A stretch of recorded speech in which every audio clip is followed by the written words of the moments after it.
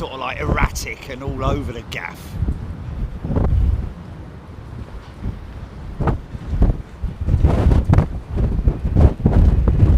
Yeah, gusting now. And the wings flexing.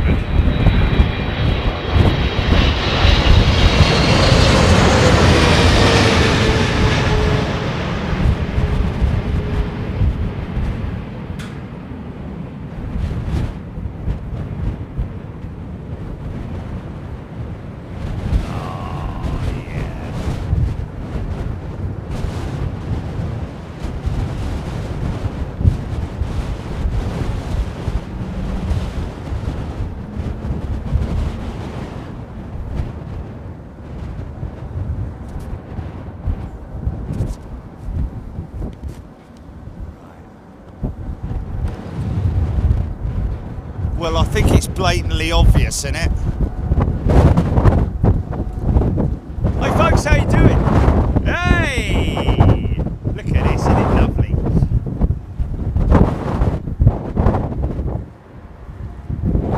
Okay. Hey folks, how you doing? Hope you're well. Sunday. We are at London Heathrow, runway 27, right. We have winds that are sort of like, that's definitely a northwesterly, isn't it, Jilly? Isn't that a northwesterly heading this way here? You can see from the leaves, from the trees blowing in the wind. Hope you're all doing well, and sitting back enjoying your, hello to the lady from McDonald's, whether she's sitting down and watching, I don't know, but hello to everyone who's watching today. And we're going to be playing out a little video that I put together for the Flight Sim Expo, FSE, which is coming up next month. And we've also got, we're going to be mentioning about Taiwan, which is coming up next week as well. So this time next week we'll be on our way back, won't we, Jilly, or something like that? I don't know. No. We're never coming back. No. Okay.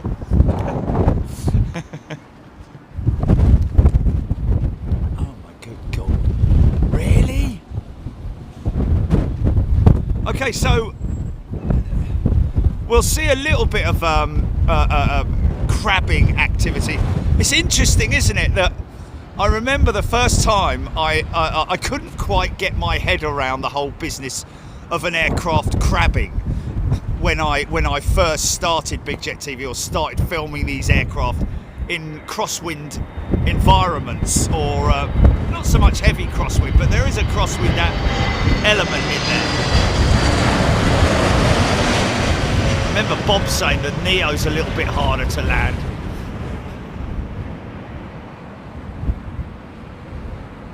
So wait for the flare, 30, here comes the flare, there it is, there it is, there it is. Now nice and easy, let it drop. Oh yeah, oh yeah. But yeah, I remember I couldn't quite get my head around the business of you don't steer the aircraft into the wind, you just let it fly. It naturally tacks for you. Unlike a sail on a boat, you obviously have to tack the sail, don't you? But whereas this is, you just fly it. You have to just keep controlling it in terms of it wanting to drift off of the center line, but by steering it normally, it naturally crabs.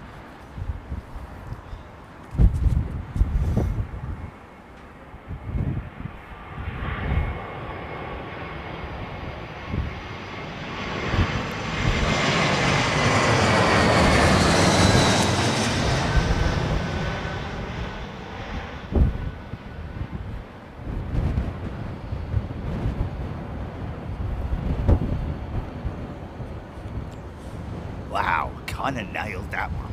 A little bit determined to get that one. Okay. Wow, look at that beautiful big bird flying high there. Look. Crazy thing is that aircraft all the way up there could have the seatbelt signs on right now. Could be going through some cat clear air turbulence, potentially. So we've got cruisers. We've got Donald, where's your cruisers? We've got the maintenance sheds opposite us here, folks. Another big shout out. I think I might actually just see how that 380's rudder is, I guess you could say, unlocked. It doesn't have any. It's just allowed to do that in order that it doesn't put any stresses on the hinges, literally.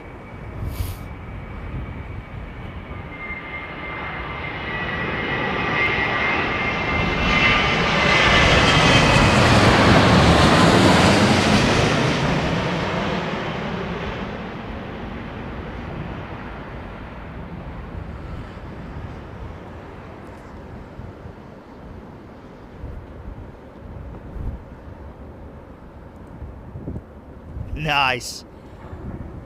Ooh.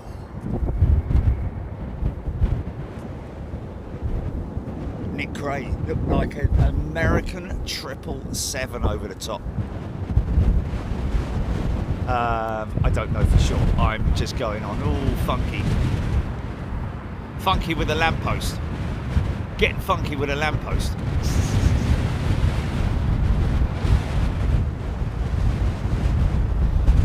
So good afternoon, everybody. Rachel Lofthouse, Seung Hyung Lee.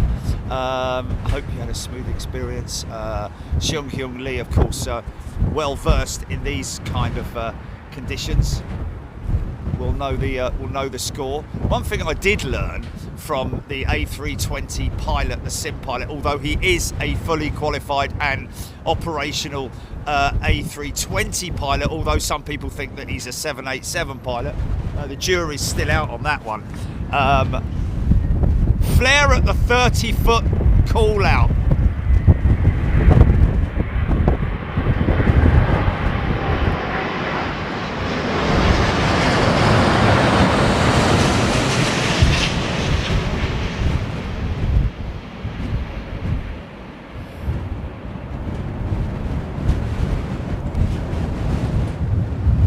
Oh, nice. Little bit heavy.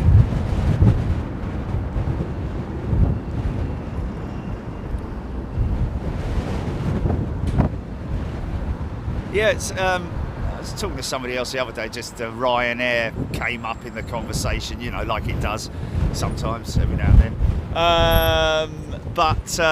Yeah, interesting to see once again the issue of standing or semi-standing, sort of like at a bus stop. You know, you have those sort of standing seat things at a bus stop.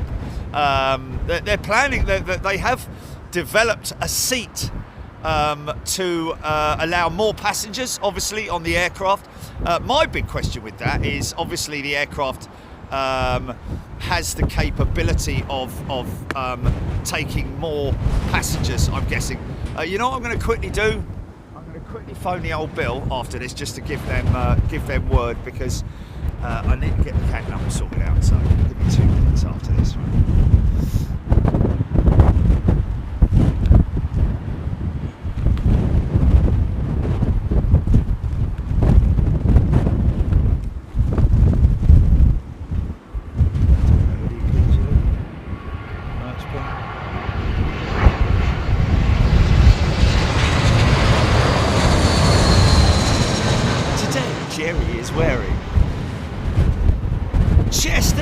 Has gifted a channel membership. Thank you, Chester Draws.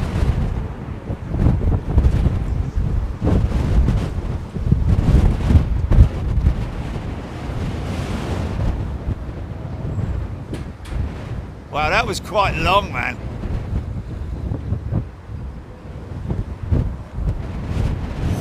Yes, it is, of course, going to be something that they will only introduce on domestic flights. You're not going to be flying to Boston for 8 hours. Yeah, ain't going to happen.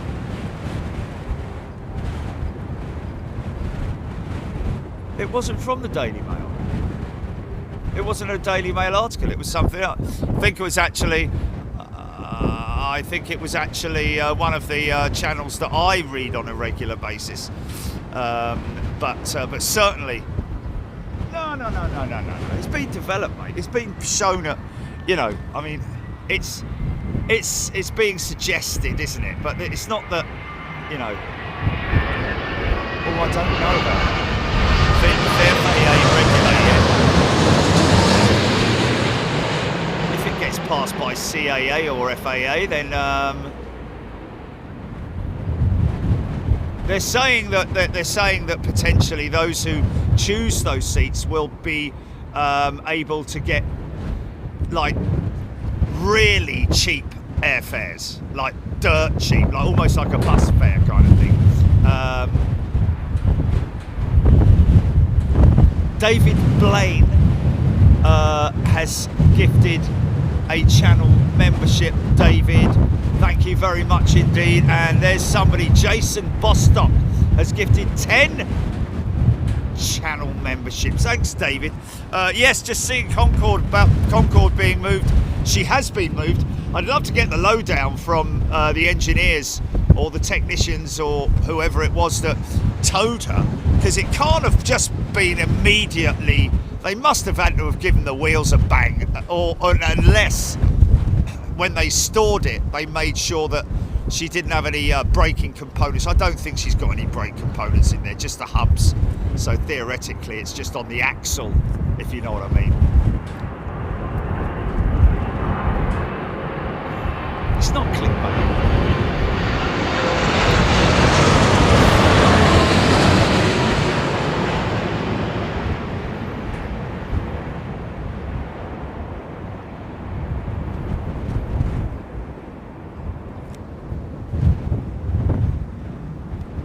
Jiminy cricket, man.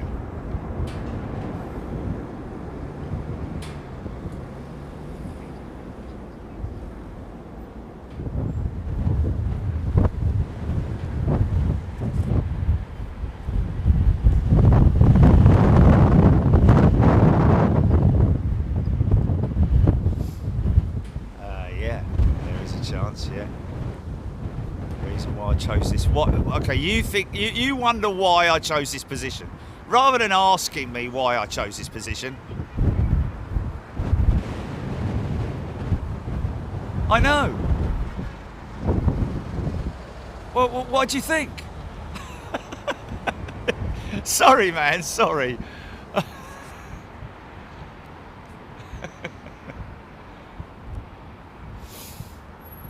You got to appreciate. Yeah. The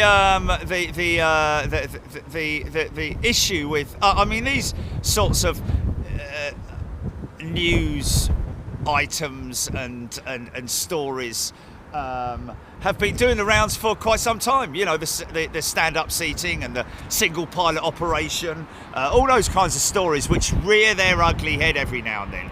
But obviously, airlines will try to save money. Does it not make sense that airlines try to save money? Yeah. So why would they not explore their standing? Someone saying it's BS. Why is it BS? Are you telling me that what's BS? The story, the savings. I love how people are just armchair journalists and know all their stuff, and CEOs of airlines and stuff like that.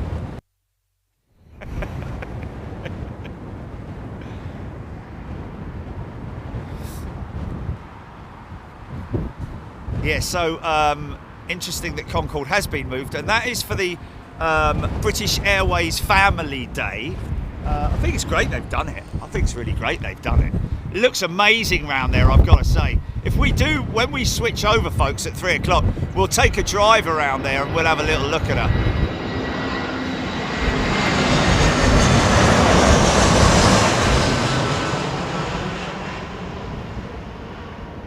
Oh, easy. See, that's kind of what I did the other day. I dipped the wing in to try and counteract the... oh, here we go. There, wow. I think I might have done it the opposite way.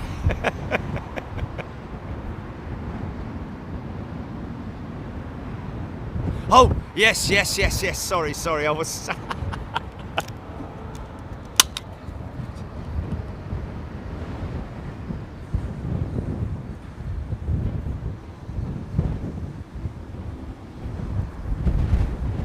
Oh, okay. Oh, that's cool. That's cool.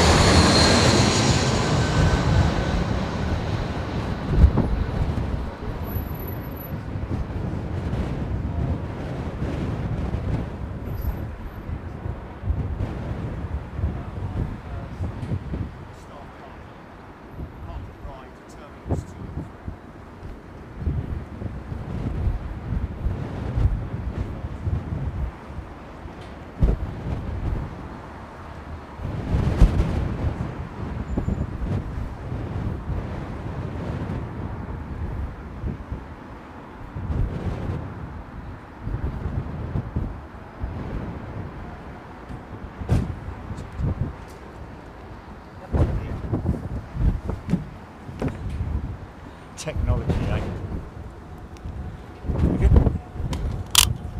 Yeah, just let me show people here. Let me just show them here.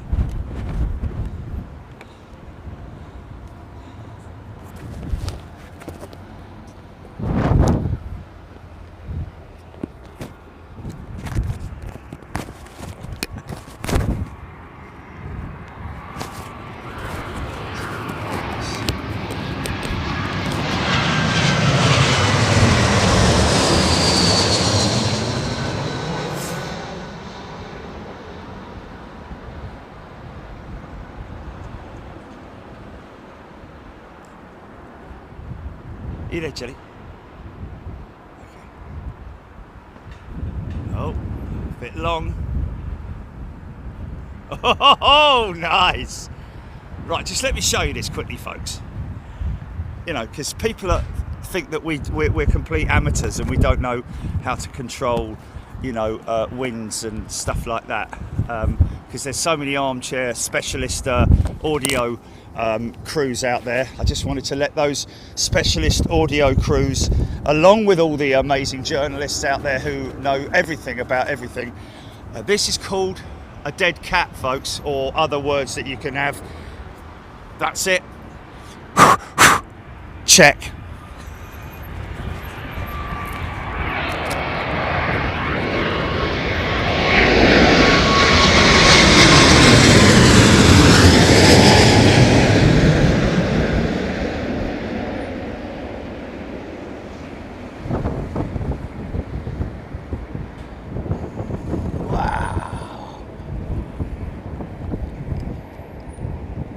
Wow, man, that does look good. So obviously we do all we can to minimise the disruption of the wind note or noise. What's that? But doesn't it make it a little bit more exciting when you've got wind noise? Doesn't it? You know, it's a windy show, it's a windy day. Wouldn't you expect wind?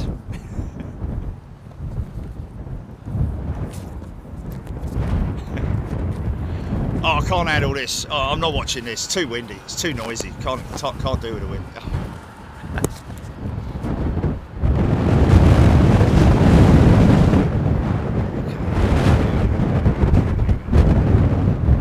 Right. Nice. American 777-200.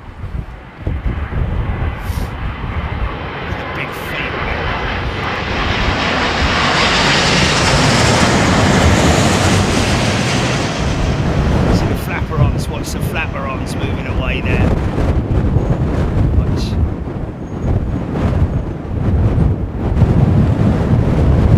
Wow, nice.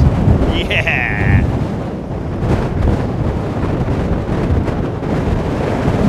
Yeah, man.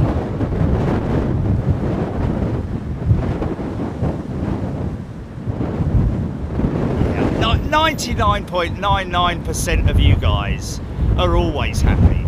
I know you are. We just get 99.9% of the time it's either someone new to Big Jet TV, maybe a subscriber who doesn't watch that often, is unaware of our normal remit and what we do, and the fact that it's windy, and oh, look at that turning into the back of the stack. Look. So that's about a 10-mile final there. Let me just grab that.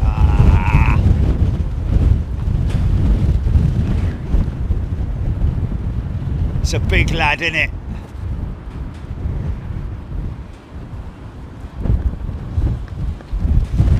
Now you see. Wow, man.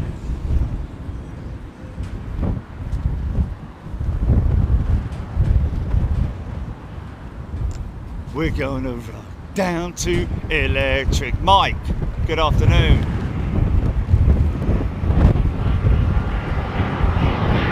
Berkshire. Peter Rome.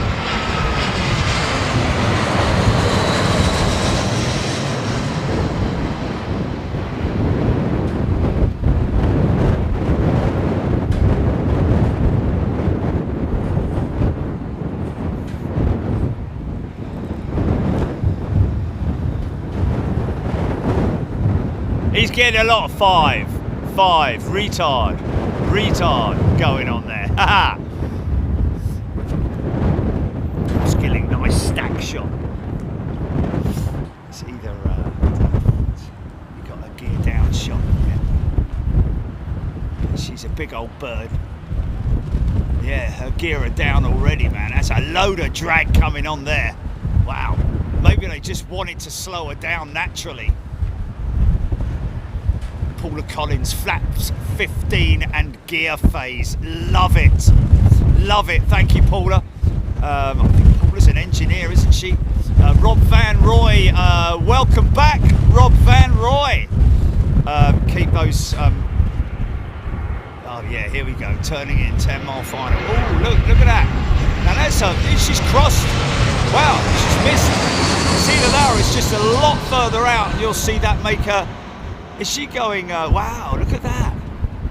Is she going to make a big right-hand turn now? Mr. Localizer, has that aircraft missed the localizer? Over here, mate. Oh, right, okay, I didn't see you there. or are they just taking a much longer approach route because of the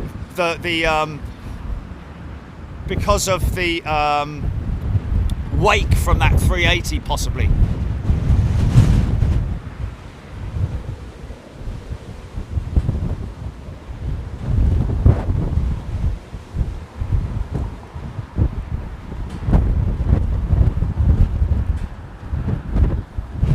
James Beatwell's gifted a channel membership. Thanks, JMO.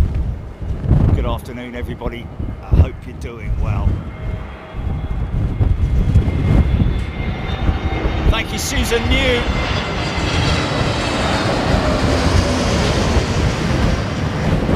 The look of the Irish. Where's the Irishman who was in the other day? I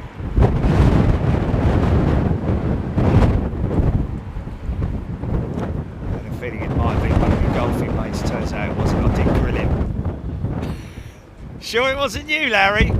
Don't be stupid. I don't want to see that silly stuff you do. You and your big planes. livery. Okay, let's get to, I need to isolate this this cable, which is a little bit of a nuisance, but there we go. It is now isolated. This is an A350.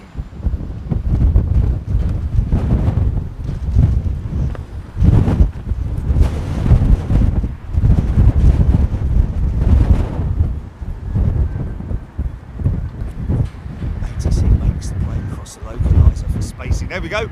It was for spacing. There we go. Cross the local. Oh, look at that. Wow, went a bit nosy there.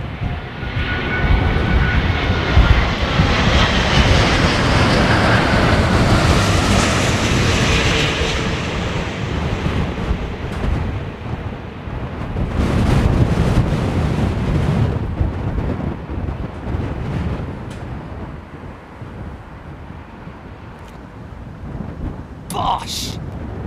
Nice, man. Right on the markers, though.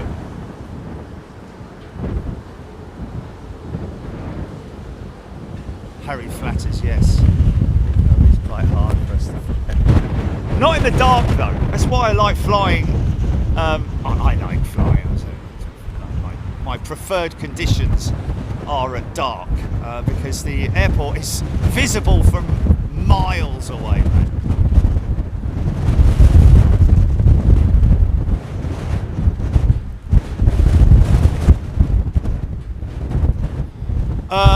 Just caught that Ross Walker. You have to remind us literally as the aircraft is at the entry point for takeoff. So I'll leave that down to you, Ross. Asking for the 13:10 flight to Tokyo. If we can catch it going out. Okay, here we go. Emirates watching over this one.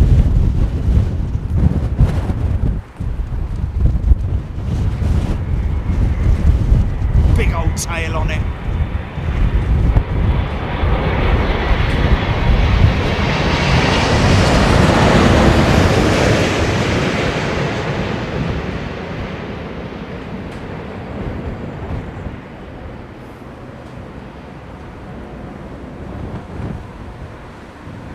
Oh, that's going down in the book.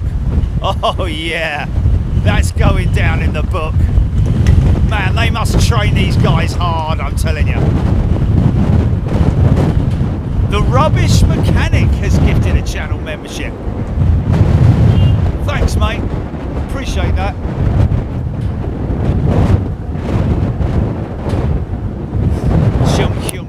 Larger jets drop the gear further out 8+ nautical miles, with smaller jets 4 to 6 nautical miles. Just the energy management to slow the larger jets down, really. Okay, so kind of like what I said, where you, I think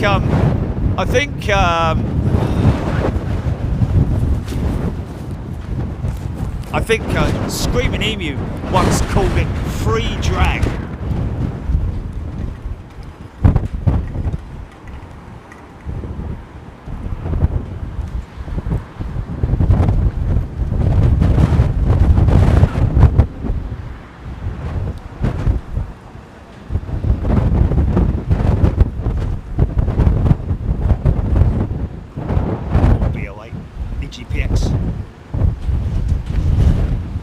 Oh, was it?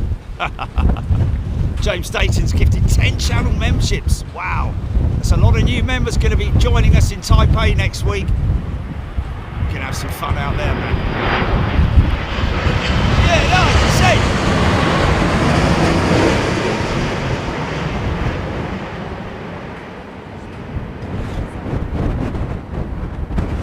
Yeah, that's the green jet, isn't it? Is that the SAF jet?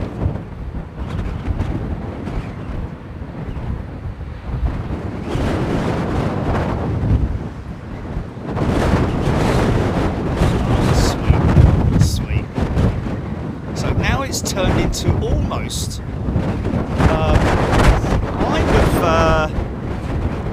yeah, no, it is variable, isn't it? These winds are very variable. That was just a direct westerly that guy just came in at. Tap around. B787-9, Rachel Lofthouse sent a channel membership, and Jane C gifting 5 channel memberships. Thanks guys, really appreciate it. Of course, it gives folks a good opportunity to see what it's like to join us overseas on our international journeys. We obviously fly into Europe as well as far down as Australia. We visit the United States. We're off to Taipei next week, Boston next month, but we will do at least one Euro show next month, because Boston, obviously, we're doing the what's going on? Come on, man. Get yourself somehow with it. Just switch that.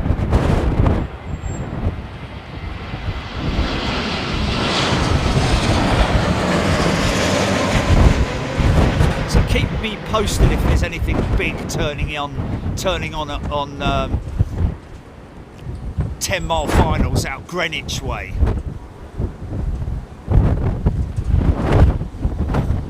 Mike. Yes, Mike, absolutely. To be honest with you, I don't think that the SOC is really used much anymore by pilots.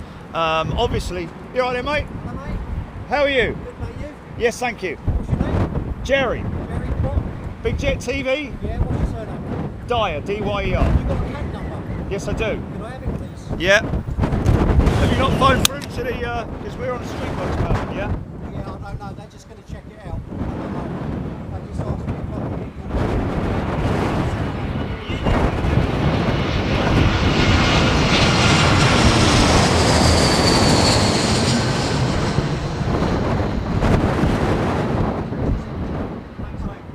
And street boat permit's open, yeah? Okay. Thank you.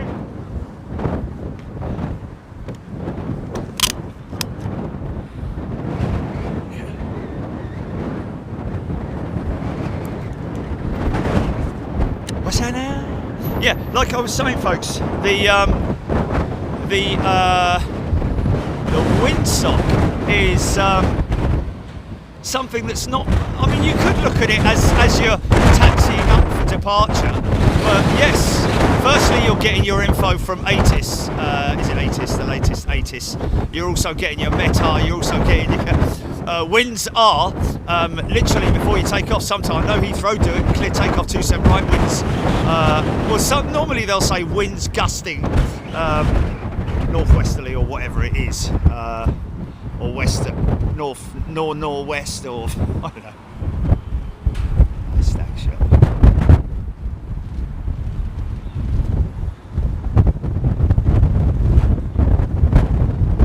See these guys a little bit later.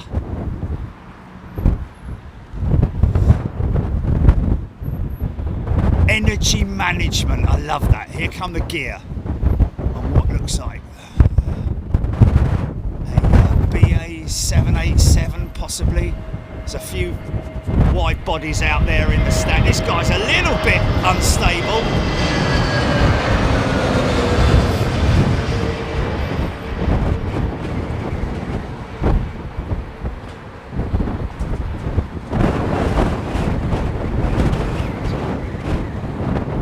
Flary all the way down, weren't they? Oh, easy.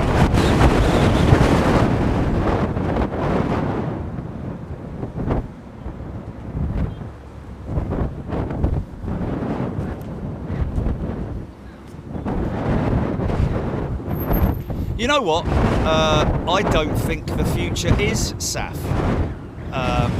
Sorry to say that, but I think that by the time they because the problem with SAF, ladies and gentlemen, is availability of it's you've got to harvest it. Literally, you've got to grow it and harvest it. And other than biofuels, which we know are they power buses with it and stuff like that, and McDonald's trucks and all that sort of stuff. But in terms of the volume of fuel that's needed to fly just one aeroplane, you think of the amount of area that you need until they can manufacture it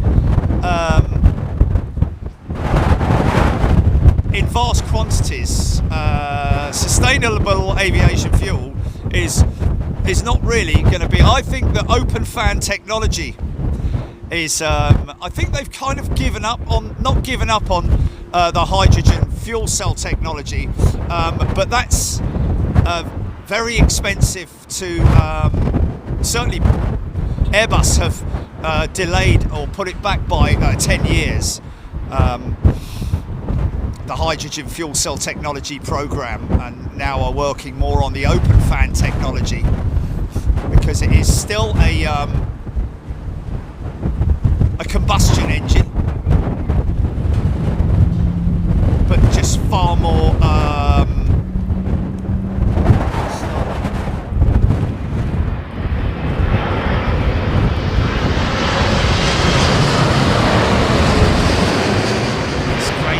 engines are literally just windmilling, man. Now watch the wing deflex. As soon as all the energy goes out of the aircraft in terms of being a flying machine, watch the wings drop. Now, look at that, man. Isn't that crazy? That's about 15 feet, folks, that aircraft is dropping its wings at. Karen, hydrogen is unstable if it's in the wrong hands or dealt with in the wrong way. Obviously, they're not, the hydrogen would be carried in tanks, much like the fuel tanks.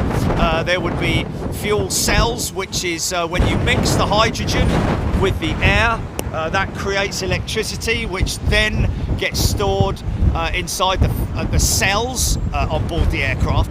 So, it's not new technology. It's been around for quite some years now. They've been testing light aircraft with it and so on and so forth. But in terms of its capability for the only way that fuel cell technology at this stage would work would be with turboprop style city hopper kind of aircraft.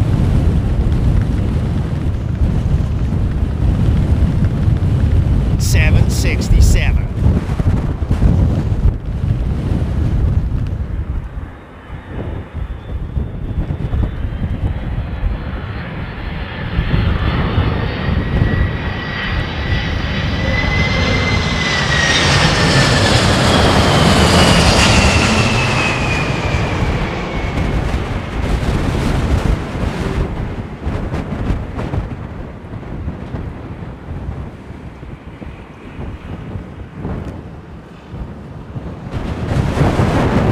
Wow! How cool is that, man? Wow. See, there we go, look. Direct westerly. And that smoke is going to reach me in about 3 minutes. This big, lots of Dunlop in my nostrils. Wow, blustery, man, it's blustery. One of the victims of Rolls-Royce Trent 1000 issues right there, look at that. I think that's one of their 9s. 777, look at this. Keep your eyes on the runway, eyes on the head. The greatest you'll ever do.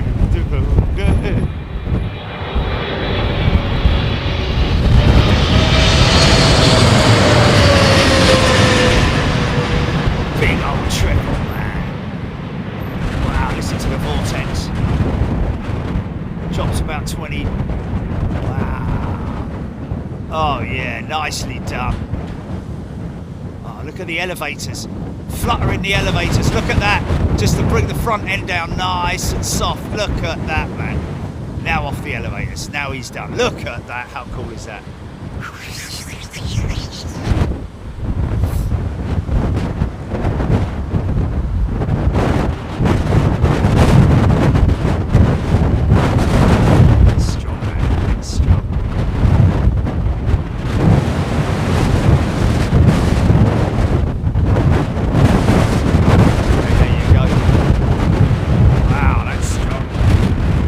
Direct westerly now, mate. That's direct westerly.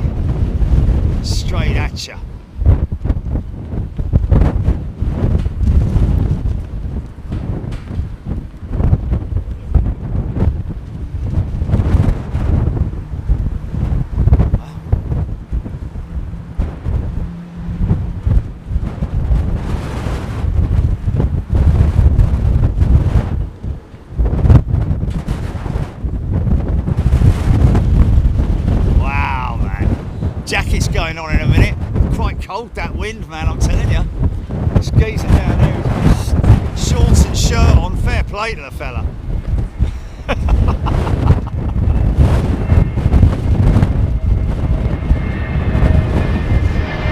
Wow. I've just seen a point there by Rachel Lofthouse saying that hydrogen is problematic for leaks as well, because the molecules of hydrogen are so small, obviously are much thinner than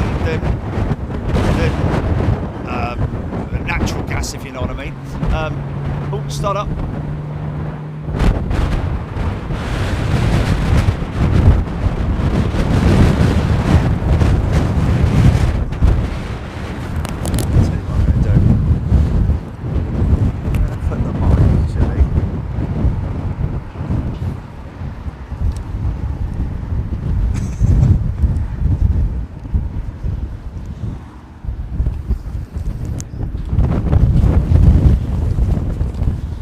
Yeah, but you explain it once, then those people come in all of a sudden.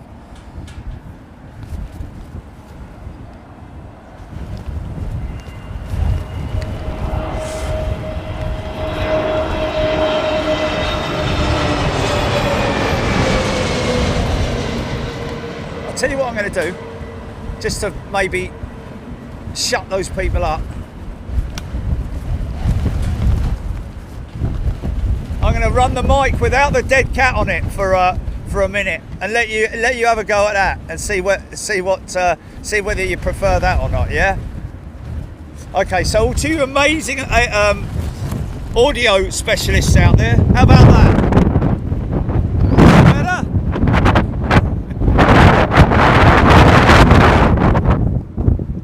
Is that better? No, it's not, is it?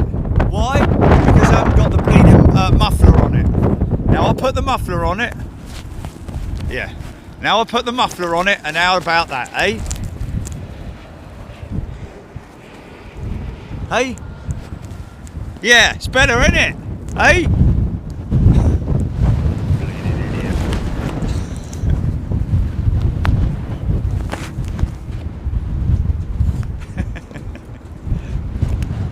But I know all about audio.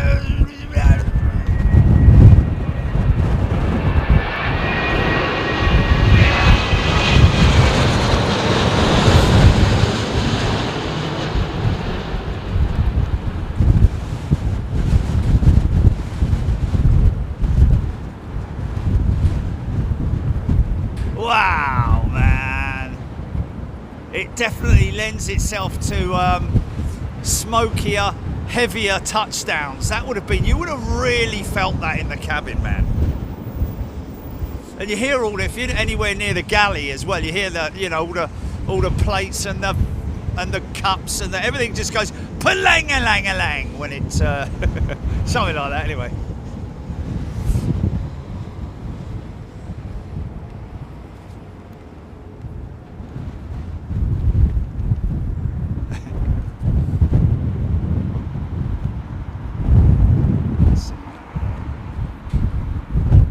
Gillian Tracy is a returning.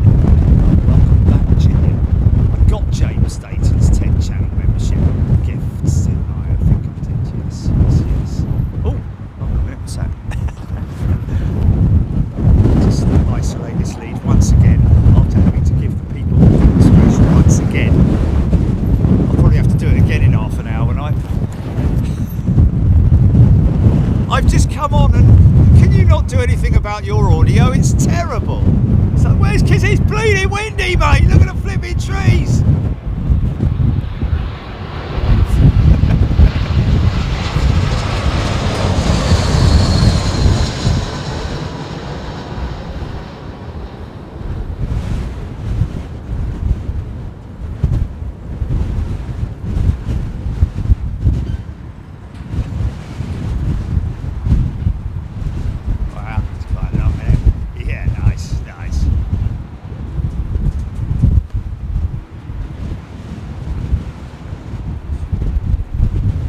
Margaret Burnett pilots are earning their salaries today. They are indeed.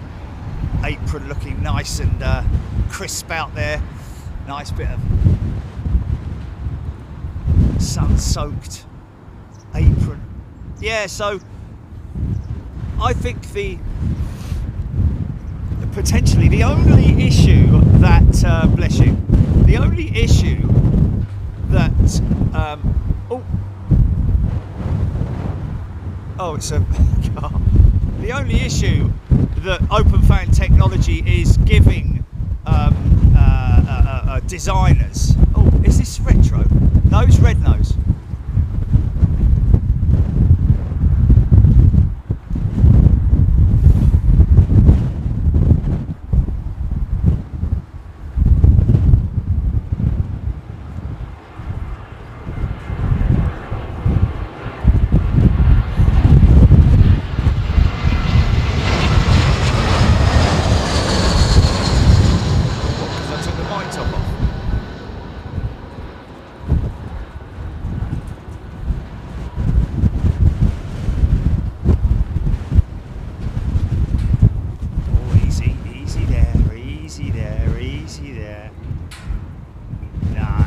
Recovered, yes, yes. Big red hooter jet. What a great shot across the aprons there, man. I think it was Screaming Emu saying yesterday, or was it somebody? No, it wasn't Screaming Emu. It was somebody made a comment about the A350-9 having the highest aspect ratio of any commercial aircraft. Well, I wasn't aware that they'd completely rebuilt the wing of the A330. I thought it was just strengthened, obviously, for the bigger engine, although saying that, it might not maybe half the weight, a quarter more of the weight. Oh, easy, mate.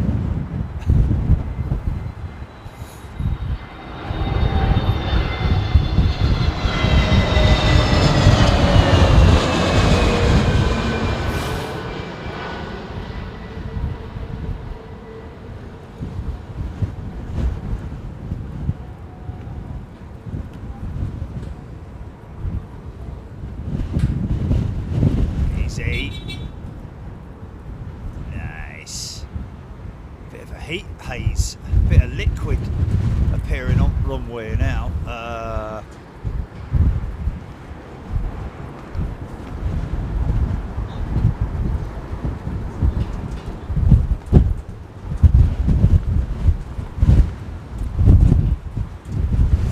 Yeah, certainly in terms of the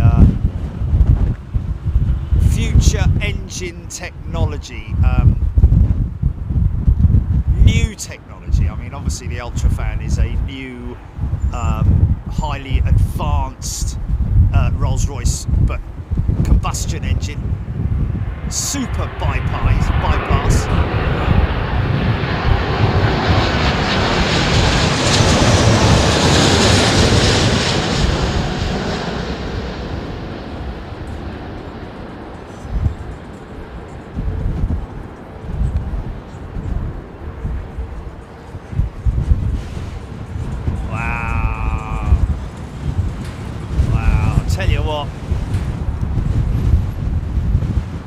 Blustery old conditions, and not only that, but the wind is variable, isn't it?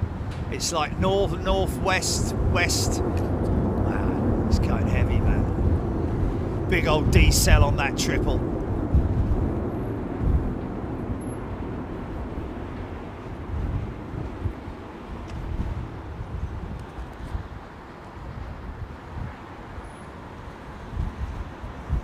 .26 years old, that jet. Thank you, Taparay. Jacob plays. Can't go wrong with a 777. You can't go wrong with a 777. Love 777s. Oh, wow. What's that over their head? Is it Lufty? What's she doing there? Oh, I don't know.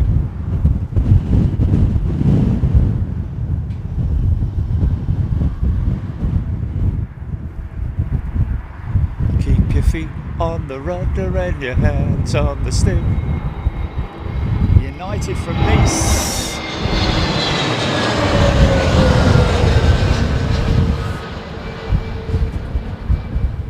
His old nice bit of little bit of funk in there on that shot there.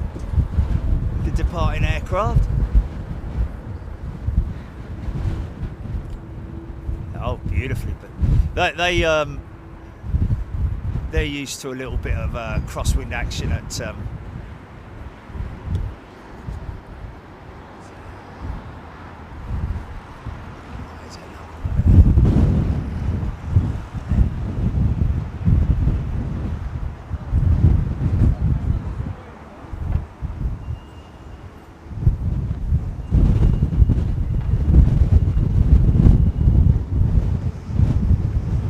big wing on that, man. Look at the wing on that thing. Is that American triple? No. I don't know, but it looks beautiful, doesn't it, man? No, that's a 350, isn't it? That's a 350, isn't it? No, no. Oh, LM Dreamliner -10. There we go. You can see the blue on the upper body. Yes, of course. My apologies. It's just look at that wing, man. Look at the wing on it. Beautiful. -10 7.8. It's my favourite variant of the 787, which Ian took as me saying it's my favourite aeroplane.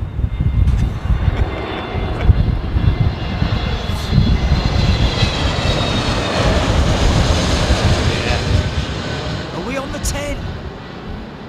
Wow! We're flying on an Eva Air 787-10 for a 90-minute flight. That is insane, man. Hong Kong to Taipei, that's high capacity. That's high capacity, man. Wow. That'll be quite full, that plane, probably.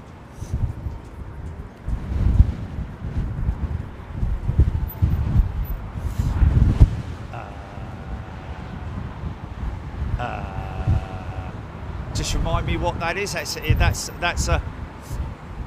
Yes, right. Yes. Okay.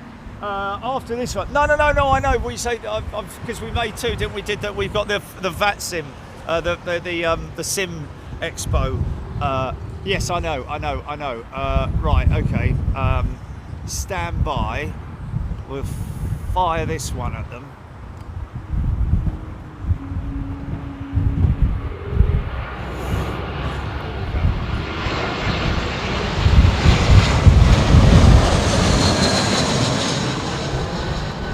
I love it when we watch this time to stand. It's hilarious, isn't it? I need to tell Apple about that.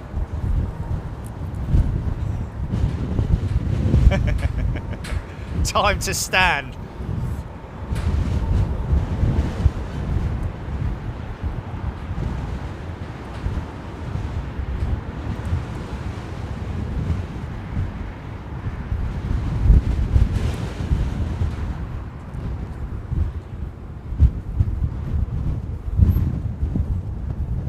Shalvoy, thank you, Bob. The Big Jet TV app has a show schedule that lists the dates for several upcoming, or at least the next upcoming. I just missed that. The next upcoming show. So we're going to be in. Kind of put this little funky ad together, folks. So it's just an image. Took me ages to tell Jilly exactly what I wanted until I got home and I was able to search for it on my phone and show her the kind of image, and then Jilly very cleverly no, not yet, no, wait till this one's Jilly very cleverly manipulated it and yeah, reconstructed it, and with my direction. Okay, I'll take that.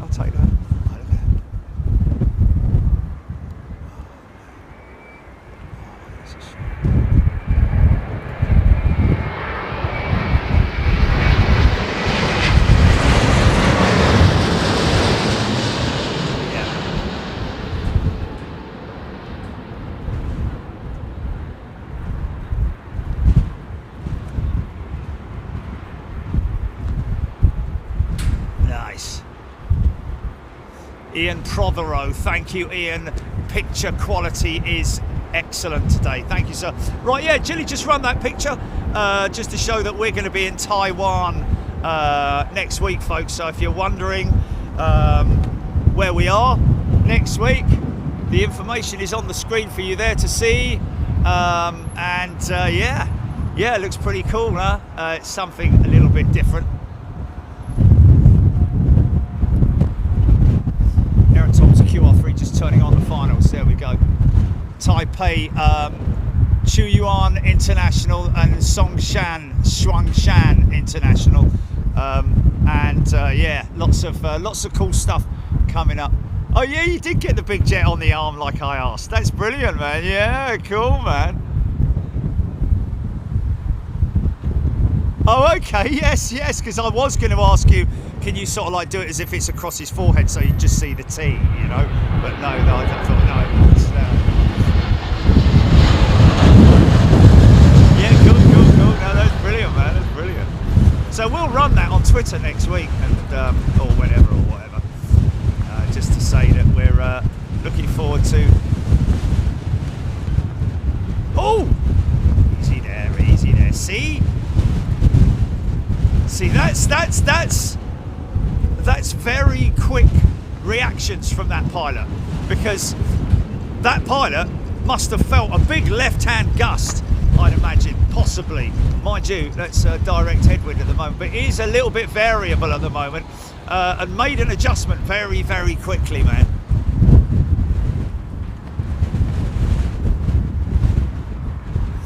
Naif has upgraded his membership. Sorry folks, wanted to get that 777 banking, beautiful Thai jet. Yeah, we're on the BA31 on Tuesday, 350 out to Hong Kong,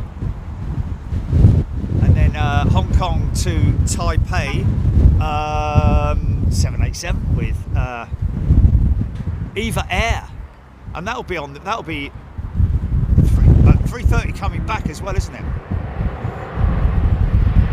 Come on, the Swiss. Yeah, 220.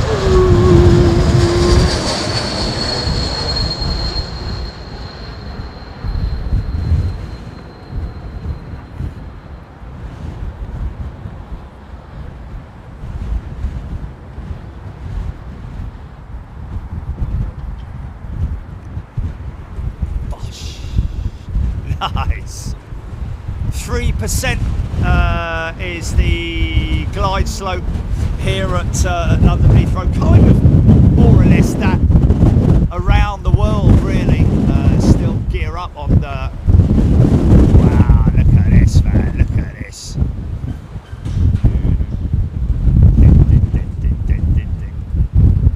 Okay, gear down. How are we gonna go? Not yet. Quite happy with the speeds at the moment. Jamsani gifted a channel membership. Thanks, Jamsani. Be completing the approach phase, as Paula said earlier today. Gear coming down now. No, it's not. Yes, it is. Wing gear first, which is always interesting. Look how odd it looks without the body gear. Now the gear will lock out on the wing gear and the body gear will fall backwards. There it is. It's like it's having a baby.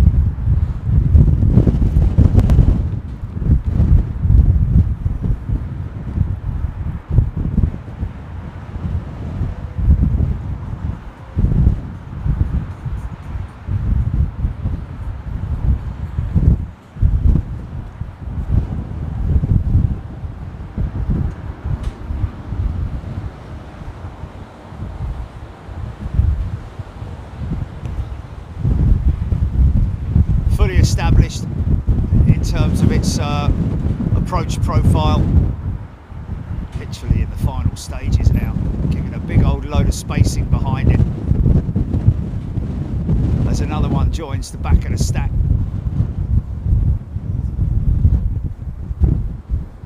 Fully established.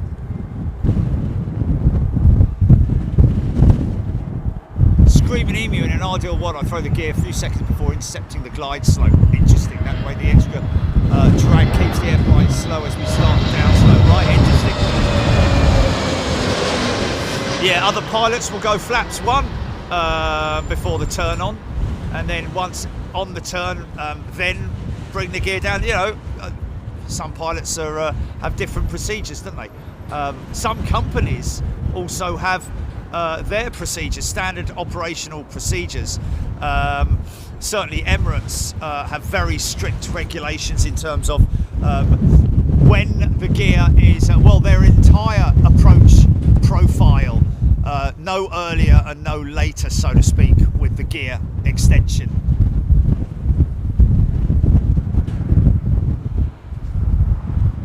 So auto throttle's keeping this thing, as well as the speed is always your speed and altitude, of course.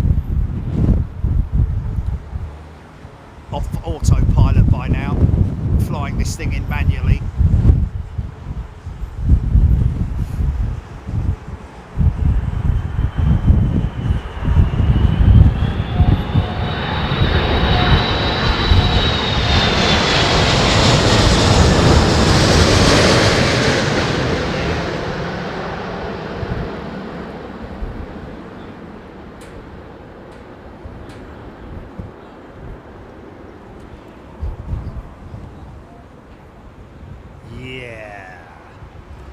Right heavy, right first, but absolutely nailed it in these conditions. If anything, the wind is coming from the right, so, you know, get that right side in first, get that nicely buried.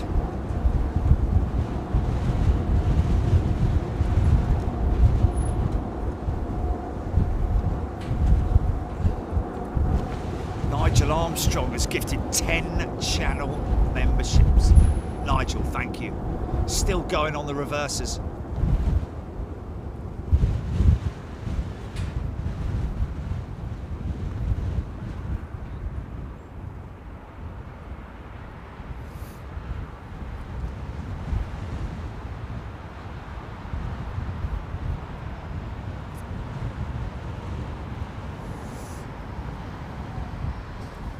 Oh, is it on there, is it? Oh, I can't see it. What, on the live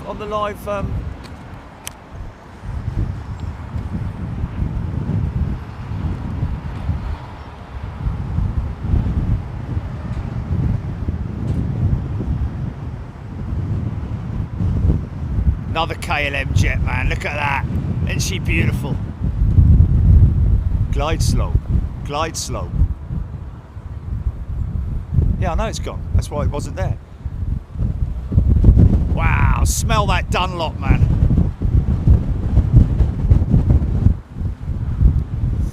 Screaming at me, first JetBlue. Madrid and Edinburgh flights from Boston left this weekend. Yeah, 2 new. Are they new destinations? I think they are, aren't they?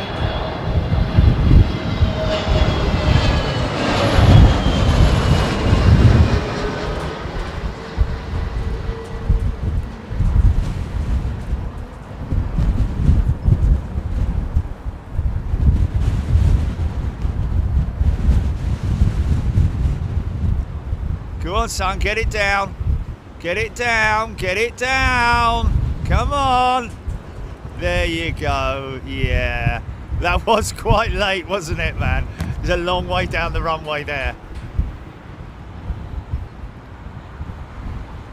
Sao Paulo bound, I believe, 1:02 in the afternoon here in London. Hope you're all doing well. Yeah, so Taiwan next week, and then next month, folks, stand by GP, we'll wait till this one. We're going to run you a little video, which we're kind of doing because we are going to be exclusively live streaming the event at the Sim Expo in Boston, and obviously the I think it's the day after. Yeah, the day after we're going to be streaming live from Boston International Key Boss as well. So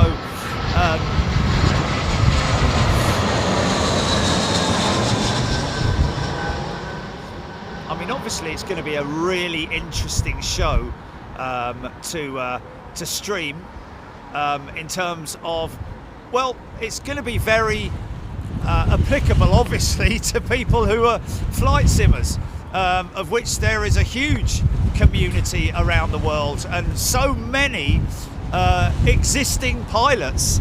I have now since found out many existing pilots, especially the even the sort of like 30, 40-year-olds, cut their teeth on Microsoft Flight Sim. Can you believe it? Speaking to Bob the other day, he said that's where I was telling him about the Sim Challenge, and he said that's where I learned. That's how I cut my teeth on Microsoft Flight Sim. And isn't it amazing that you can do that?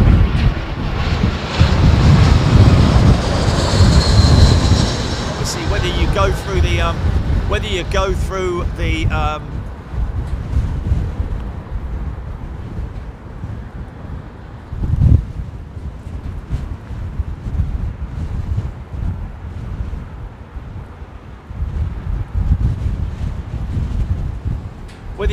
the trainee program via the scholarships, or whether you're able to do it yourself, whether you have a PPL, whether you're halfway there, have an instrument rating, fancy moving up into, it's just incredible the popularity globally of Microsoft Flight Sim. I never knew it, folks, and I remember when I first tried Microsoft Flight Sim, it was all based off keyboard, wasn't it, Jilly? Mostly. Wasn't it all mostly based off keyboard? There weren't sort of like controls, or has there always been controls? I don't know.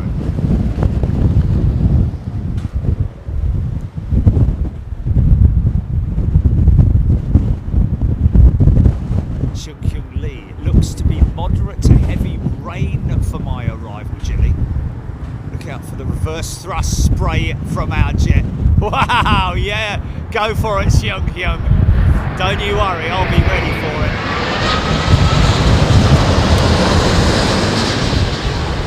Oh yeah, lay it on a bit of, lay it on extra thick.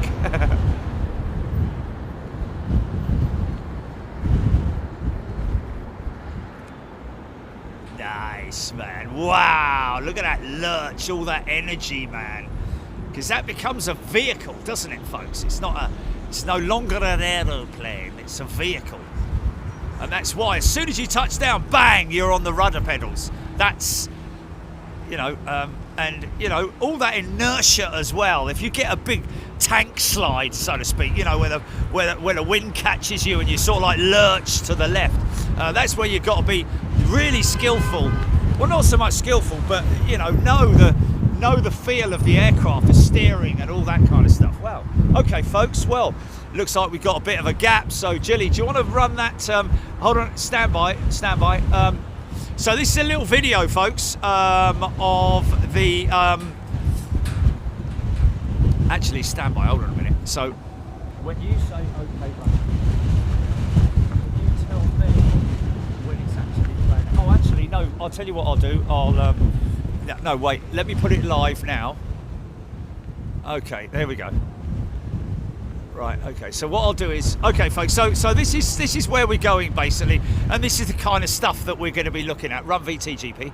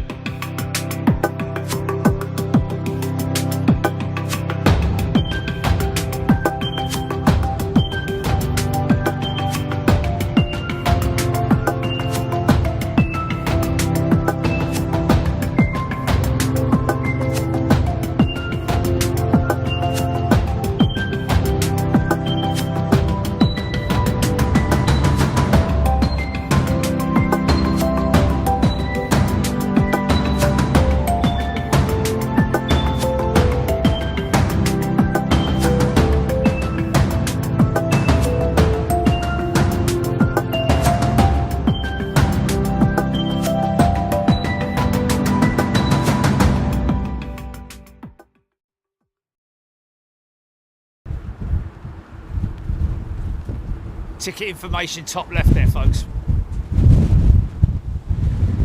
Yeah, how about that? Kind of cut it together myself using pre-existing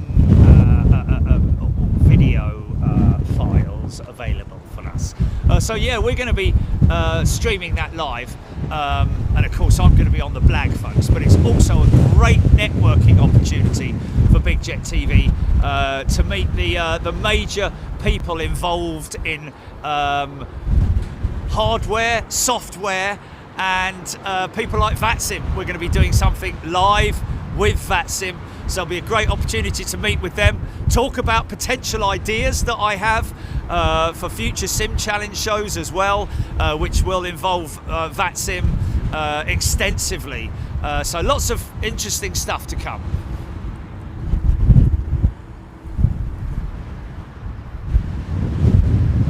747 Jumbo, never flown into Kaitak.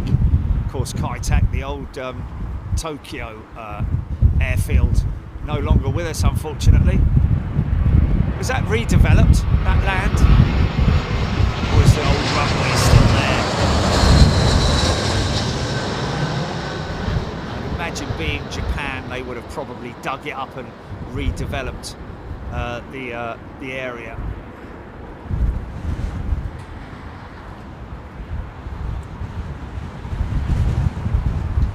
There it is, there it is, there it is. Yeah, man. See, dipping his right wing in just to...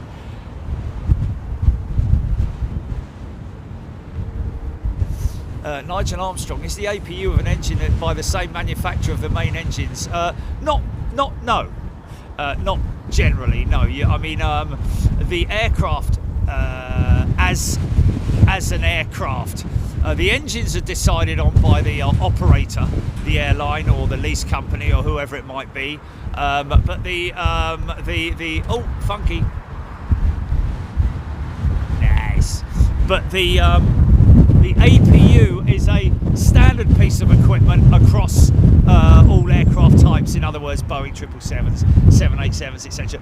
You know, it's there are companies like Pratt & Whitney, General Electric, Rolls-Royce, who make a auxiliary power unit engines. They are a turbojet,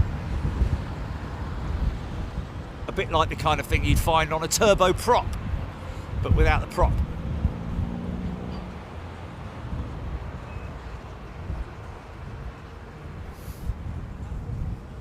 Yeah, that is going to be obviously a proper sim challenge. That is, there's quite a few airports that I want to challenge myself at. Now the thing is, obviously, and stop talking about the sim.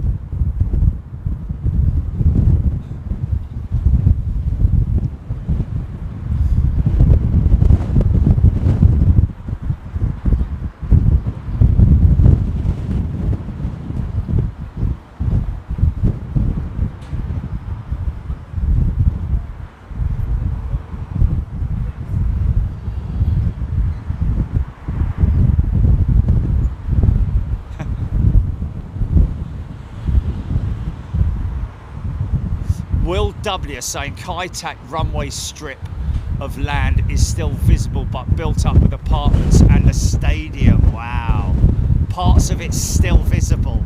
I love that. It's like an old World War II bomber base. Yeah, what happened to the checkerboard? Obviously they took that down, did they? Could have opened up a restaurant up there, call it the checkerboard, couldn't you? Just thinking, just thinking.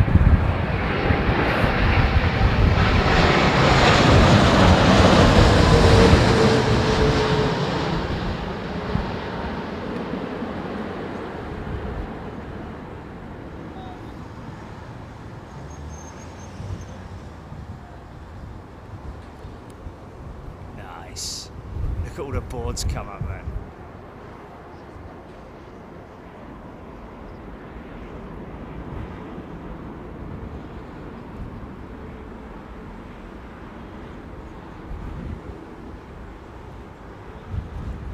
Oh, ADHK saying the checkerboard is still there. Wow, is it? Can you look that up on Google Earth then?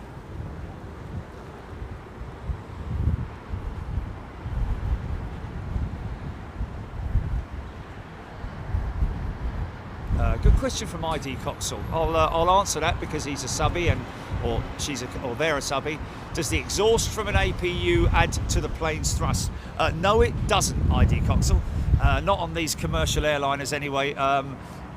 It's shut down after the engines have been started. Basically, the auxiliary power unit is a separate turbojet engine which allows the aircraft to stay alive or come alive and not be reliant on ground power. Shut up. Why do people buy those bloody horrible things, man? Those motorcycles that make all that bleeding noise. Terrible exhaustive. Should be outlawed, mate. Should be a maximum decibel. You know, talk about whatever.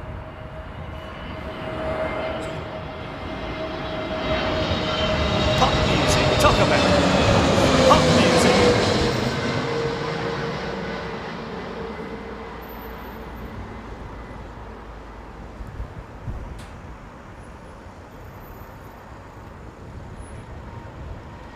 Bus.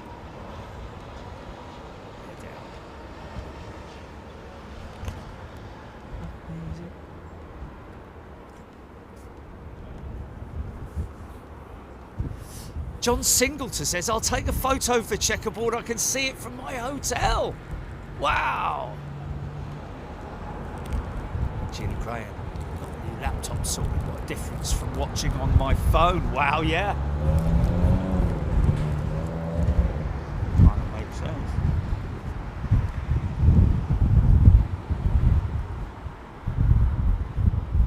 Oh, look at that big fat 330, man.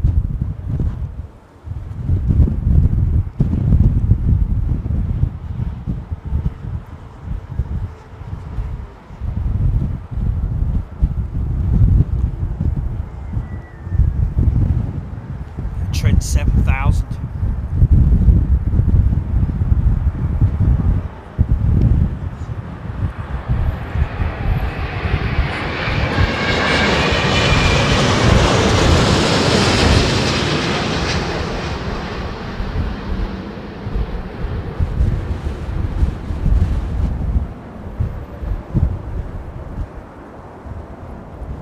Wow.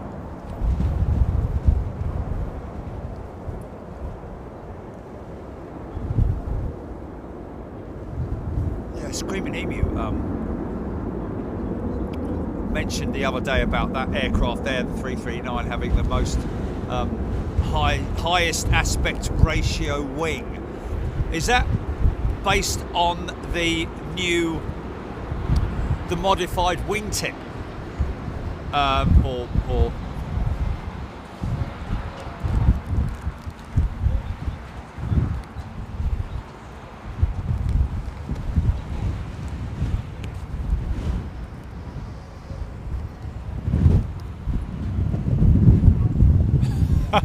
David, yeah.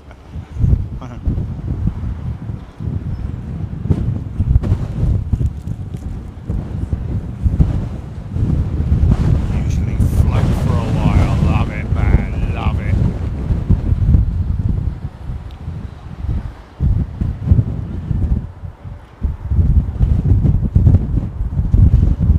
Ellis Chernoff in the house.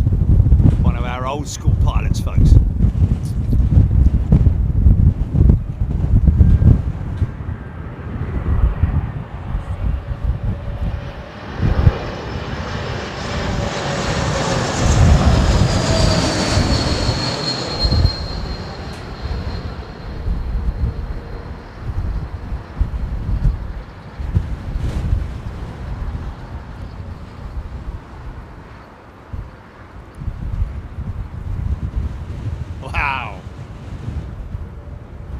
It's definitely not a nice,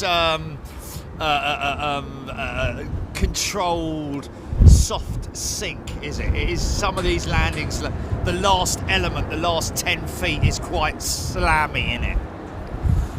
Ellis Chernoff there, folks. Is that Pinky's brother? Ellis Chernoff, yes. Somebody who is very, has a lot of history with aviation. So much so to the point, this is how far back he goes. Actually, it was prior to that as well. Was it before, you know, when FedEx was starting? Flew their first, I think, the discussion going. Was it the Fokkers, the 120 or something like that? The first aircraft that, and I think the one that he flew is in a museum now, the last one remaining. Look how far FedEx have come though. But strategically planning FedEx, the backstory of FedEx is very, very interesting in terms of the people that created it and the history involved with the storyline itself. Flaps full on this big old triple, man.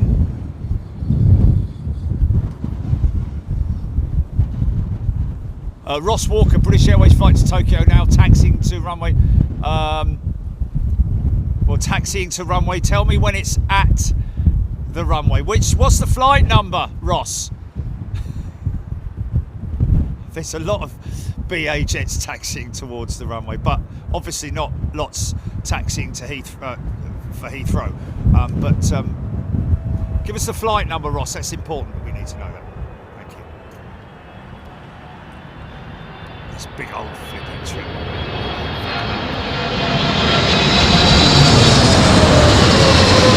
Yeah. Oh yeah. Hanging style undercarriage.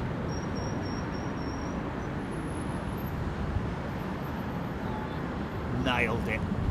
Wow, yeah, man.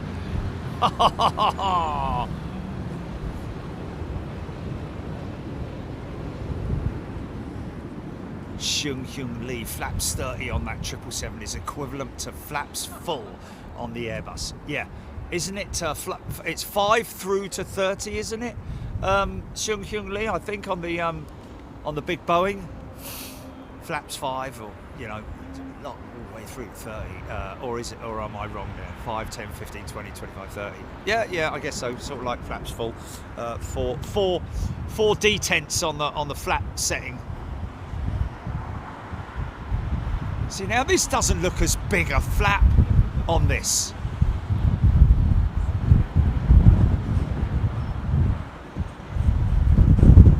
Dennis Chernoff, born 50 years after Kitty Hawk. Oh my good God. Of course I have Liam Scott.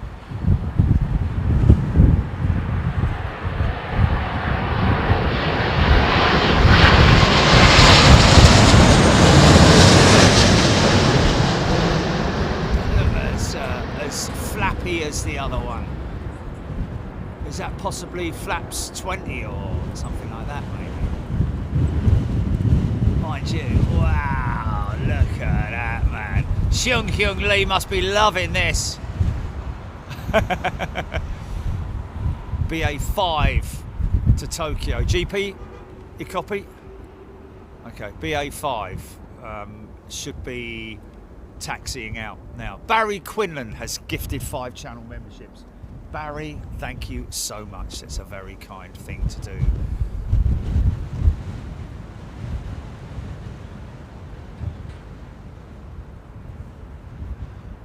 Stephen Currier, I've discussed that.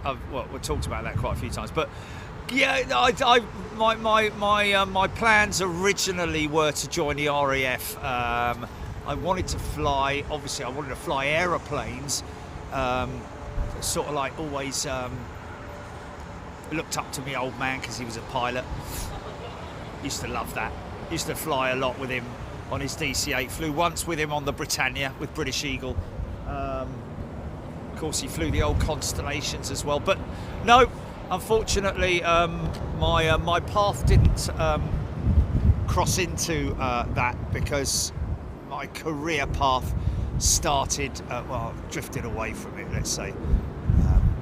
Started my life on the London Stock Exchange in London, in the city of London. Well, actually, my first job was working at the cattle market, believe it or not.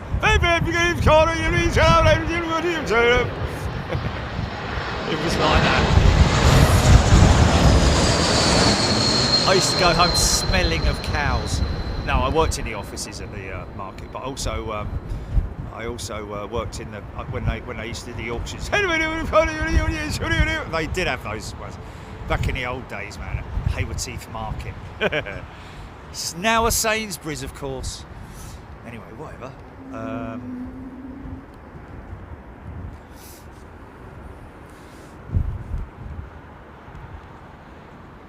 Rachel Fancy. Okay, we have. I don't like to call it the biscuit tin because I don't know if that's what they like to call it, but.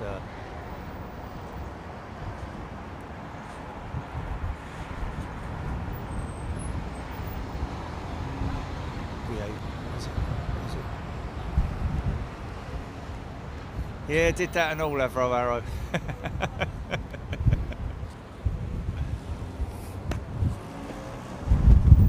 Well, that's difficult stuff, to be honest.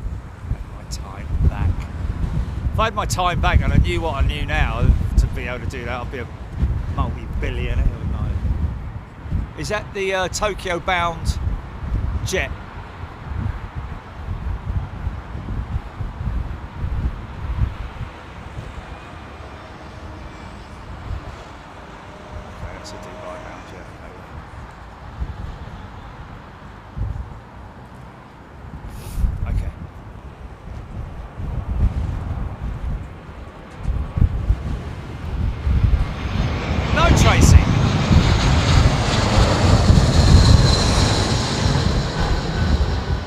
Didn't have any aviation dreams, really.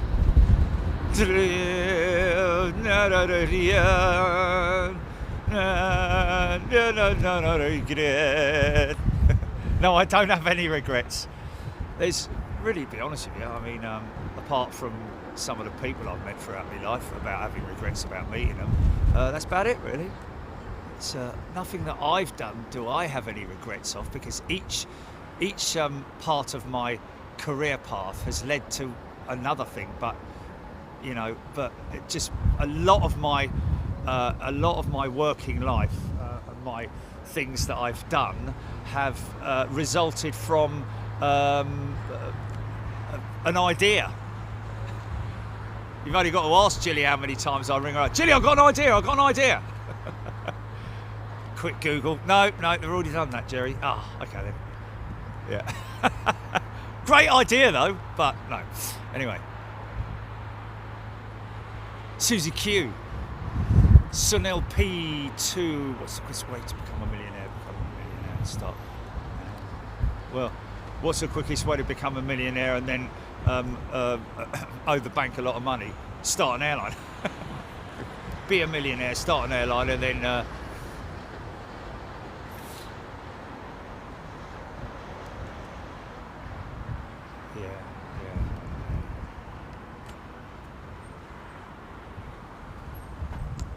Carl Robinson. Carl, the reason why it took me so long to get into flight sim, I've got to be honest with you, is I mentioned it earlier, is that back in the old days, I wasn't interested because the controls weren't realistic. There wasn't, you know, the rudder pedals and all that kind of stuff.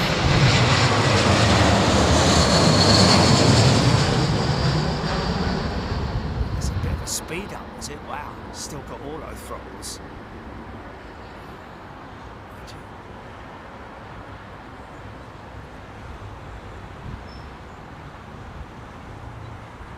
Easy now. Nicely done. Yeah, it's taken me this long to get into Flight Simulator because prior, well, I mean, I'm guessing that these controls, throttle controls, the physical items that you can buy now, the throttle quadrant, the side stick, the yoke, and all the other stuff that you can buy to create your simulator. is far more advanced now than it ever used to be. So I wasn't interested in doing X, Y, Alt 3 to put my gear down, and X, Y, Alt 4 to take my gear up. Even though it's probably just Control G, but it doesn't feel the same with a keyboard, does it? Authentic, easy for you to say. Well.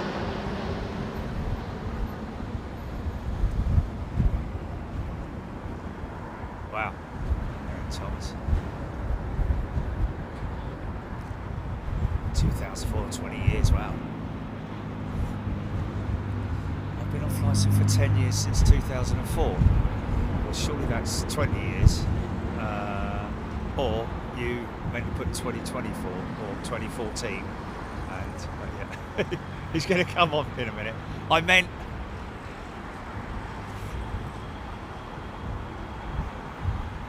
Well, Mark, that's not a bad thing. Getting back into models. It's very well, it's supposed to be a very relaxing sort of like pastime, isn't it, making models? Especially if you're into weathering the models like I am. I'm not a fan of just putting a model together and not doing something with it in terms of weathering it, giving it a bit of age. A bit like the Cathay 747 and the old JAL DC-8. I think it was a 63 or a 71 that I built during the lockdown. Kind of gave it that gear up look as well, glued the gear partially up as if she's going out like that.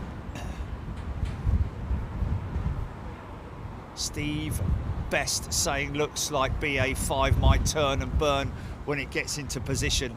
What's the current position, GP?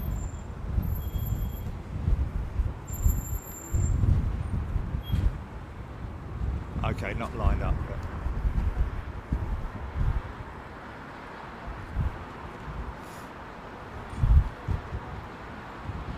Oh, okay. Bloop, bloop, bloop, bloop, bloop.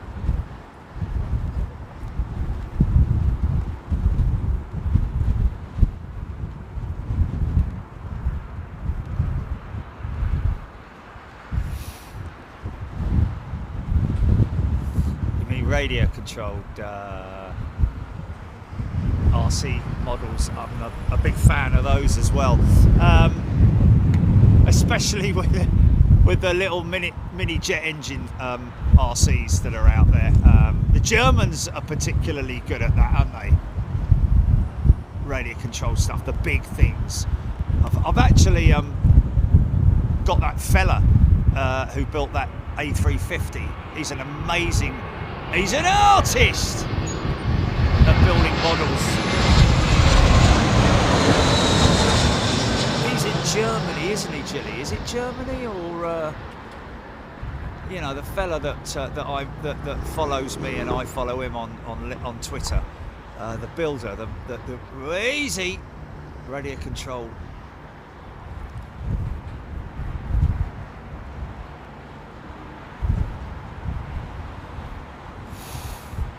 I'll have to look on the following. Oh, well, you should be able to see it. Yeah, you should be able to see it. You should be able to see it. Yeah, I'm pretty sure. Yeah. I'm pretty sure. Morgan, sound and picture all top notch. Well, no, it'll be on the relatively recent one. We don't follow them every day, do we? Or is it on me LinkedIn? Is it LinkedIn? I don't think it's LinkedIn. Qatar Retro 777 over the channel. Dimitri Spirou. Wow, cool. Stand by for your thumbnail then, Jilly.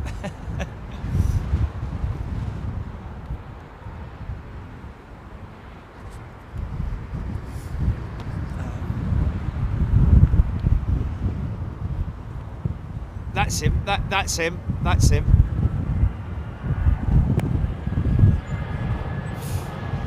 Oh, there we go. Yeah. Okay. Yeah. I've spoken to him though. I've got his contact details somehow on some platform somewhere.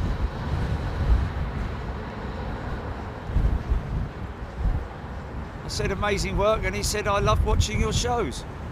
So you know, let's do something. And he was like, yeah, 100%.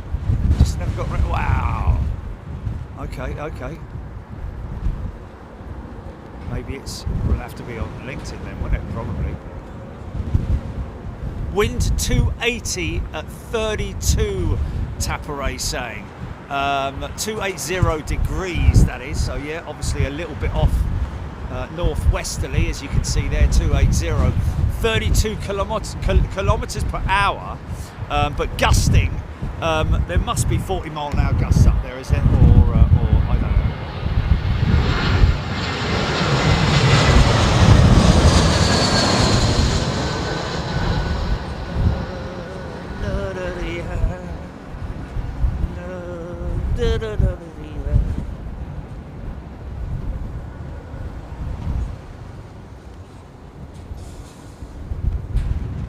Now that is not just standard operating procedures, but that's sort of like what is taught to pilots in general. Is that getting the prevailing wing in first? Would that be right in saying where the prevailing wind is coming from? So if it's coming from the right, you get the right wing in first, or the right gear, should we say? I guess is that sort of like.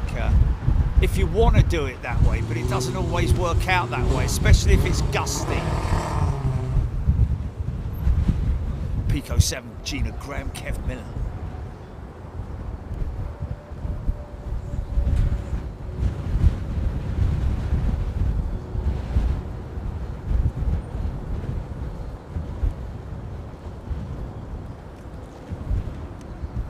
Nice Dreamliner, here we go. The wing's still flexed up even at this low speed, man. Michael K, 9 years old, this Dreamliner, wow.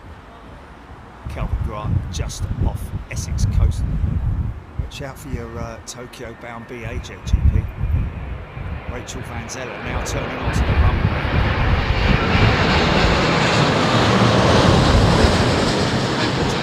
Check it.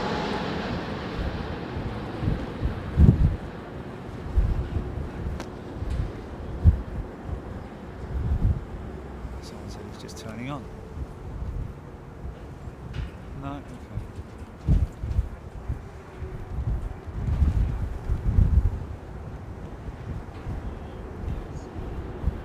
Craig Russell, he's just said 32 km/h wind speed, but gusting probably 40, we think. Thanks, mate. Got Finnair in front of it, okay. Well, it will do, won't it? Sorry. That's Aer Lingus. Okay, Rachel Van Zeller, yeah, Aer Lingus jumped in front of BA5.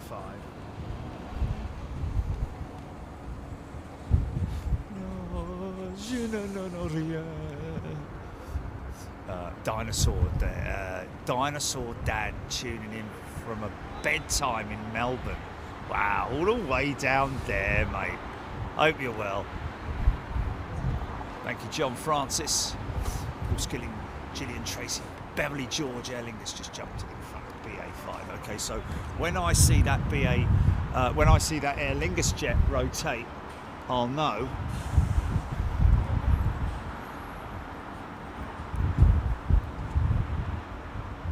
Keep an eye on that Aer Lingus jet, Gilly. Please. You direct the aileron always into the wind direction. Well, yeah. You always have to. You have to maintain that.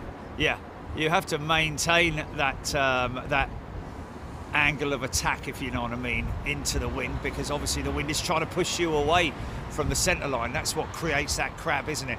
Aer Lingus is airborne, GP. BA5 should now be rolling.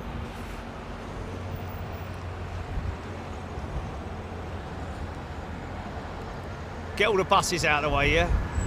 Get all the buses out of the way. Get them all out of the way, yeah?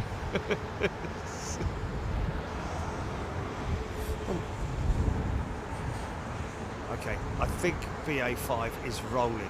She is.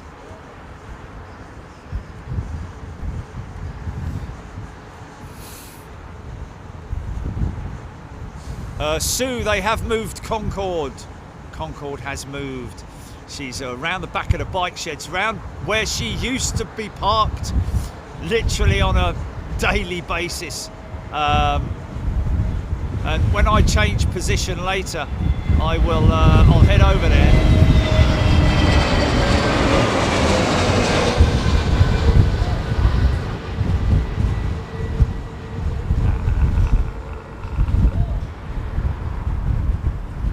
She's gone, mate. She's at 1,000 feet already.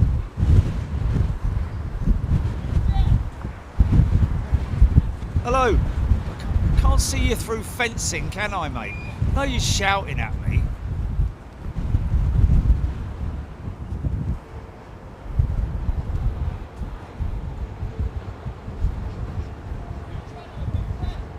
Thanks, mate. Thank you.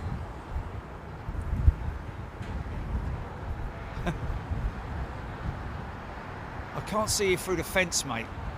All I can see is a car.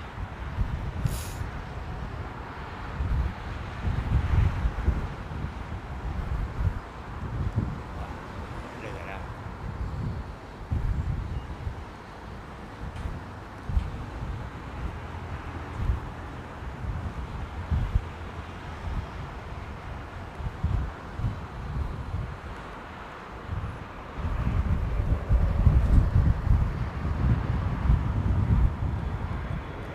Go. So easy. Wow, that was crazy, wasn't it? Guessing this is the aircraft that I feel has like a glider wing to it.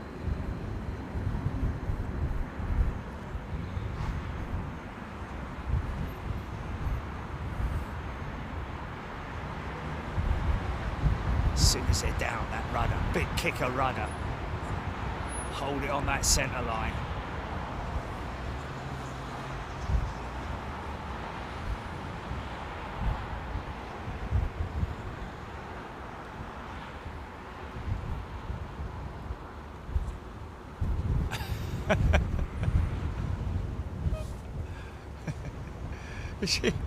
There's a fence down there with about, well, 2 layers at least, and all I could see vaguely was somebody waving something at me. Obviously someone who's got into staff parking to catch the bus to get to work to make the things that Don made.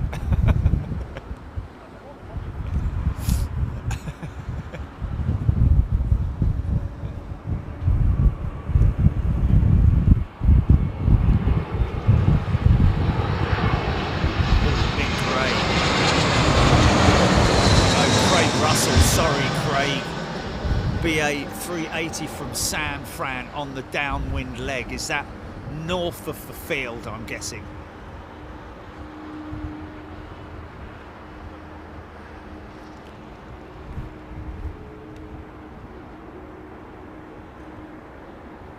Moved Concorde, Steph, because of the family, BA family day that they're going to be doing. I think, just have a look, Gilly, online. See what that is, because I think they've only moved. I don't know if they're going to wash her. I hope they will wash her. I imagine they will while they get the opportunity. But what I'd like to see British Airways do is clear the area of where she's going into as well. You know, when she goes back there, don't just plonk her there, man. You know, give her a, you know. It's down to what they're asked to do, though, isn't it? They're just doing. Such a shame, isn't it? Go and make sure they put those big yellow steps right in front of her nose again, yeah?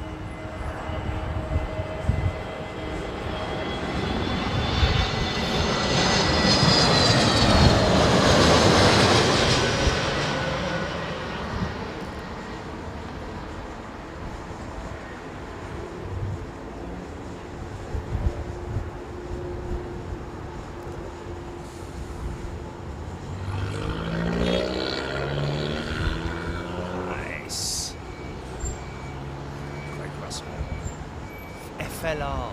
I'm going to say Florence. No.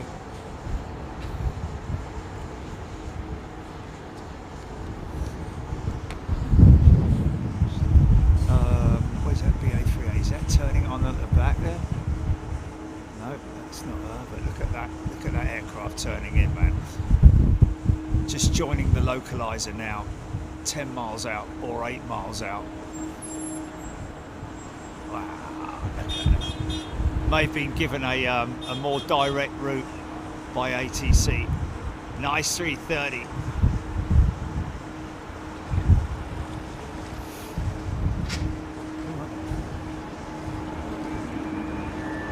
Oh, it's next weekend, is it? Oh, okay.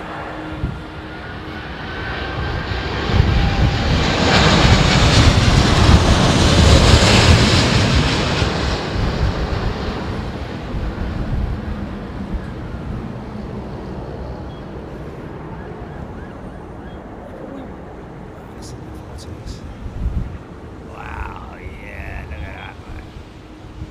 Beautifully controlled. A380 after the retro triple. Oh, is that the 380 coming in? That's got to be the retro triple, hasn't it? Coming in from the southeast.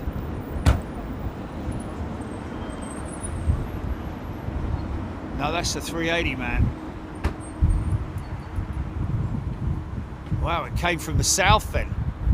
Look at that, man. So that's the retro jet. And that's the San Fran BA jet. Keep it there, son.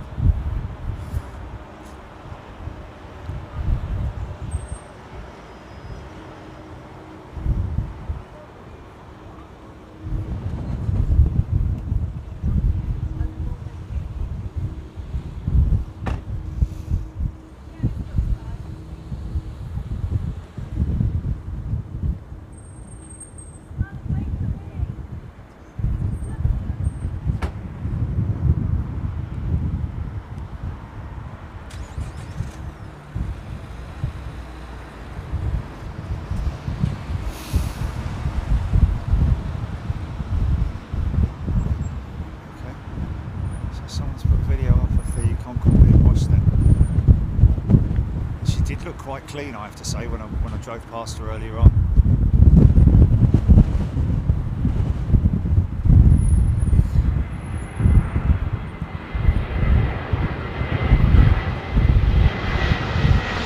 Qatar retro behind the 380.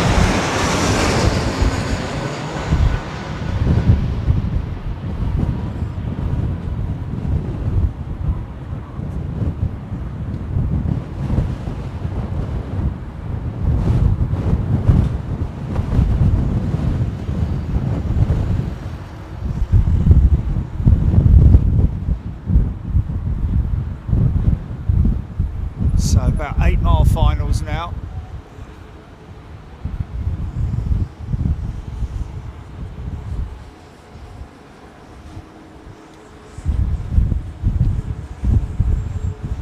There's the retro jet coming in behind it. Put a bit of spacing behind her. Doesn't need as much as maybe the, but you can see she's got quite a lot of spacing there. Normally around about 90 seconds between the aircraft landing and the next one landing. Oh, easy there, mate, easy. We might get this one, it's just in case. That's a big gust of wind, that is.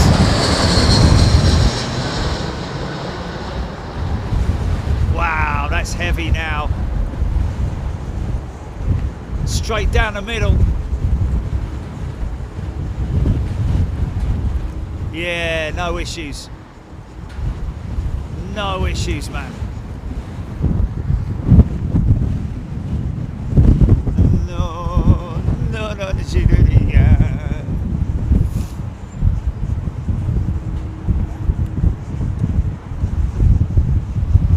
Oh, right.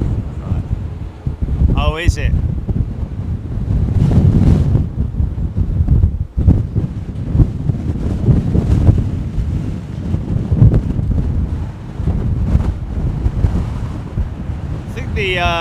think the full turn-in over Greenwich, Gillian, is actually 10 miles. I think they'd covered about 2 miles on the glide slope by the time we called that one out. Hence the 8-mile finals. Short finals now though.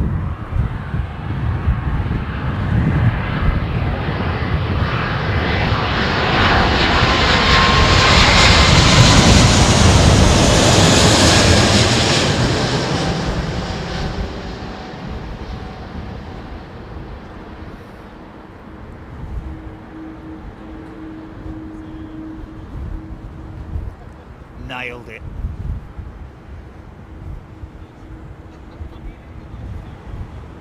Beautiful.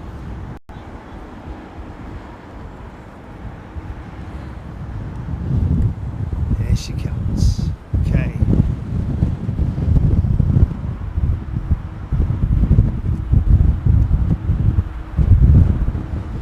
Fighting out of the blue corner with the red, blue and white piping, weighing in 550 tons. Fighting out of London Heathrow, the undisputed heavyweight aircraft of the world, the Airbus A380.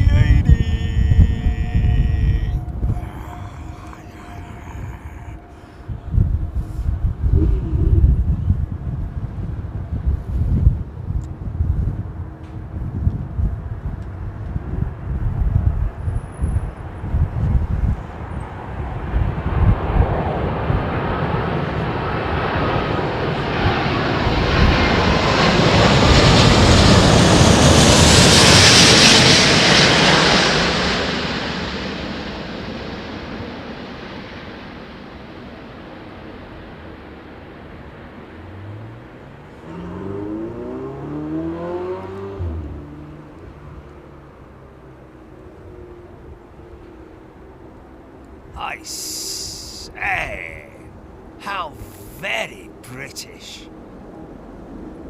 Wow.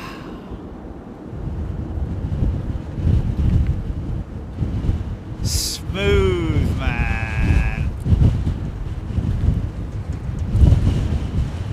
Totally nailed it. David Kruger is a brand new member. Welcome, David. Great to see you. Yeah, you're going to be joining us next week in Taipei, if you fancy it. A 7-hour difference for the UK, but obviously different time zones around the world.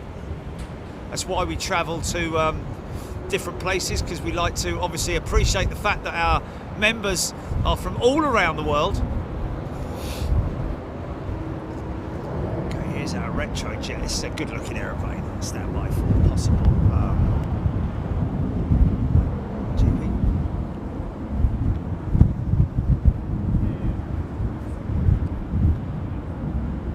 Any time now, really. I like it nose on like that.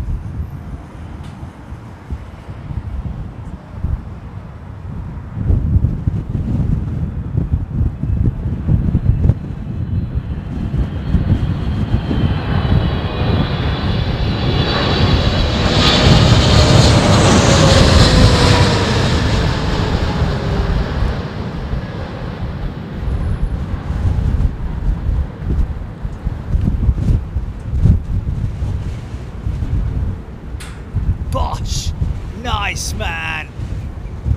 Wow. Mark Bar's gifted a channel membership right on that touchdown. Fantastic. Thanks, mate. Wow. That was nice and heavy.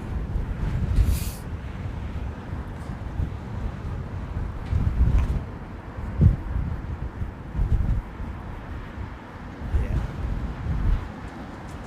Of course, we were here for the inaugural operation of that retro jet. Caught it live at London Heathrow.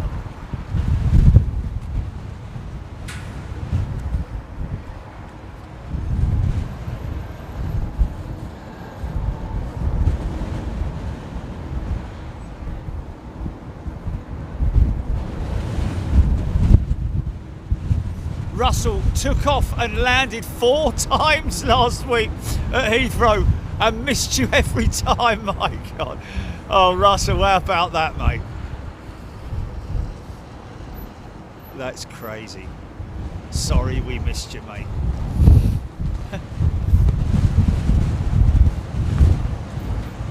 Andy D is a new member. Welcome, Andy. Good to see you.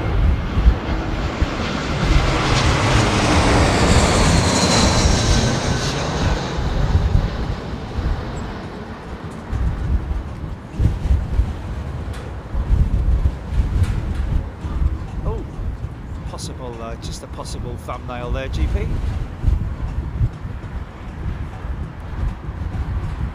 You know what I mean, Gun?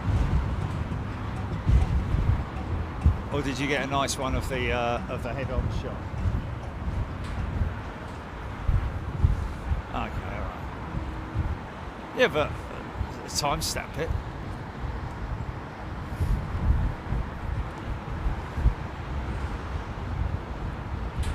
It ain't necessarily so.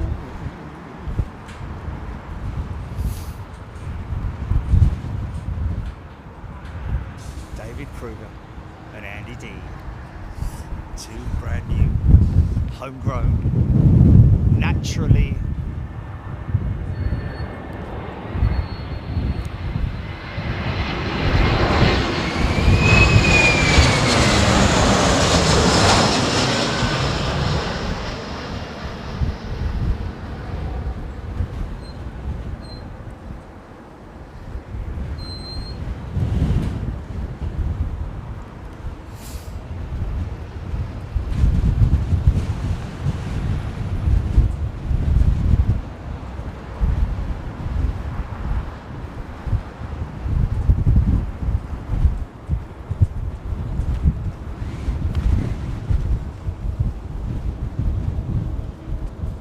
Beverly George, thank you, Beverly. She's gifted a channel membership.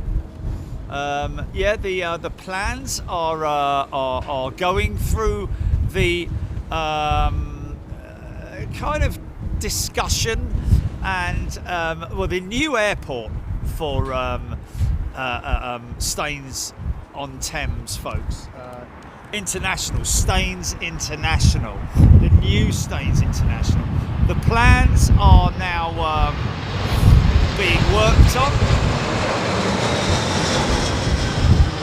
Kevin Duffy is a brand new member. Welcome, Kevin. Nice to see you, mate. Of course, all premium members joining now, as well as first class. Any new member, you can go in there and look on your look at all of our previous member-only streams, which you know, they're great fun. Great stuff to look at. Get a good idea of where we go, what we do, and how your money is put to work in terms of, you know, your membership goes to pay for our trips overseas and the running of the business. It's a full-time occupation, of course, as so many people know. We have to keep the industry of Big Jet TV operational, and you guys are all part of that, which is a great feeling to have. I guess you call yourselves shareholders in a way, wouldn't you? Hey, get a good return on your money, didn't you?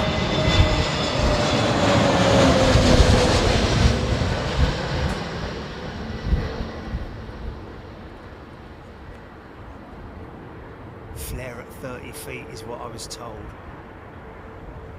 There it is.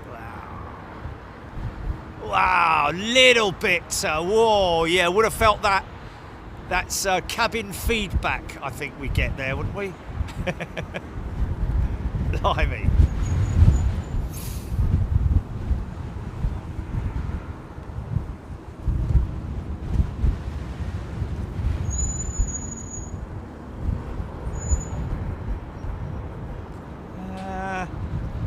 Camera's a little bit tilted, isn't it? There you go. Sorry about that.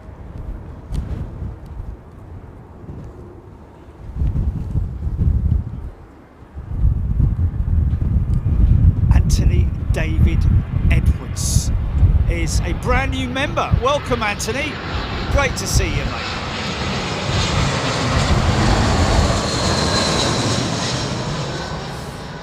So like I say, go in and have a look at our library of previous Big Jet TV overseas member-only streams that we do every month without fail.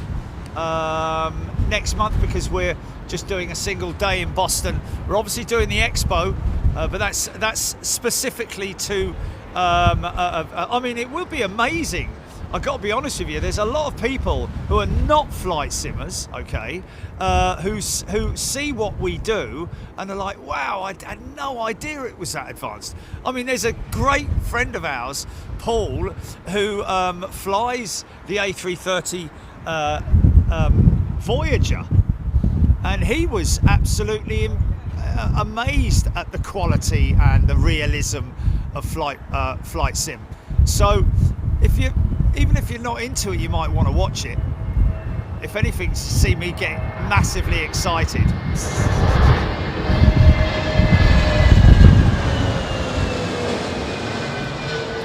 But I have to contain my excitement because I'll be talking to people, won't I? The last thing I will ask them is, can I have one?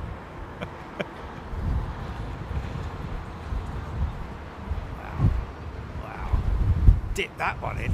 Made sure of that.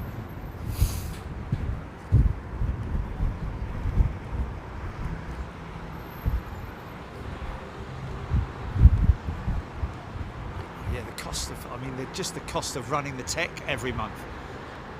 Oh yeah, huge overheads. Yeah. Yeah, of course. Yeah. There's so much to it, mate. Yeah. Mr. G is a returning member. Welcome, Mr. G. G-Dog. This looks like another either Qatar jet or Saudi Arabian. Looking more like Qatar the closer it comes. Indeed it is. Look at it.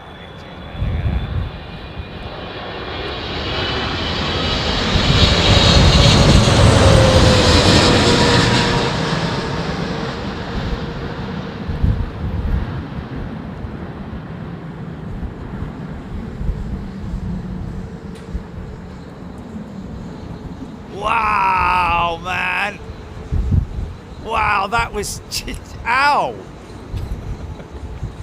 Nick Gray, thanks, mate. He's gifted 10 channel memberships. That hurt. Wow, man. Oh, funky. Yeah. Throw a bit of funk in there. Wow, man, that was naily.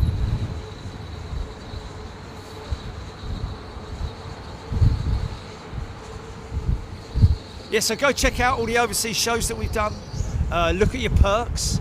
Have a look and see what you get for your money in terms of, you know, discount in the store, in the clothing store, the merchandise store, which is pretty cool. I've got to say, our new store.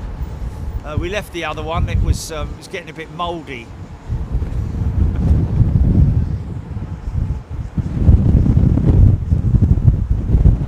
The old shop.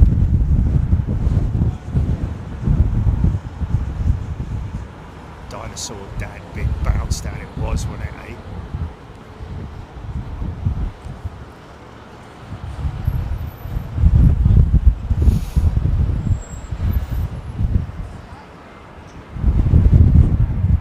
Connie Russell, this one in from Los Angeles.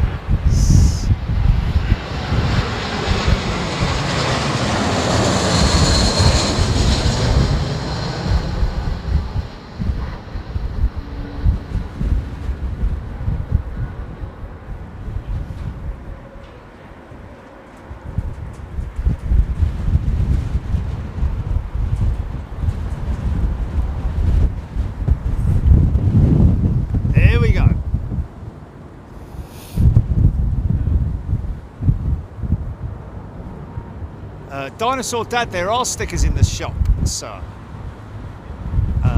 different varieties and options and Sticker sheet as well. We do a sticker sheet. A few traditional stickers.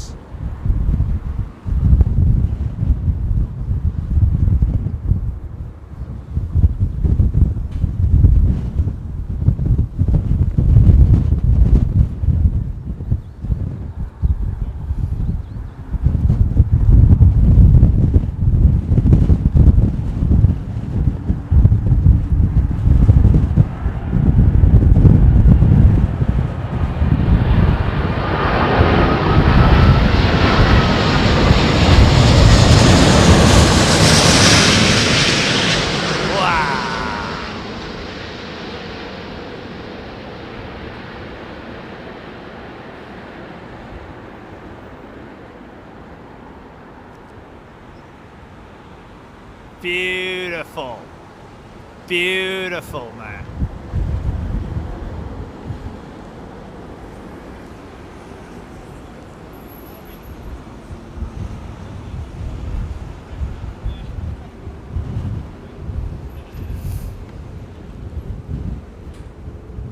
Yeah.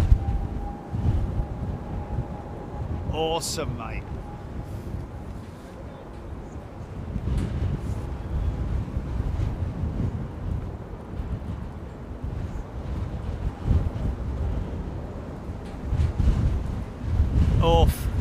Awesome, man, that was awesome. The big lump.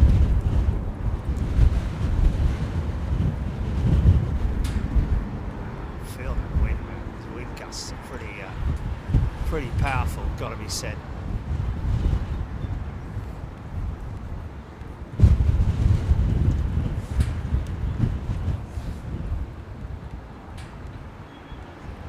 Craig Russell, Emirates 380. Oh, look at that, pulling into the back of the stack. Here we go, look at this.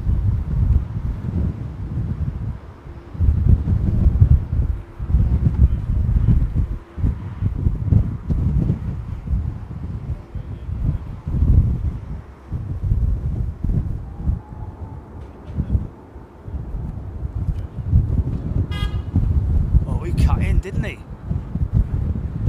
Or did he?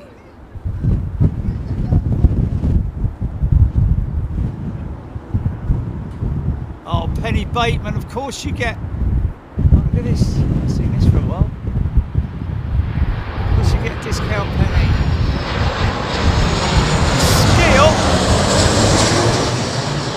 Scale Airlines.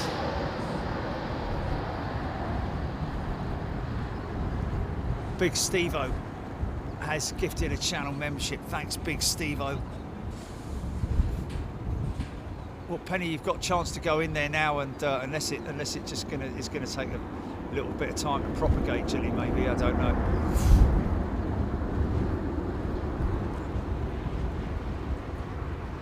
Yeah.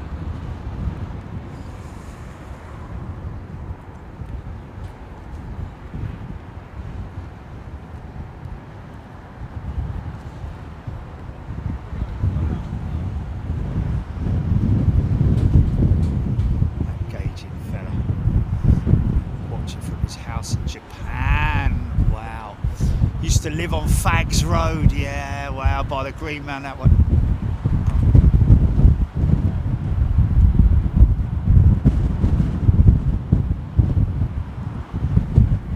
Oh, okay.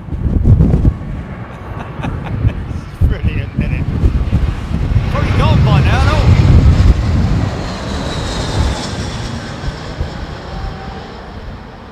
Diddy me. Scale Airlines. Oh! Easy there, mate. Easy there. Nicely recovered, kind of. Flipping heck. Gonna get some feedback on that one. Literally.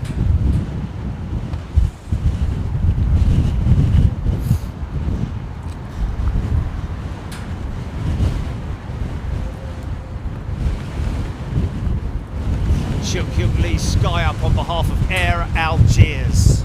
Is it Air Algeria or Air Algiers or Air Algeria?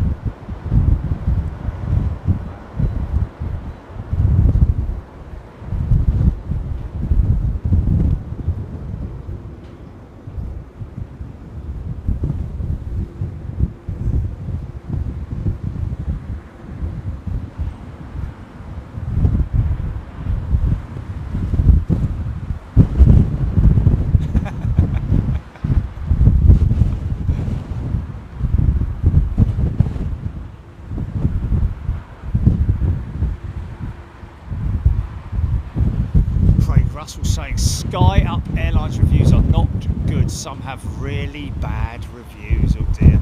Well, that's just bad management, isn't it? Like recruitment, bad recruitment and training and all that kind of thing, because that's what it basically comes down to, is, you know, training. Managers.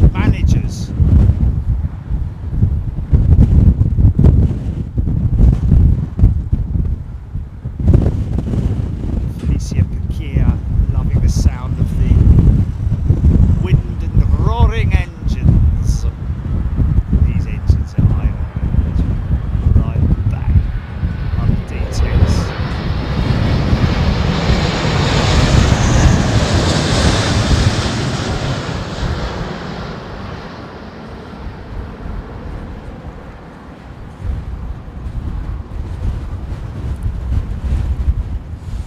Yeah!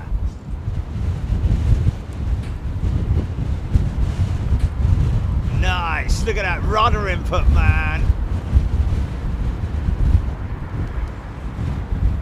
Hit those pedals, mate. Oh, here we go. Look.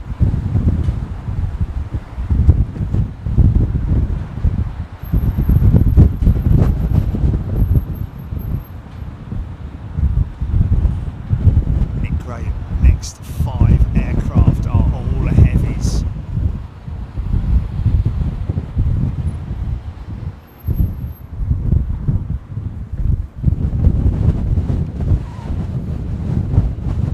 Screaming Emu, guys are smacking them in today, they are, aren't they? They're, like I said earlier, there isn't that general nice controlled glide. From about 10 feet, it's like, right, that's it, it's coming down. There's an engine start over in the technical area.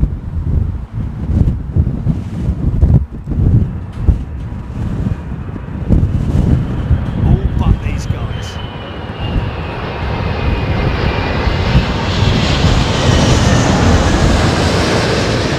Yeah!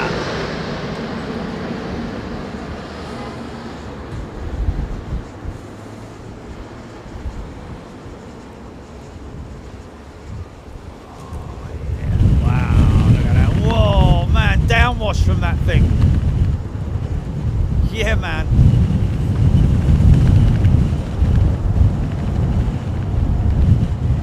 You see a controlled wow, he's going big on the reversers, man.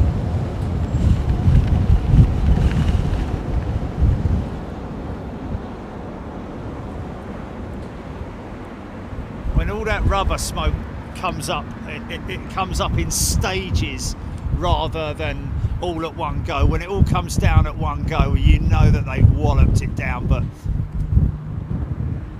stop.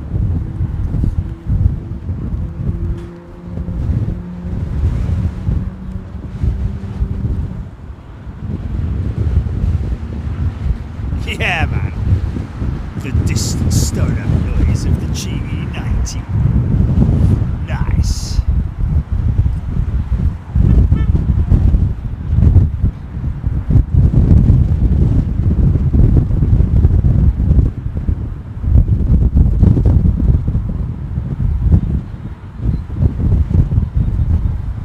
Yeah, aware of that, Ian.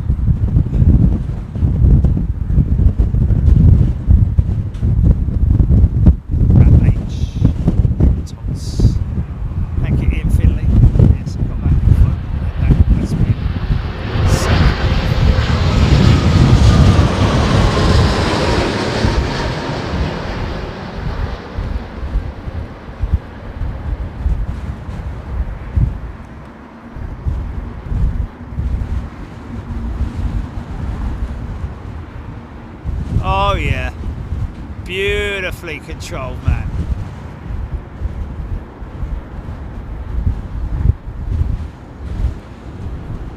Beautiful.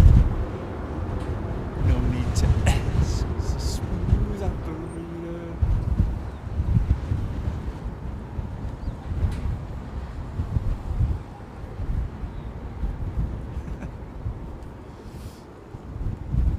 So this is the ILS here, folks, that you see here, these apparatus here, which is basically the the system that locks into the aircraft's system, so they basically talk to each other, and the aircraft can follow that glide slope all the way in.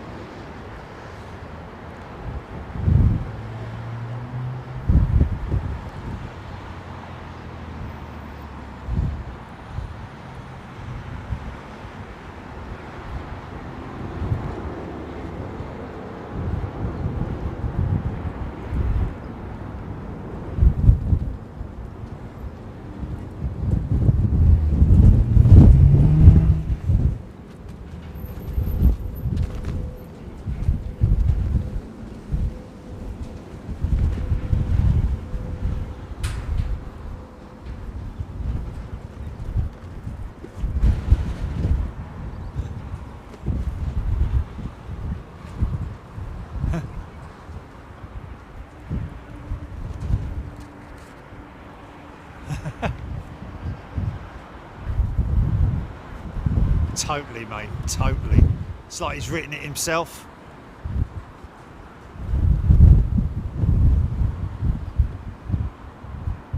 Oh, the ILS localizer. Yeah, okay, so that's what they lock onto, the localizer. So screaming at me and saying the glide slope is linked together.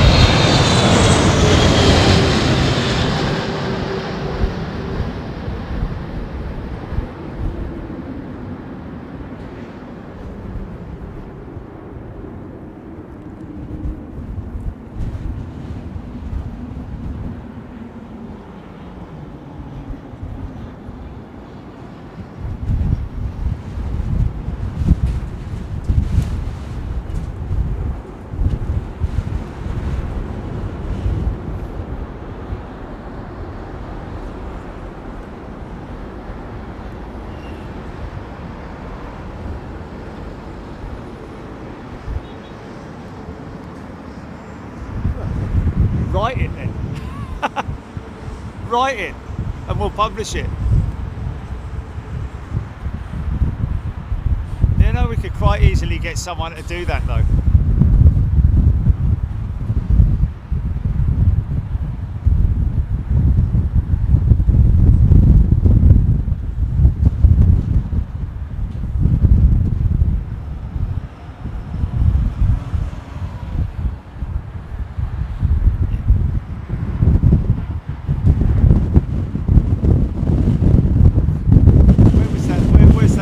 Where's that written in?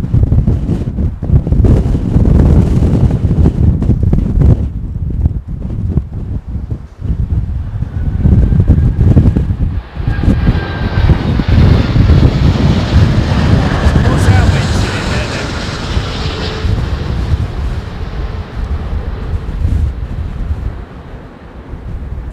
Oh, he's obviously someone who doesn't understand everything about it. Yeah.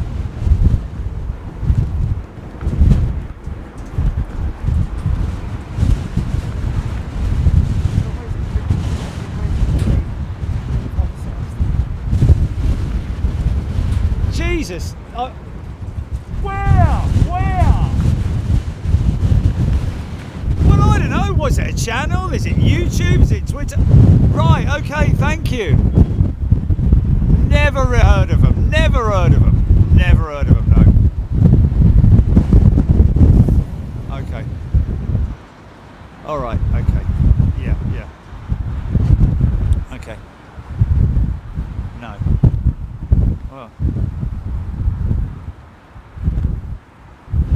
What are you talking about, mate? so many bleeding people that call themselves stuff these days. You don't know what's what. And what would I be interested in that for when I lived out there for? What would I be interested in that for? No. Well, I wasn't.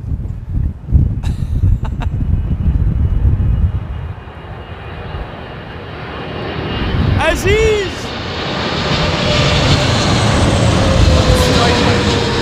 Is what I'm saying is we should put them straight. Just give them a little bit of an insight into how bad their news reporting accuracies are. You know what I'm saying? That's what we should do. An FYI, and a very long FYI. Matt Jones, brilliant close-ups from this position. Well, just let them know. Just give them an FYI.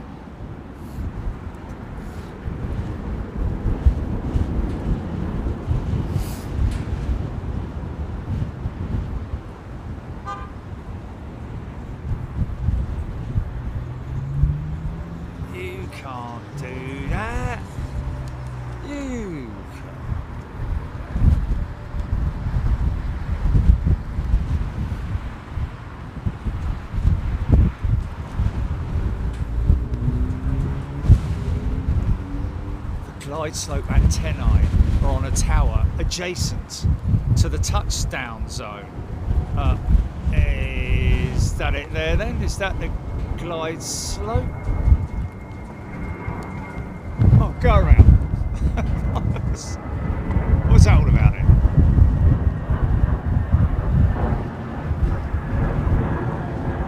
Yeah. It's quite a way out. No, he was, I think that was maybe a bit of an unstable. How many times do you tell yourself, Jerry? Cover every plane. But I think that was quite some way out, that was. Yeah.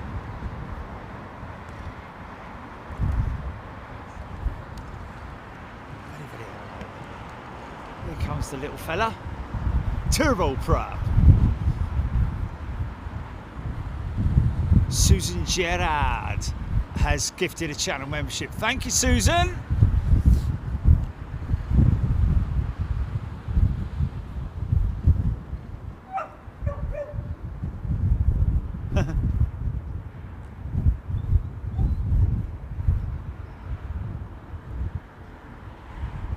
No, I can hear you perfectly. Oh, really? Oh.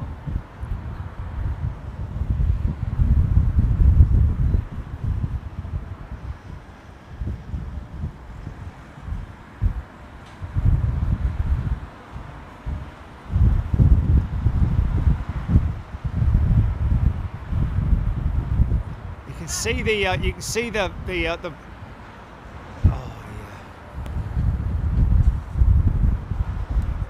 you can see the prop speed changing. I'm guessing that's the yeah, I'm pretty sure, like auto throttle sort of thing.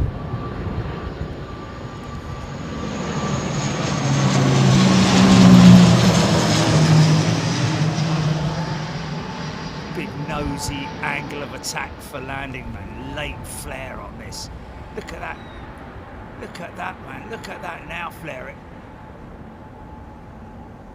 Wow, very late flare. Wow. But that's just the way that they land those things, isn't it?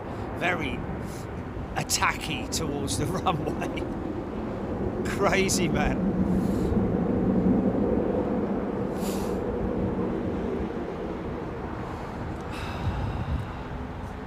It started where I could hear myself talking again.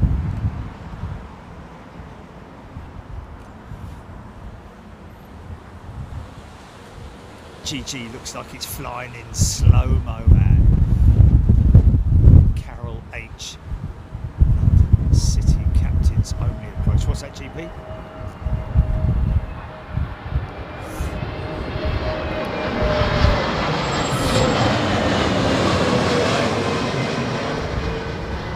Two.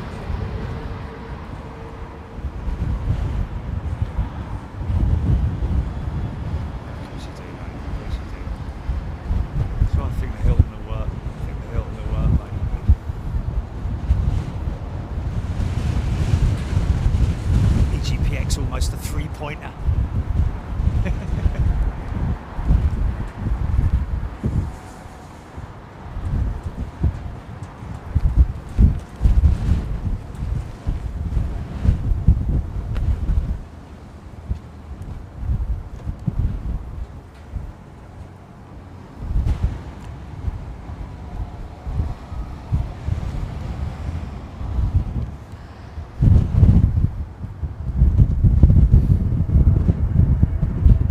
Michael Barrett has 10 channel memberships from Michael Barrett. Thank you, Michael.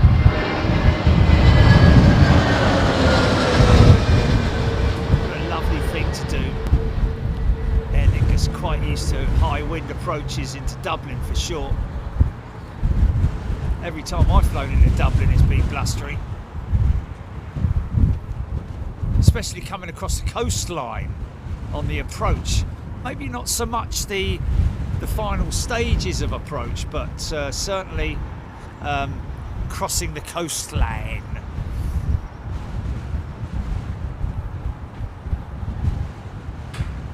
See you, Dinosaur Dad. Thank you for tuning in. Wow, so that's Nick Gray, 10 channel memberships. Robert Dodd, 10 channel memberships. Left that one out. And Michael Barrett with 10. Thank you, everybody. Wow, you guys, very generous of you. Very kind, generous people. Amazing people.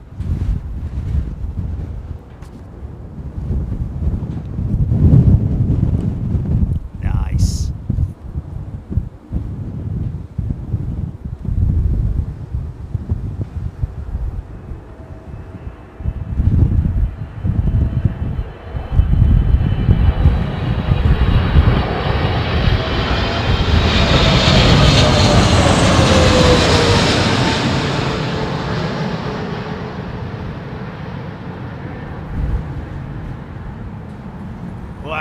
Those engines sound like, man.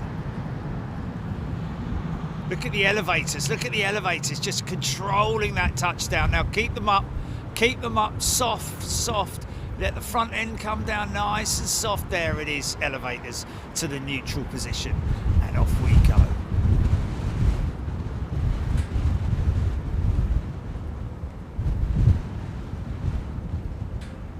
Sunil been on a Logan E145, but not the ATR.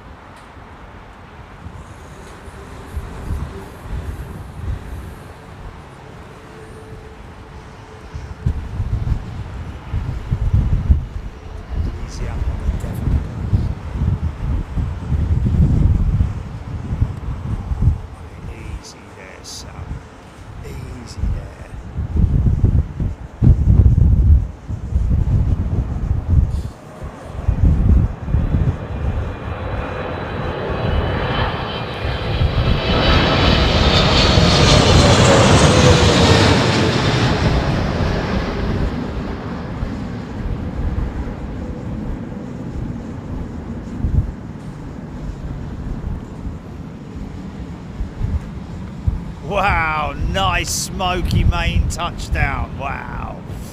Served up with some fries.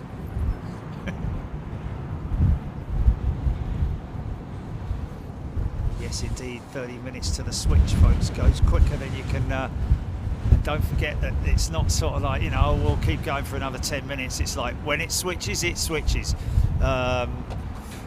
Not long now before you'll start seeing aircraft taxiing up for departure to the departure point. Then we're going to head over to the paddock for a while. Show you Concorde on the way as well. I think you need to see that because she's been unchained from her resting place where she's been for 8 years. Only 8 years. So where was she before then, I wonder?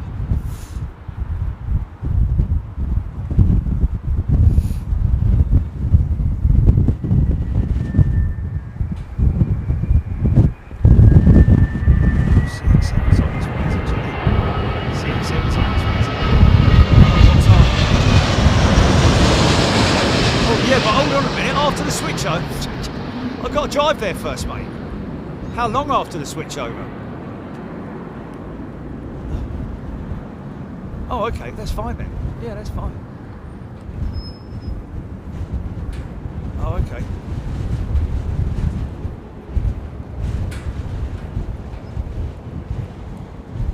Craigie Russell, 330-9 with Delta. They're all about the Airbus jets now, aren't they, Delta? Completely swung off of the Boeing thing now. It's quite interesting. I wonder what it'd be lovely to sort of like see the inside story of why Delta let's say dumped Boeing, but you know, have not ordered any Maxes, or I don't, you know, they're all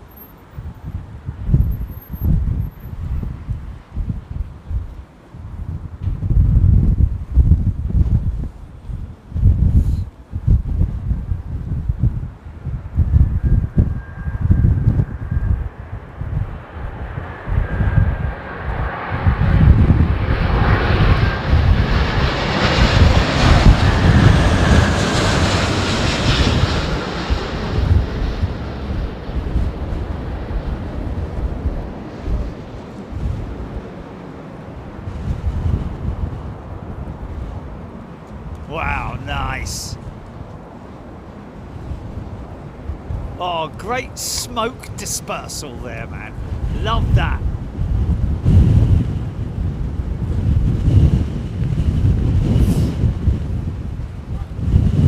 Not a new location, Andrew.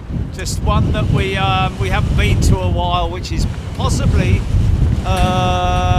mind you, he's got a 3-year badge. So, Andrew, I'm surprised you must have just missed. That's all I can put it down to. You must have missed our previous shows from here. Eastern location at London Heathrow 27 right.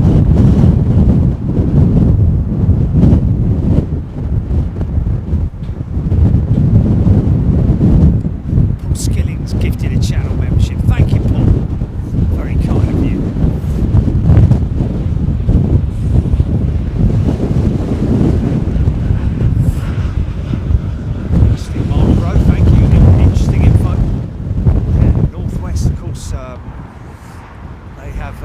Ton of Airbus 330s ex-Northwestern Delta Airlines still. Yeah, it's quite a rare thing to hear a US operator going all Airbus with their fleet.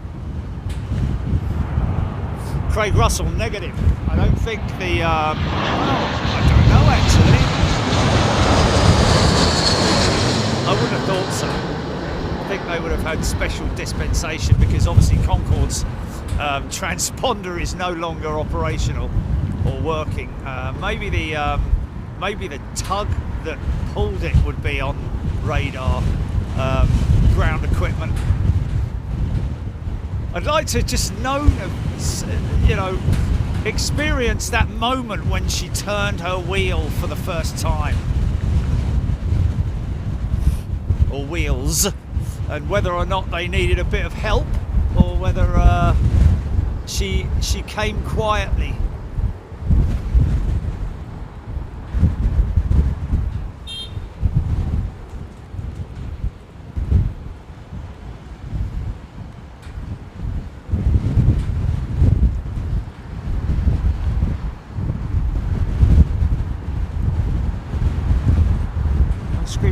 Delta isn't going all Airbus. Oh, okay. It's not then. Okay. I thought it was. I thought it was.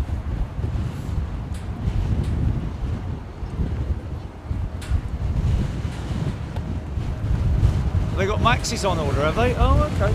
All right. Oh, they're wide bodies jets then. That's maybe what I mean. Maybe all their wide body stuff, not their. They've got Maxes on order, right? Okay. Oh well, that kind of blows it out of the water in terms of the love affair or the relationship that I thought they were going 320neo and all that kind of stuff, 321neo, but not, obviously not.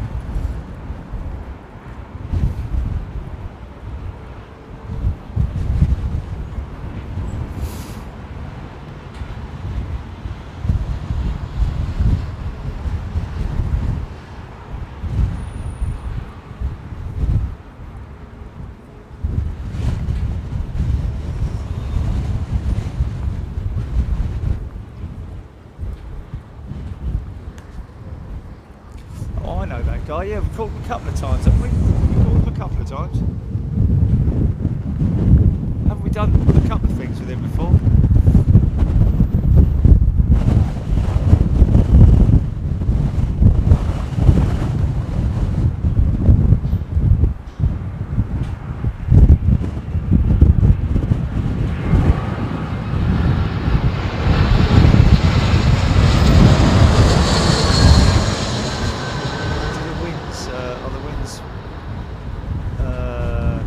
Same GP throughout the Arvo, or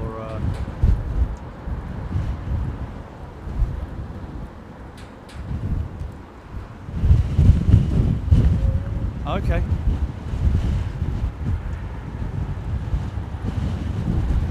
Thank you, Ellis. Take care, mate. It is sugar, ladies and gentlemen.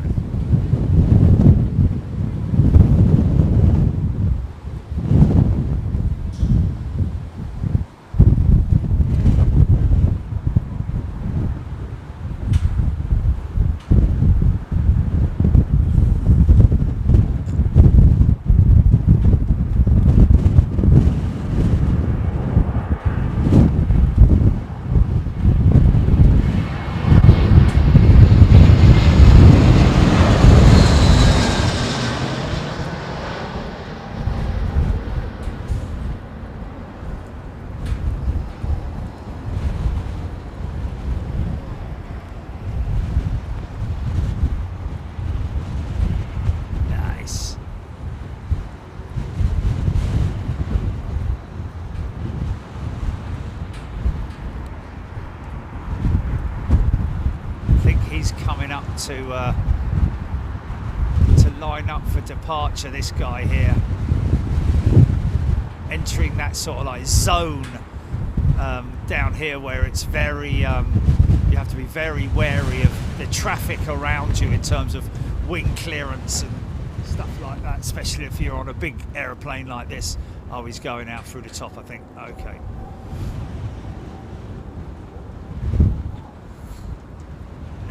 This isn't our first one. We've still got 20 minutes left. Listen to those big engines whirring away, man.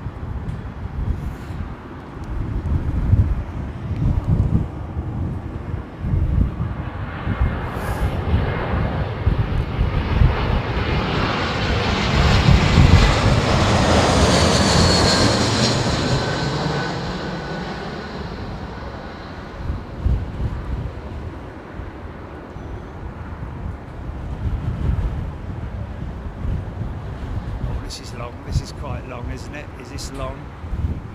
No, no panic, no panic. Yeah, we're down.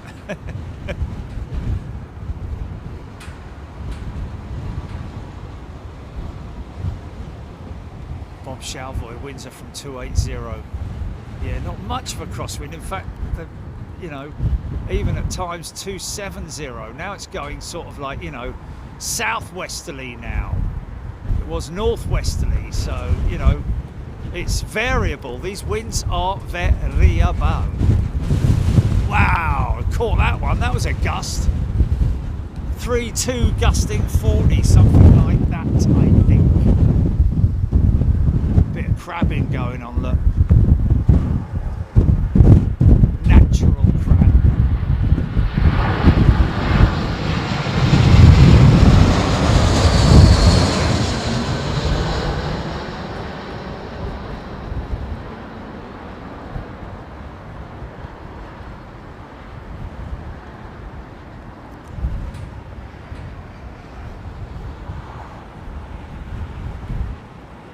There you go.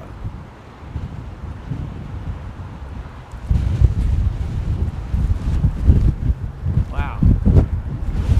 All of a sudden, the air has turned warm. How crazy is that? All of a sudden, the wind has turned warm. And that seems to be as a result of the wind switching to southwesterlies. Michelin Man has gifted a channel membership. Thank you, Michelin Man.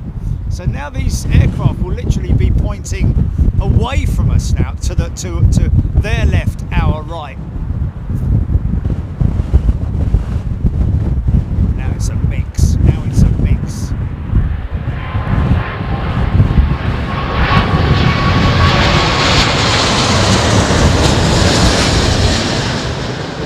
It's the old workhorse, man.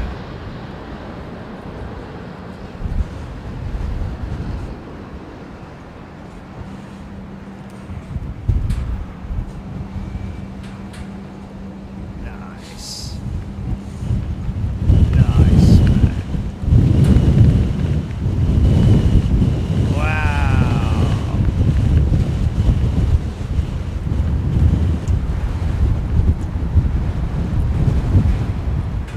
Wow.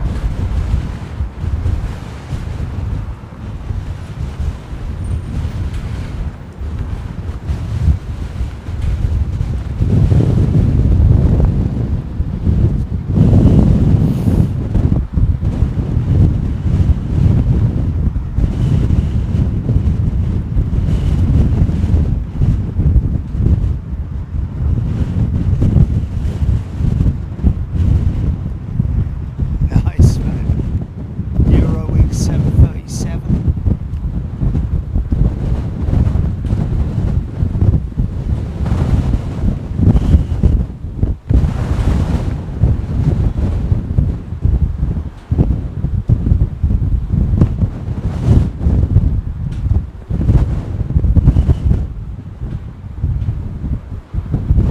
What about it?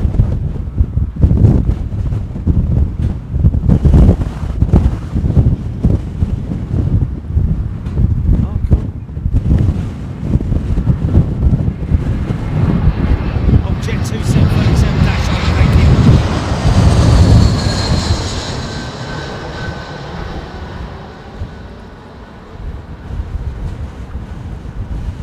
Got quite a, I think between the switchover and the arrival of the CX-7 freighter jumbo jet into this is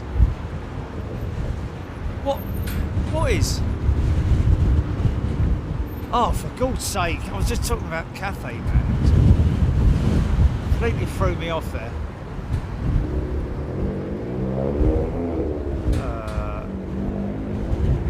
No, I didn't ask about it. It's the first I've heard about it.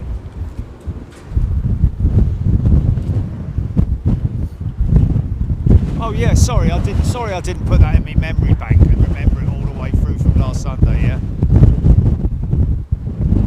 Okay. Oh, okay, all right. That's the first I've heard of it. I was talking about. Okay.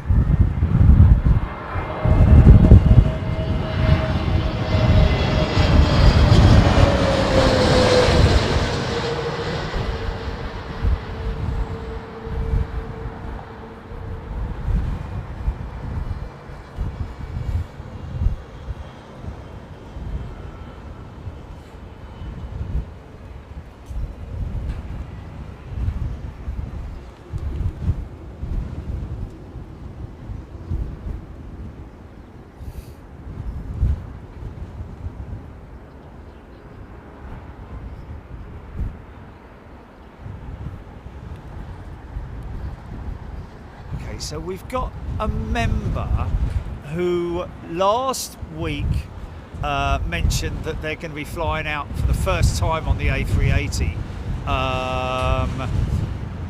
You say that she's at gate, Jilly. Okay, she's at gate. Yeah, let me get this in my head, right? Okay, so she's on it, yeah, but she hasn't pushed back yet, and not In other words, we've only got 15 minutes left. Okay.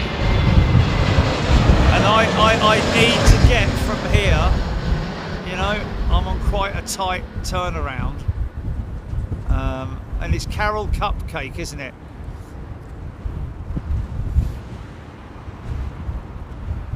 Oh, Steph Bird has gifted 5 channel memberships. Thank you, Steph Bird. That's very kind of you.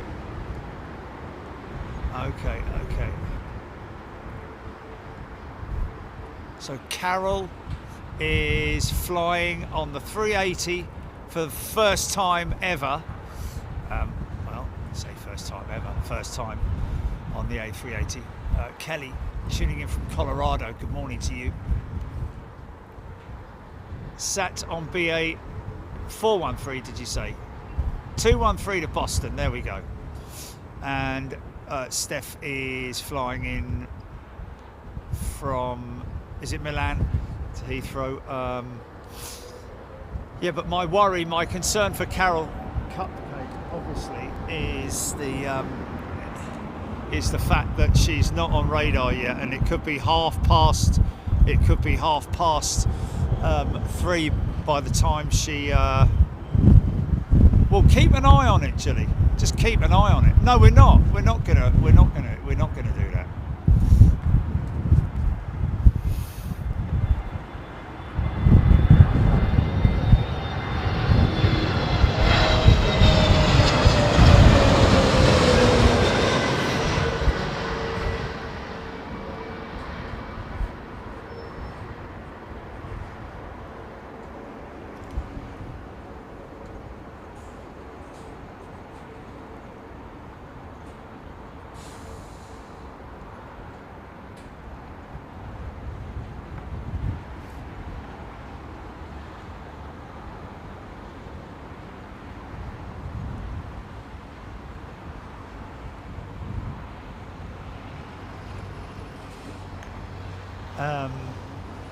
Well,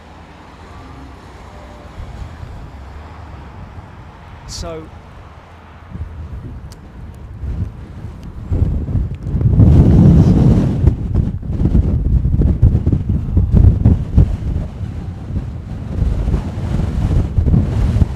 enjoy the 380 experience, Vicky D saying to Carol Cupcake.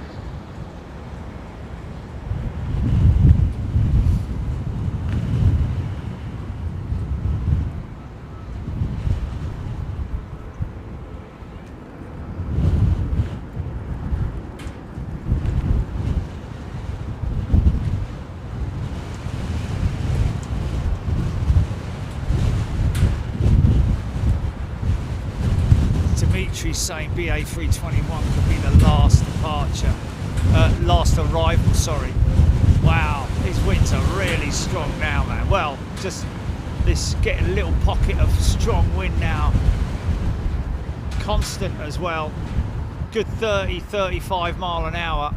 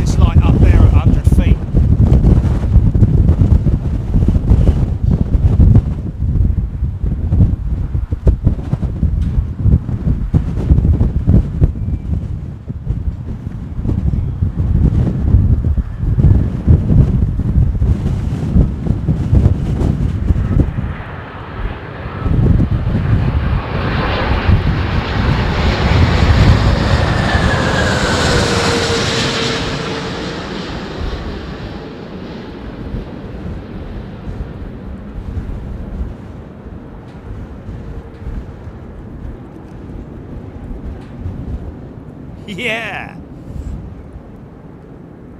Slapped it down.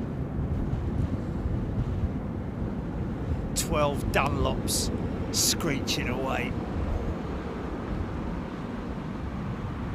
Rambo 88 tuning in from Germany. Oh, Parafuel. Is there an A380 doing an engine test off to your left? No, Mark. There isn't. There is an A380 which the transponder may be on for it. I'm not seeing any lights on it at the moment.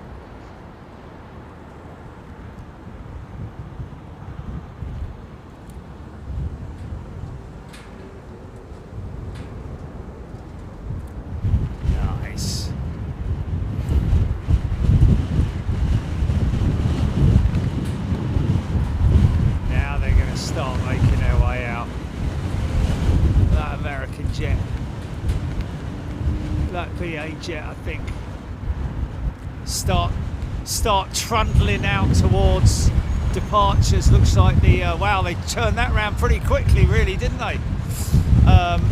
Maybe not.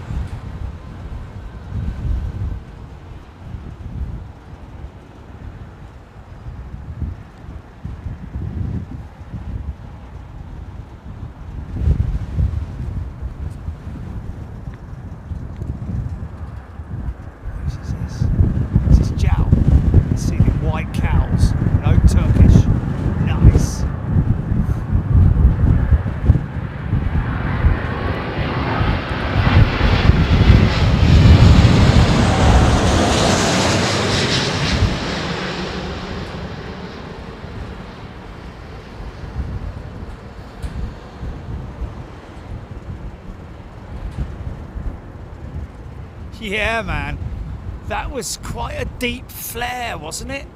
Joe Sullivan is a brand new member. Welcome, Joe. And go check out your perks as a new member, whether you're gifted or whether you're a natural homegrown member. A very warm welcome to you, but just be aware that there's go and have a look at your perks, see what you get, and obviously all your first class channel members and super class channel members going to be joining us in Taipei next week. It's going to be an interesting one, I think.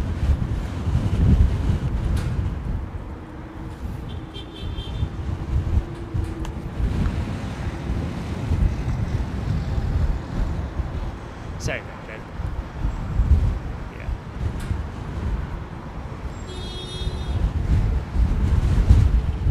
What's that idiot doing?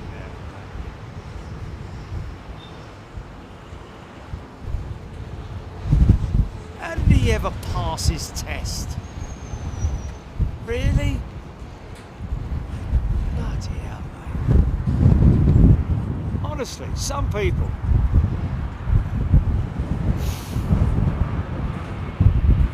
Look at Philip.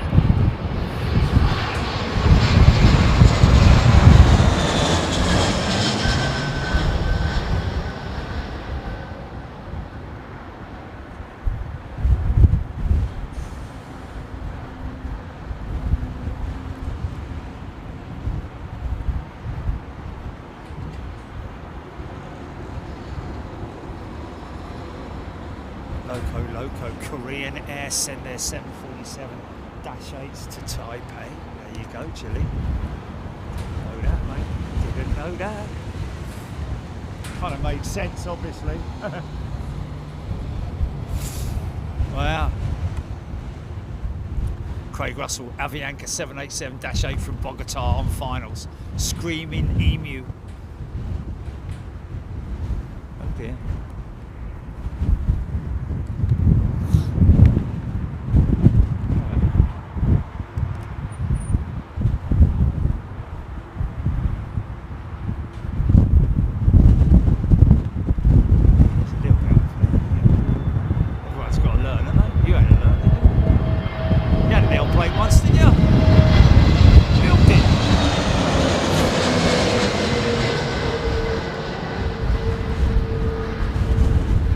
Everybody's gotta learn sometime.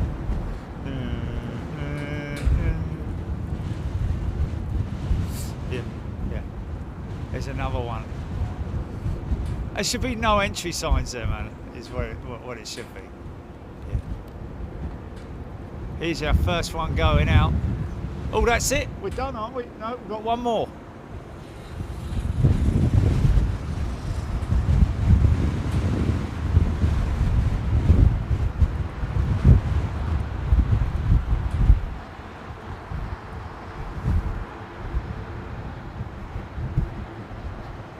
So we're gonna break it down real quick, folks, because we obviously need to go and reposition ourselves at the. Oh, is that a coming out now, Jilly?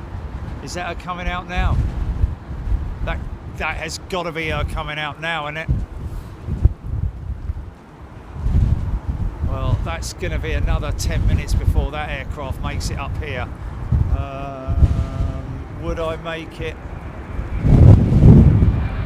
Yeah, no, I'm not worried about that. I'm worried. The first one I need to get is Cathay, is CX-7. I'm not worried about getting over there and getting the first aircraft. I'm talking about getting over there, make sure, because I wanted to go and get a coffee, mate. Yeah? Is that all right if I have a little bit of a? Yeah. But I'm just wondering whether. Going to want to get up here as quickly as they can. What side is she on? Do we know what side she's on or anything like that? Is she in a window seat? Is there anything like that going on? Or is that not it? Is that not it? That one rolling up here now? Yeah. Well, someone just said BA380 to Boston on radar. Is that the one taxiing up here, yeah? Not the one pushing, it's not pushing back, is it? It's the one coming. Okay.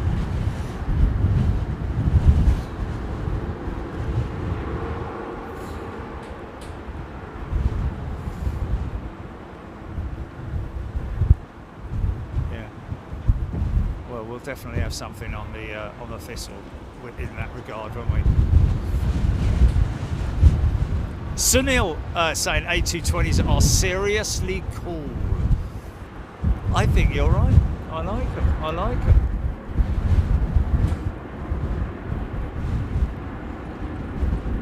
Yeah, we kind of need to. Where's CX-7 GP? What's her local? What's her position?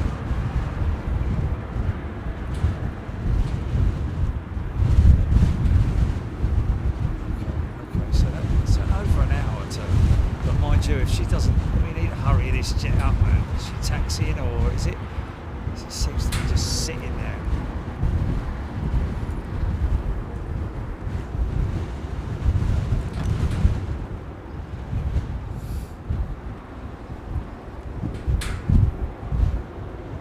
Kelvin Grant, that is BA to Boston, thank you.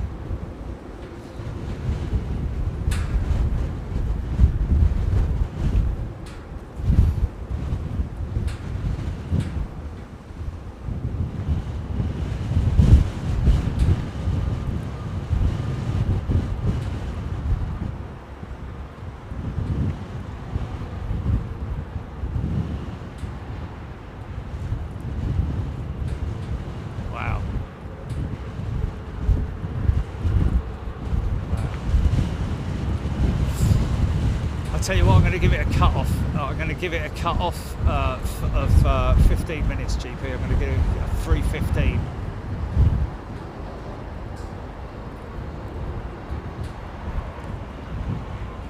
Wow. Smoky old Trents.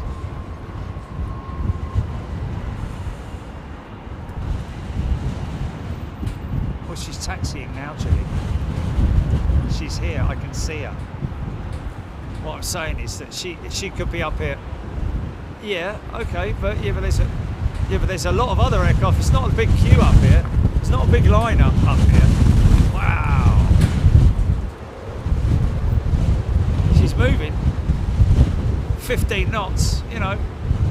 Apart from that one pushing. Where's that going in behind her? No, it's coming out in front of her. Keep crossing that taxiway, mate. Don't block the way for the 380. Yeah, she's going in.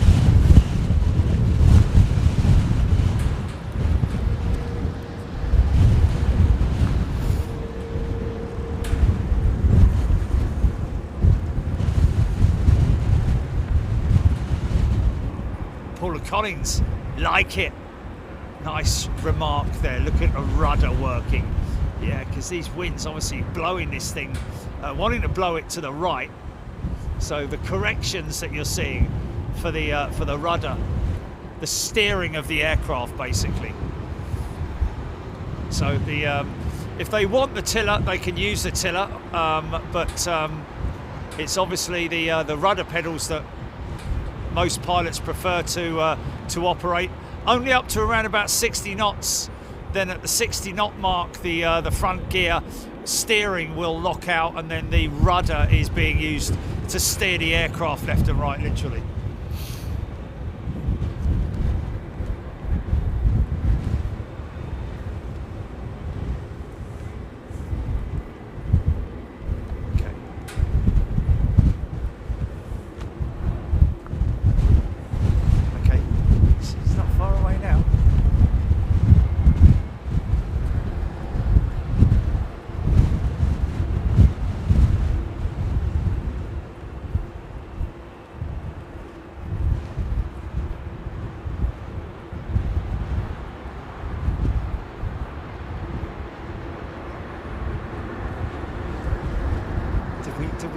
Did we get a seat number or anywhere on the top, on the bottom, left, right?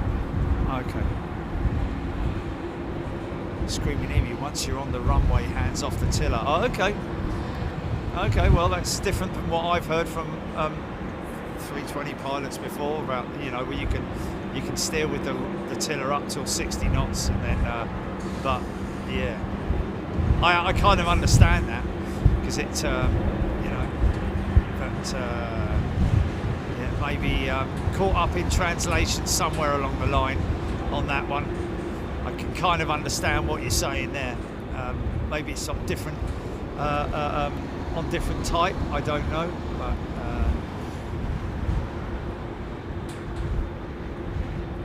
certainly the steering mechanism locks out. Paula Collins, rudder pedals give 8 plus or so degrees of nose wheel steering, and as you say, rudder is still being used. Yeah, that's right. Yeah, well, you want to do a real tight turn. The tiller comes in, doesn't it?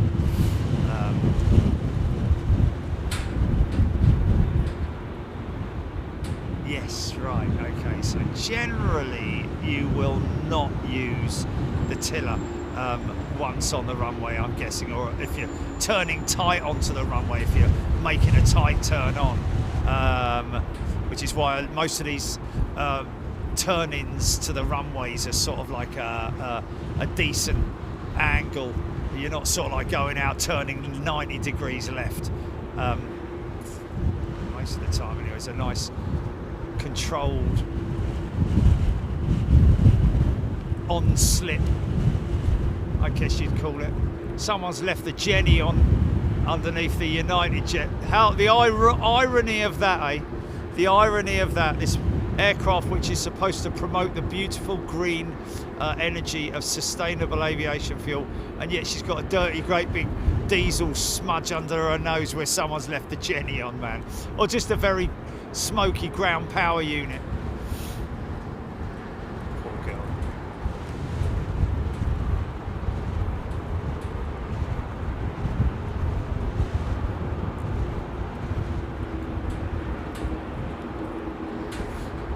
very true. Yeah, you can't have your hands on the yoke and or stick on simultaneously, can you? Very true. Yeah. So that that totally makes sense.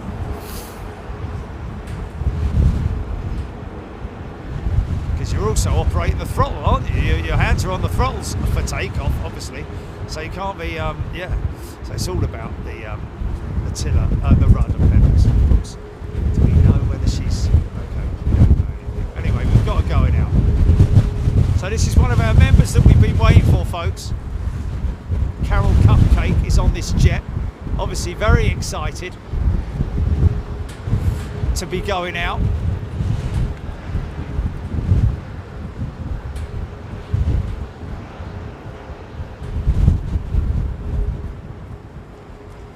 No idea where she is on the aircraft.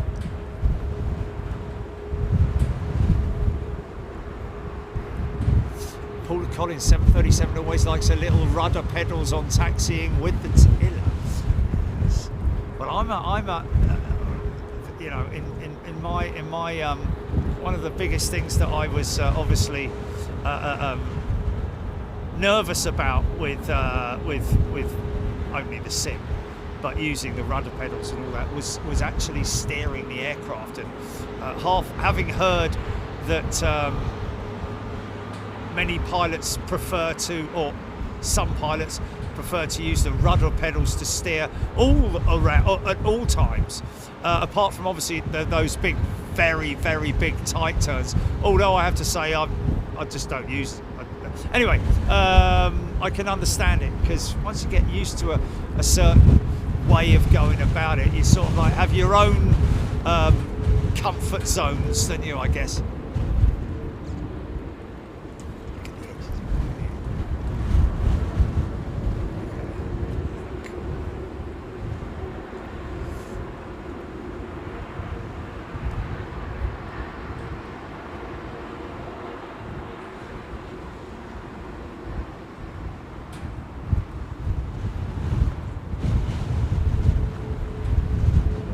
Godfrey, can someone answer my query about plane lights flashing on and off?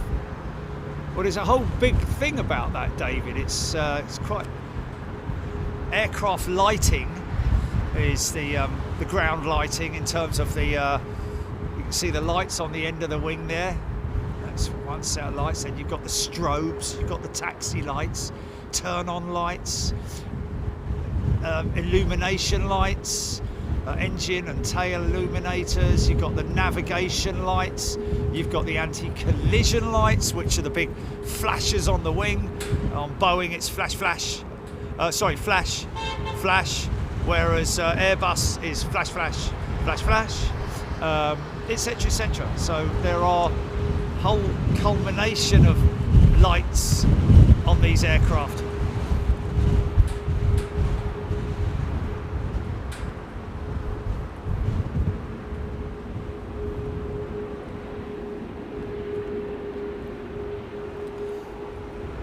Got you screaming, Emu, thank you. Yeah, it's right, yeah. Tiller's quite a sort of like, you know, Tiller's got quite a lot of lag in it, hasn't it? Anyway, here we go. See you, Carol! Look at the rudder input, man.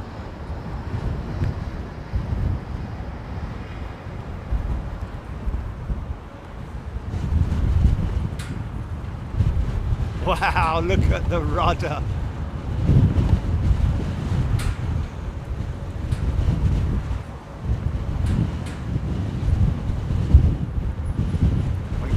To land. Well, that's the landing lights, isn't it?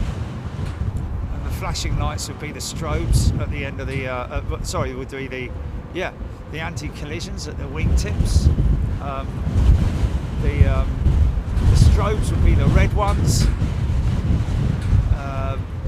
The 787, for example, has tail lights as well, twin tail lights.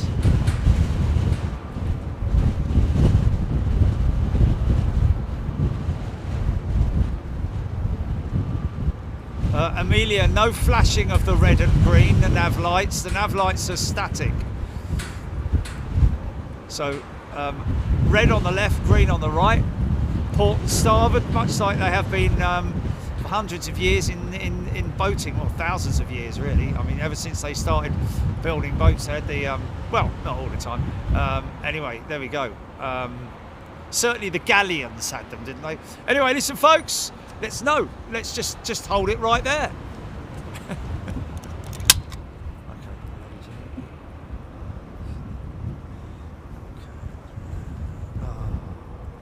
I need to wait a minute. Hold up. I need to. It's going to go off for a second. Yeah, stand by. It's going to go for a second, folks.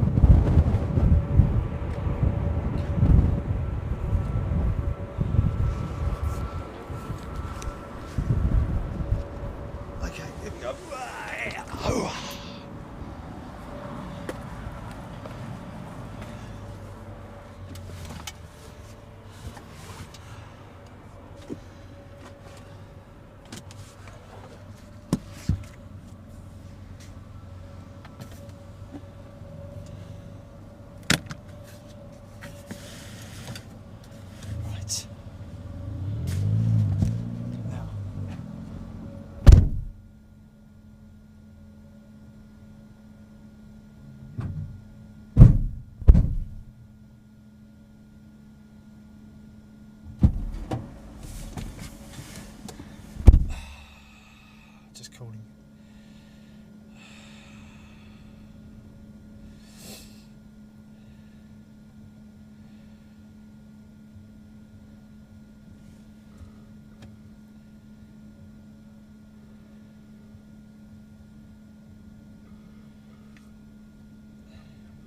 Oh, hello, mate. It's Jerry from Big Jet TV. How are you?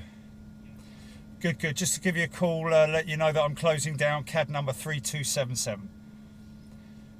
Yeah. Thanks, mate. Have a good one. Cheers. Ta-da.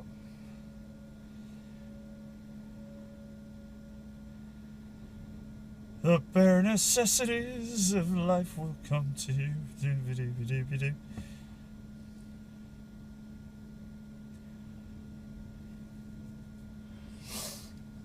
Oh, hello, mate. It's Jerry from Big Jet TV. How are you?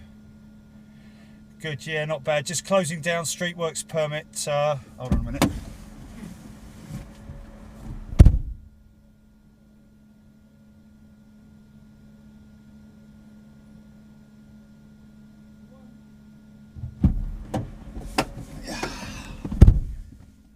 Yes, please. Thanks, mate. Have a good one. Cheers. Ta-da. The bare necessities of life will come to you. Are we good, GP? Everything good? Everybody happy? Everybody... Yeah, okay. Does anybody need to go to the toilet?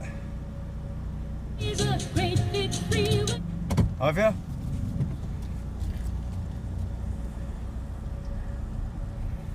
Welcome to you. Right, just let me do a double check on the roof. Stand by.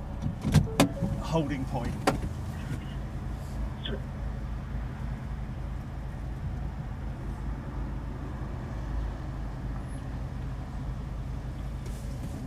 Look for the bare necessities, the simple bare necessity. Now, stand by, GP. Remember, you are on the van communications speaker. I can tell. We're a bit wonky. I think we'll be fine.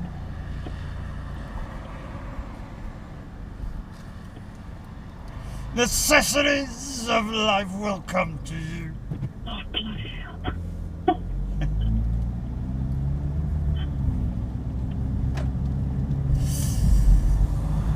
Why would he get in trouble? No.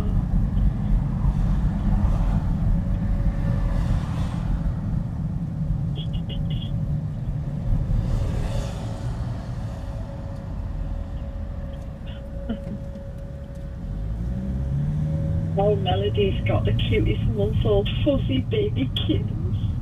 He got floofs. Oh, that's not fair, man. It's not fair. It won't let you add a new card, but it should do.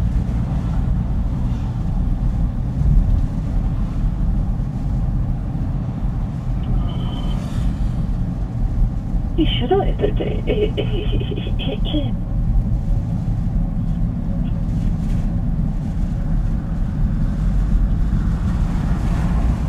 Oh, okay then. Yeah, don't worry about the speed limit, mate. You'll be fine.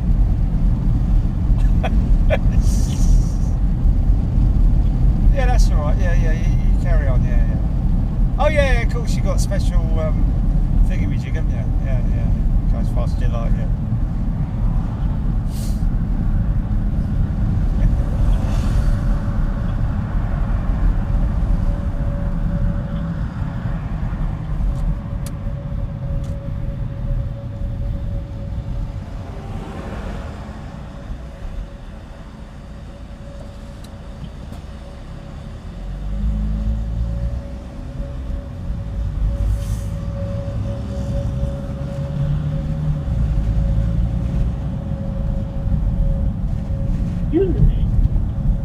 What killers? You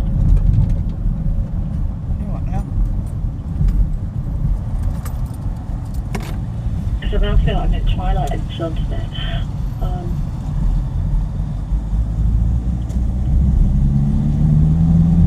You have no idea.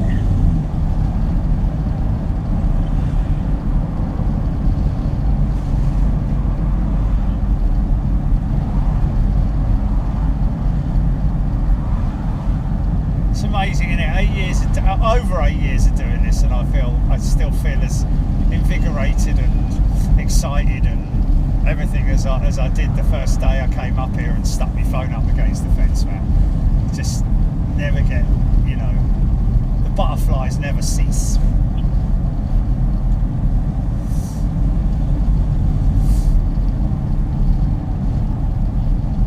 It's the noise, isn't it? It's got to be that noise. I mean, it's like if you're in a motorsport and you turn up at the race and all you can hear is the cars going around the track and you're like, I've got to get in there, I've got to get in there, I want to see these cars, man.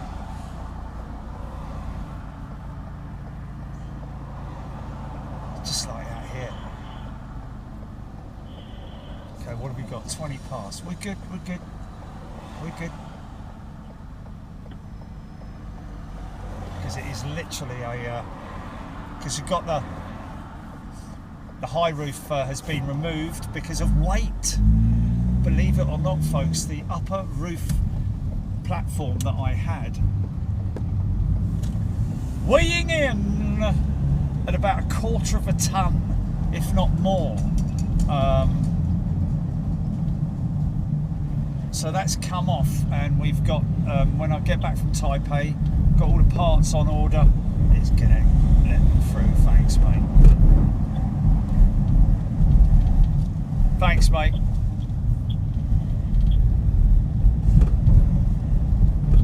So we're wiping 1/4 of a ton off of the weight, 1/4 of a ton off the weight of the van, man. It's unbelievable when you think about it. Oh yeah, I can lose a couple of kilos there. Yeah. How about 1/4 of a ton? Okay, come on, mate. Go, tornado. What am I going to do then? OAP, look. I don't even know. Old age pension.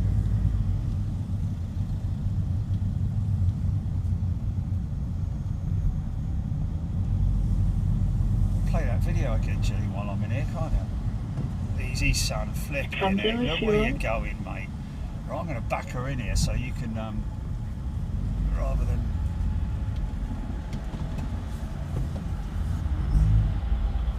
The simple bare necessities. Forget about your worries and your strife. Right, 2 minutes. Dukes minute, 2 Dukes minute.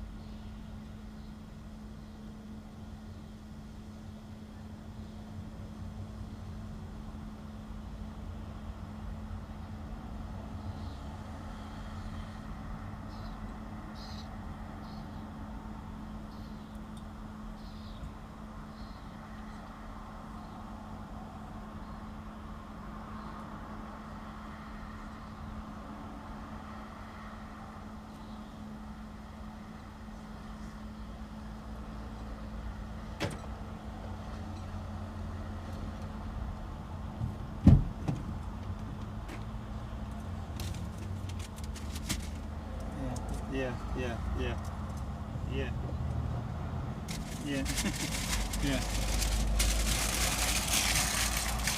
Yeah, but Gilly, aren't you? You should be used to it by now.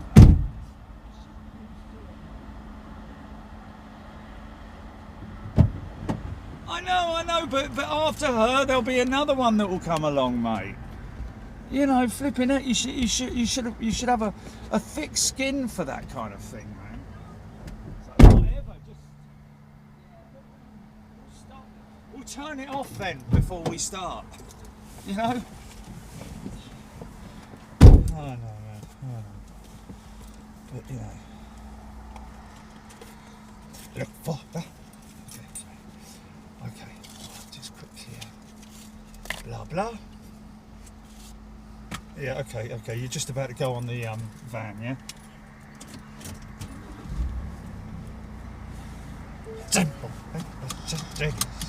Right, let's go. Paddock, yo! Or whatever you call it. Oh yeah, we've got to do the Concorde on the way there, haven't we?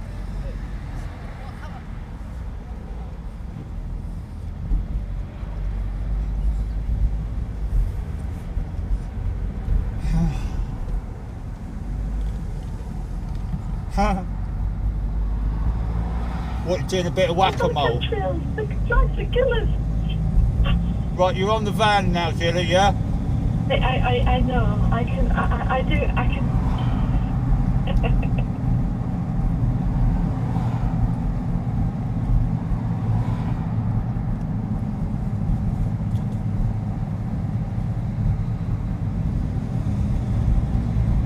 GTA 6, if this was GTA 6, I'd be tossing sticky bombs out the window. Oh, it'd be so therapeutic. Can't wait.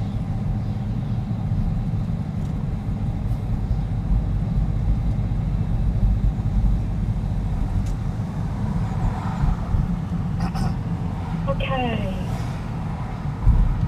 Seriously. The Banhammer's getting a workout today. The what now? The Banhammer. Oh, a whack-a-mole. Gosh. Yeah, whack-a-mole. Whack-a-mole today. There's been a few.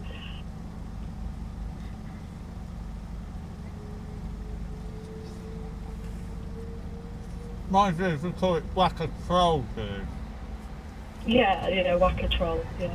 Because whack-a-moles are nice. Moles are nice, you wouldn't want to whack-a-mole. Nobody's a game, so you do. I know. But you don't really want to But the modern day version should be called whack-a-troll. I can think of another word that we can't say, yeah. Because moles are cute. Yeah. You can't see, it's not their fault. Yeah.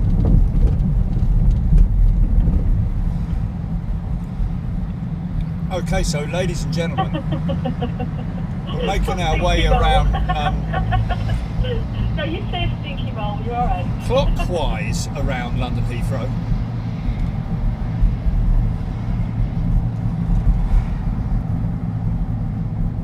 That's two moles. The moles are safe, we love moles. You're good.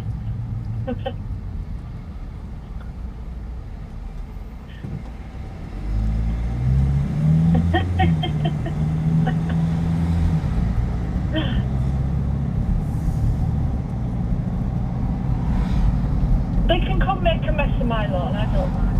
Oh yeah. It's a mess anyway. Oh yeah. I never killed a little mole in the garden. Yeah, man. Don't make him a little house. Mole Hill. In the corner. Now.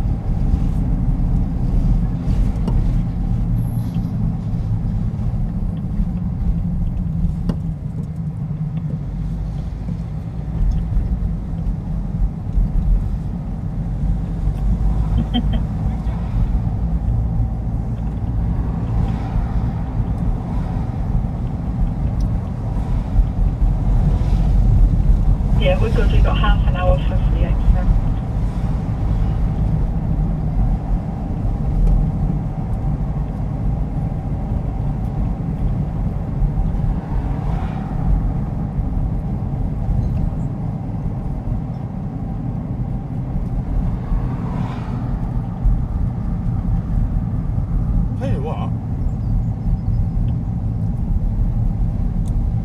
Tell you what we haven't done for a while, Gilly, just quickly thinking about this. Arrivals from the HGI, but we can also get to see Concorde. That is true. I just updated the thumbnail and put the flipping pan.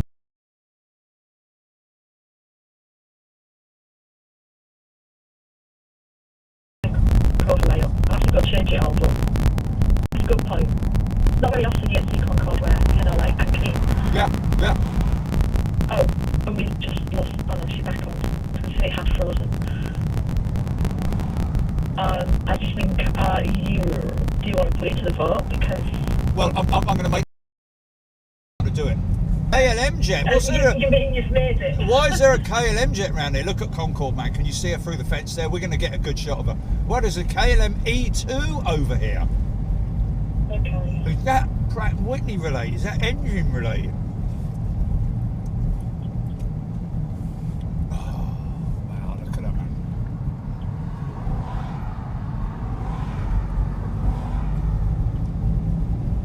Oh, yeah. Oh. Yeah, Okay, she's just been someday clean. back to the one I had, I guess.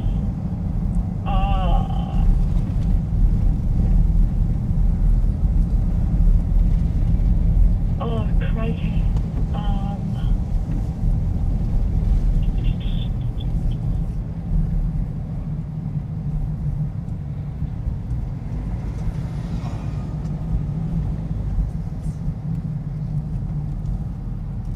Okay, I do have a Hilton Gardening arrivals thumb. However, not a windy arrivals one. I'll just use the one that I had before if I can find it. Oh, God, anywhere is it?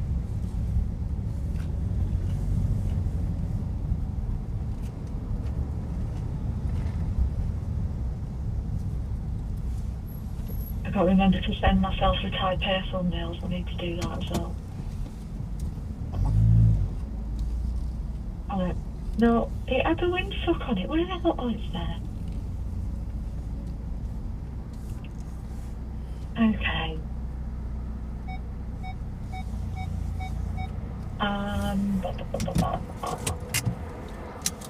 Right, I'm just going to go and get Okay. the... Let me get rid of get the pad. key.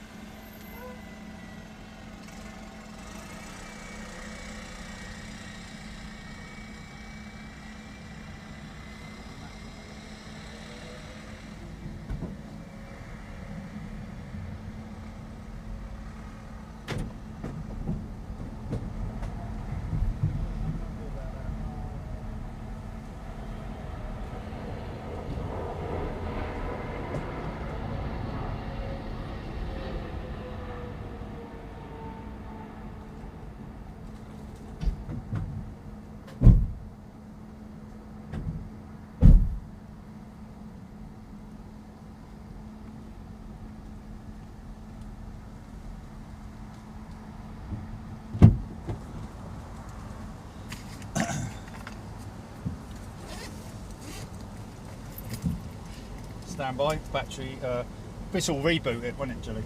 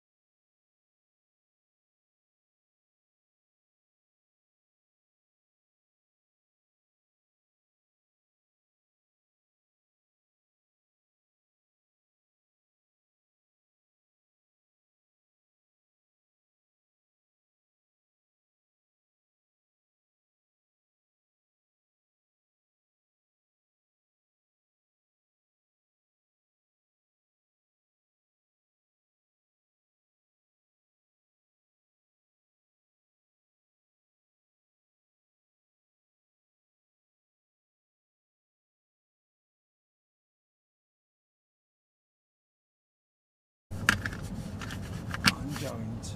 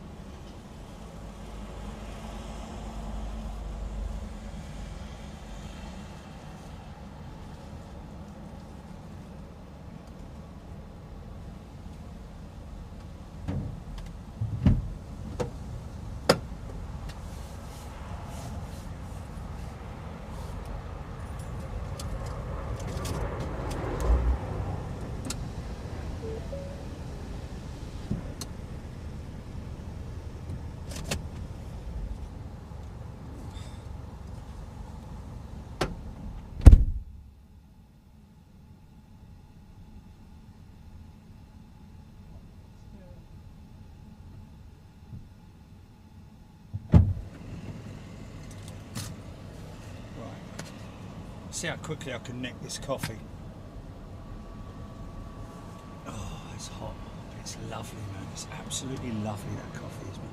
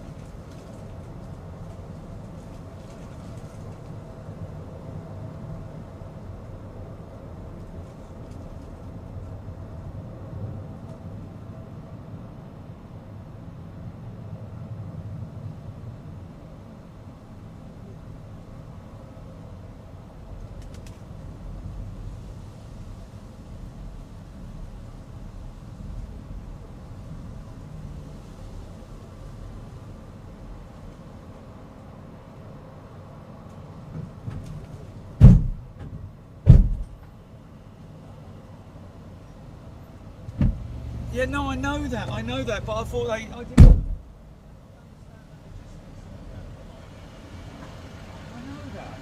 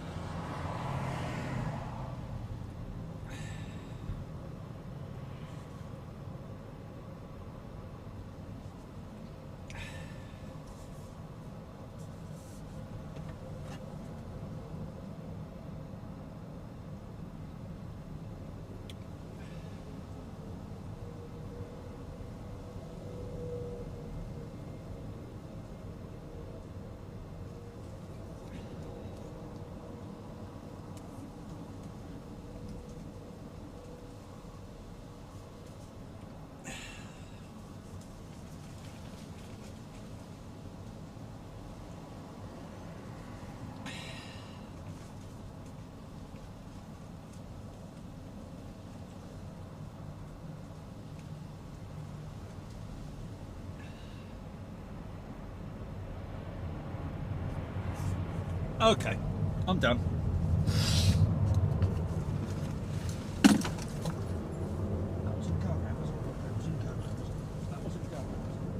Was that a go around? Was that a go around?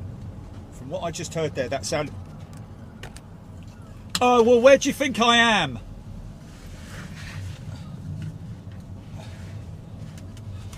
Well, what do you think? Okay, okay, well, just tell me that then. Asking me where, where do you think? Okay, I've got spare batteries, spare mic. Okay, all right, okay, fair enough. No, negative, it wasn't. Okay, okay, all right. What do you mean? What do you mean go around? Where? What? Well, where do you think? Okay. Oh dear.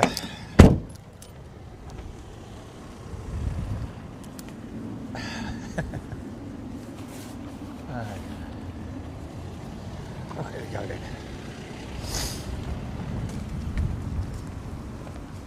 Interesting. Saga Titan written on that jet.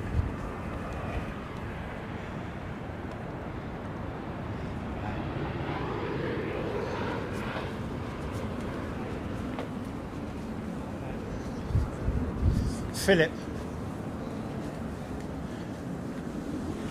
Just think of Philip.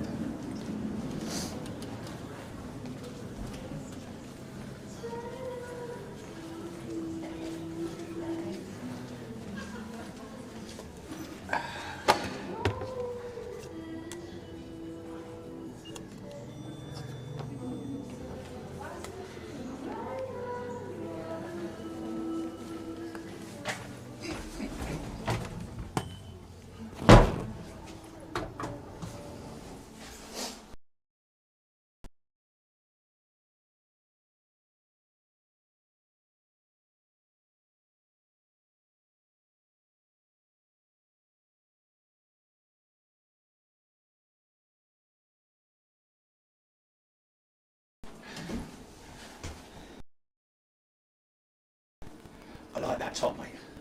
That green is the best colour we've ever had in the store, to be honest. What's that?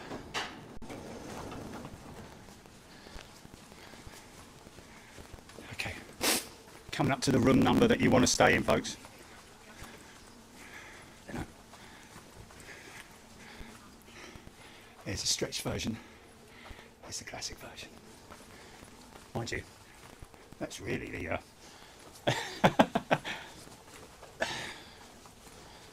what's that now? Okay. How long we got? Oh, have we? Hilarious, man. Oh, that's hilarious. Yeah, yeah. Yeah. Look at that, man. Look at that. Look at that. Wow. Now look at that. That is a really good scale example. An Embraer E15 E2 jet up against Concorde. They almost look like models there, don't they? Look at that. And she's been moved there, and she sits there. Now that hangar there, folks, is one of the hangars that's actually not used very often for aircraft maintenance. I don't think they park stuff in there and all that kind of thing. I'm guessing they do when they need to, but that one, as you can see, doesn't have the frontage on it like these other ones, which is, as you can see, how far out the likes of a Dreamliner sticks, because back in the old days they could fit those in there, you see. 707s and VC10s and jets like that, the beginning of the jet age.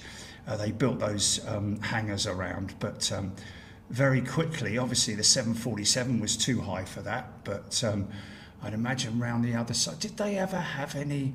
Yeah, when the 747 came in, I'm guessing that they built these frontages, and then of course you've got the cathedral around the corner as well, which is, believe it or not, built in the, was it in the 70s or something like that? But look at the size of that. That's a regional slash short range aeroplane that you see there with that KLM jet, and that to its left is obviously Concorde, and a lot of people would think that Concorde would be much bigger than that. Jilly even told me that when she saw the Concorde for the first time in the flesh, was quite disappointed on how small it was. But yeah, look at that, man. I mean, the American one was, I think it was double the size of Concorde, as far as I'm aware anyway. We can go out there and have a look at it, can't we? I go and put me, oh, that's too much.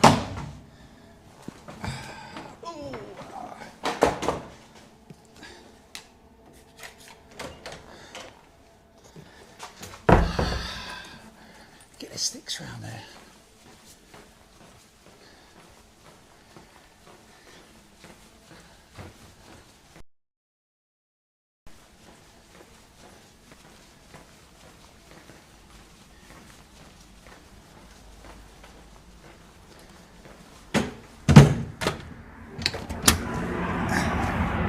Yeah.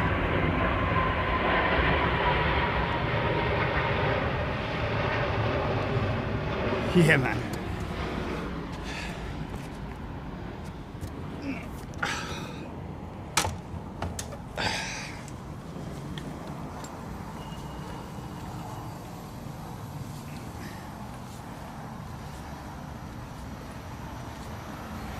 That's crazy. We've had, since we've basically had merchandise, you're saying, Jilly, we've had this colour available. That's brilliant.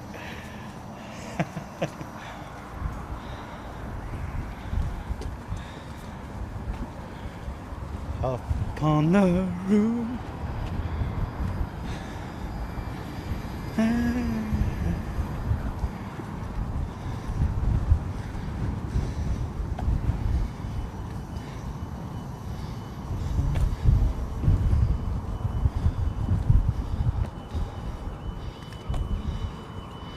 Now you see, I could go up on that, up there on that roof up there in the far distance, but there's a big vent that comes out of the roof that makes a right old racket, and it's. We'll go and have a look in a minute.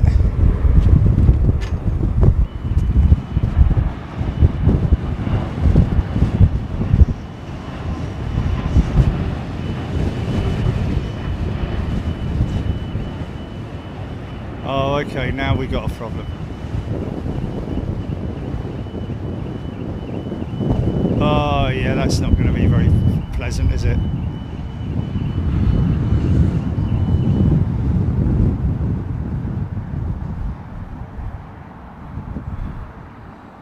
Version of what? What's that now, Jilly? Version of what? Hello!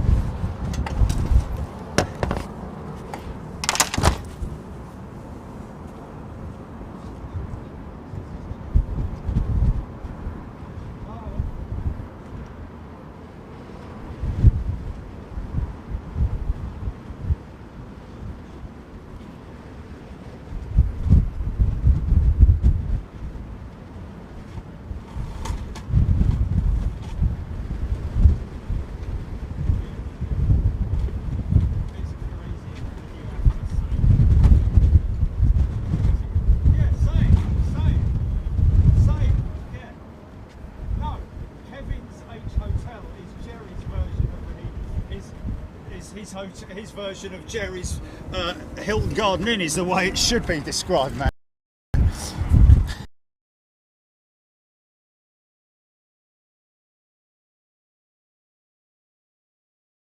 Okay.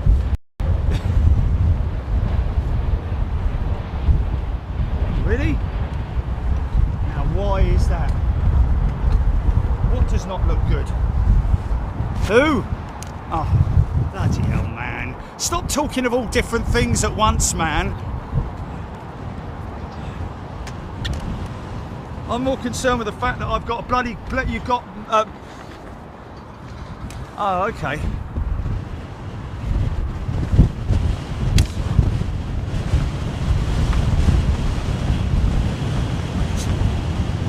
Kevin's version of... Jerry's version of Kevin's... Who started this old bleeding thing? No, me. I started it. I started streaming, man. Everyone else is all in me wake, basically. I wish people knew about that, but there's a lot of people who don't. I've been streaming long before some of these people were even still working in sound studios or whatever. Okay, I think we're good. I think it would be nice to...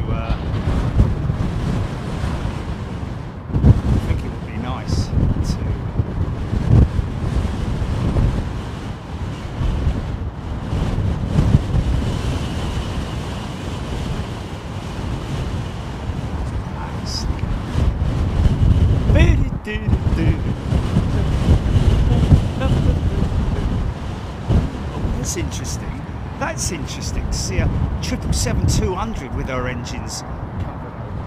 That's interesting, isn't it? Eh? Now she's obviously she got there. Are they GEs or are they rollers? I think they're rollers. You know, I'm just having a look to see if there's a.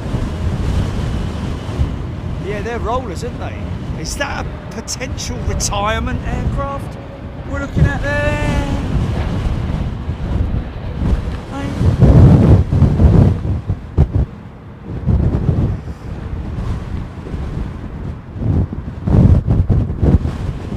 Okay, CX7 updates, please. Wow, you're probably aware that it's a bit more forceful up here on the roof.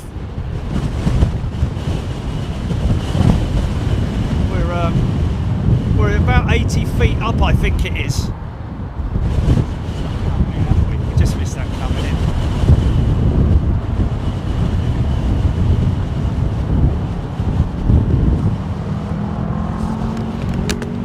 Sorry, folks. Okay. Retro Jacob.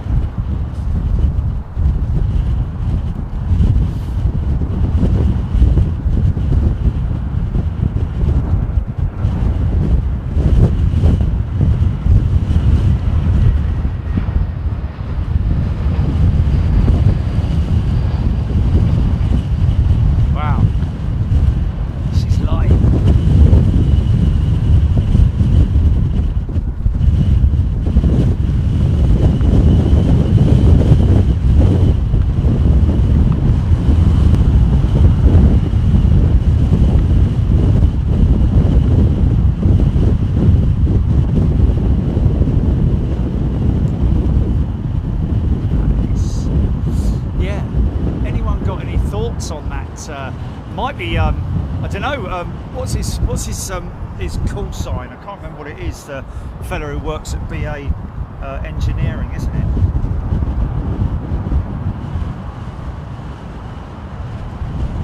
Fuzzy or something like that, isn't it? Isn't it Fuzzy or something?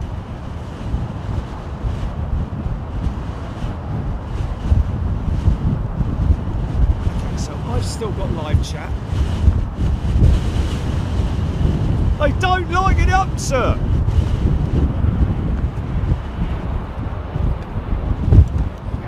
E2 jet. I wonder why that.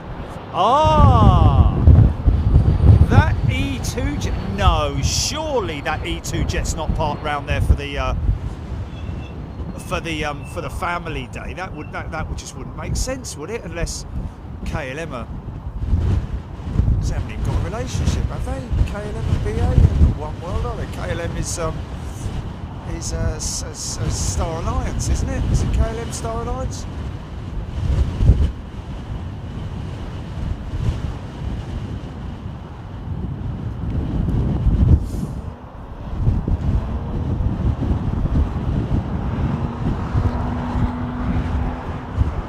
Singapore 308, then CX7, Aaron Thomas. Seppo, welcome. Seppo, brand new member. Still got the paint wet. Seppo, a very warm welcome to you as a Big Jet TV member. Seppo, make sure that you check your perks on Big Jet TV. You are going to be joining us next week if you want to, live from Taipei. Well, Taiwan, shall we say, BEA's retro jet.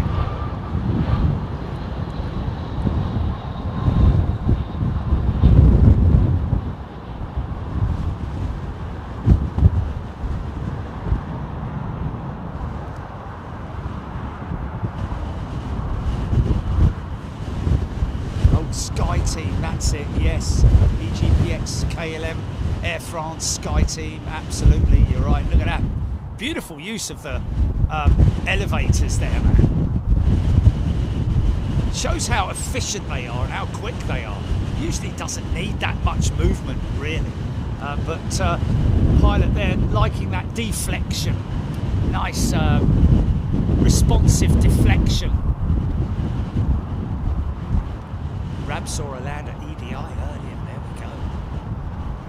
Pico 7 is BA ordering E2 jets, maybe this is what KLM. Well, I was thinking that, Pico 7. I was thinking that, because obviously they operate Embraer E190s, don't they, into London City, but I guess. But why would KLM park one of their jets over there for a whole week and take it off the line? Because that's that doesn't make any sense at all in terms of generating income. I can't imagine that there would be any international operator out there who would be, have one of our planes for a week. You know, it's like, unless of course it's been arranged with Embraer that they do it, but then in that case wouldn't Embraer put their own demo jet over there? Look a lot better, wouldn't it? H-Dot. Thank you, H-Dot. Gifting a channel membership. Where she is, look, there she is. The Singapore Slinger, ladies and gentlemen. Jumbo right behind her. Okay, I've got to keep an eye on that. Look, 747. She's geared down. But here comes the Singapore Slinger, looking beautiful in the sunshine, in the broken cloud. Dappled sun. Eric van der Gain. Is that Eric van der Gain? Is a brand new member. Look at the rudder on the 380, man.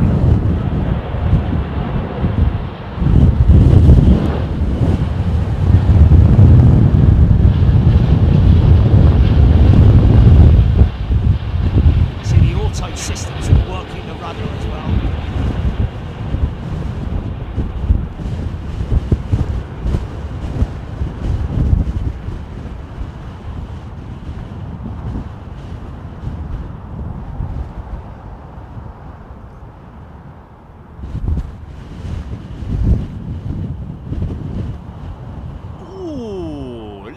Bit untidy on the late stages, wasn't it? After she'd actually touched down, there's a little bit of wallowing going on there, wasn't there? Eric van der Gain, there he is, there he is. No doubt from Holland. Contingent of Dutch plane spotters and aviation fans, huge contingent. Brian Stewart, plenty of outboard aileron movements. Yeah, those big triple set of ailerons out of the wing. Whereas this thing obviously has its ailerons, but also the big flaperons just behind the number 2 and number 3 engine. You'll see big moving parts of the wing, which are known as the flaperons. Martin Smith, bit of uplift, yeah.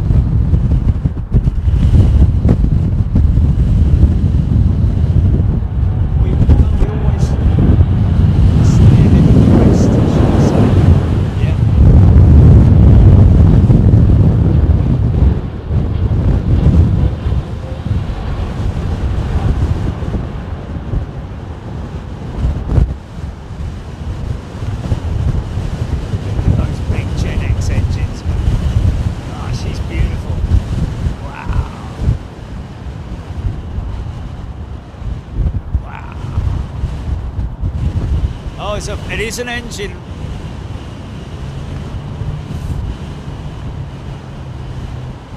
Oh, blimey. Will W, yeah, well, we're fully aware. I did actually mention whether it was potentially engine related why that KLM 190E2 is parked up round the corner. Obviously the Pratt & Whitney engines, but I wouldn't have thought that they would, you know, I mean, that's got to be like the engine's broken, literally, because otherwise they fly it back to Schiphol. They've got big maintenance sheds at Schiphol, and they've got enough, they've certainly got enough real estate to park them at as well, around the sheds. Oh,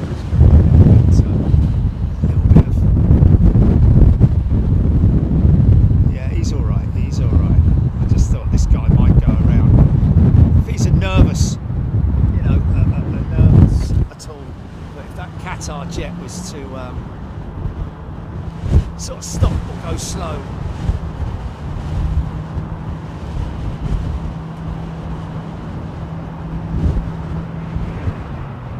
Wow, apparently it's been here for 11 days already. Thank you, Michael. Been here for 11 days, that KLM jet. Wow. I regularly patrol the perimeter road around Heathrow, especially the shed area, the maintenance area, and I haven't seen it. They must have kept that hidden somewhere behind the back of the bike sheds, or in one of the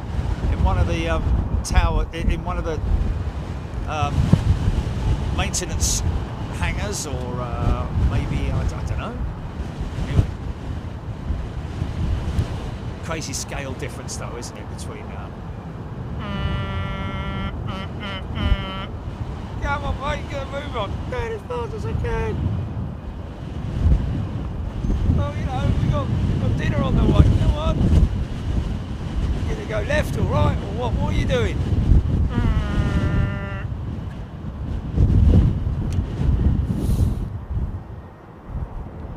Lucy Bundy Rowe has gifted a channel membership. Thank you, Lucy. Very kind of you. Super Tato. She's going to open her nose up today. Yes, we all know about the A321 fuselage. We believe that it's going to be used for emergency evac or emergency service training.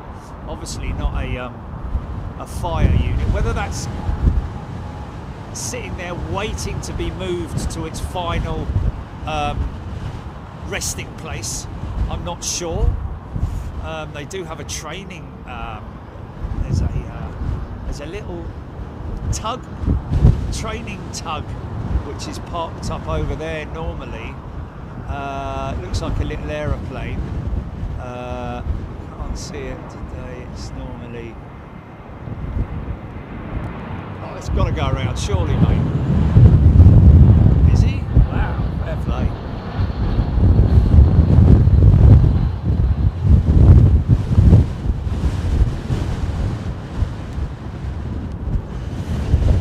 Just get it, just in case, because you never know. Always catch them, mate.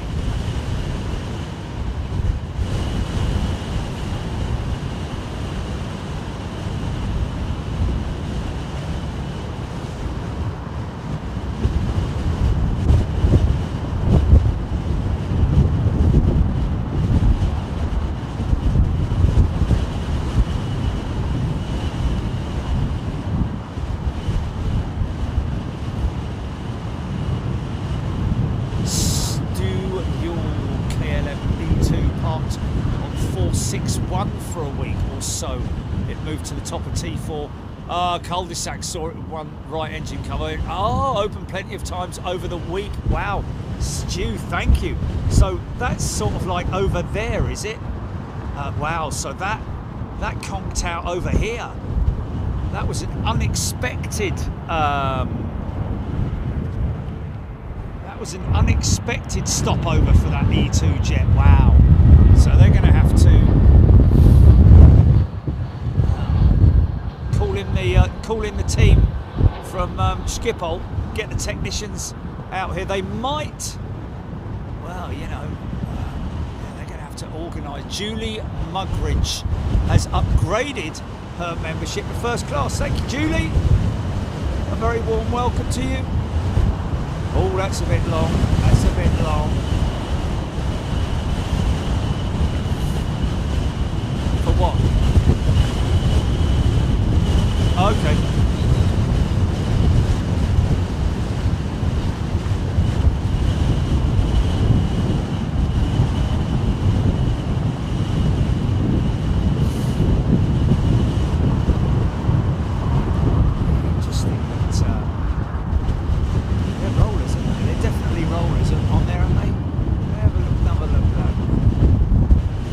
Rolls-Royce emblem, isn't it?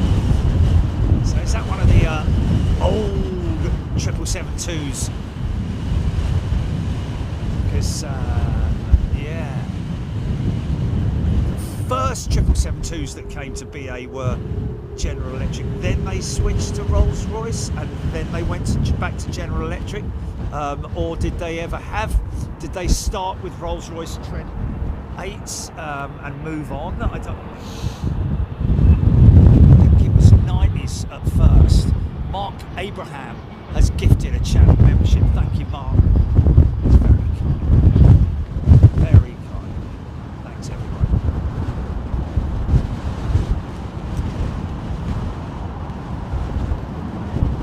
Wow, that's crazy, isn't it? That's how there's a real. I mean, obviously, other than the whoa, easy there, mate. There we go. Nicely done. Well within the touchdown zone.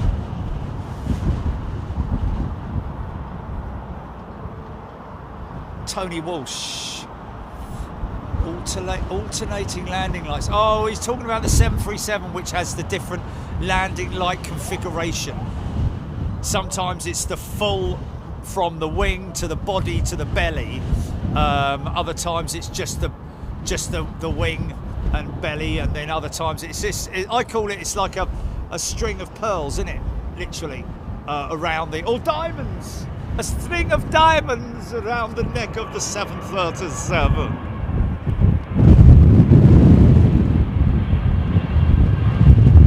Jedi Master Joe has gifted 10 channel memberships. Thank you, Joe. Very kind of you, Jedi Master. For members, I will gift.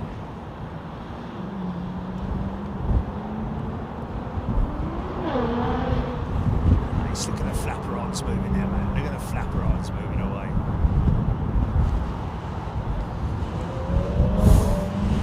Obviously, when you see the flight deck of a or a Boeing pilot controlling an aircraft on descent in crosswind conditions or in any windy conditions, it's a lot more aggressive. It looks a lot more aggressive. Although all those inputs are smooth, you generally don't see it from the Airbus pilots because they're using a side stick. So you generally don't get to see their hand moving. But obviously with the yoke, it's right in the middle, so you get to see them left, right, up, down, that kind of movement, which is okay. So apparently Yorkshire Flyer, that's been there since the 13th of May. I thought we did HCI. Yeah, so it's obviously okay. Oh, it's been there since the 13th of May, but it hasn't had its engine covers on since the 13th of May. I think that might be what it is, because obviously we filmed since the 13th of May and we didn't see that jet with engine covers on it. It might have been parked there without the engine covers on it.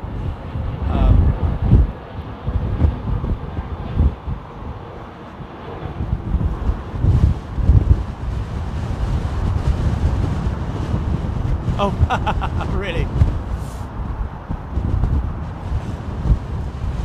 Well, I probably filmed it either sitting in another location. Might not have been parked there since the 14th of May. Long landing! Go on, son. There we go.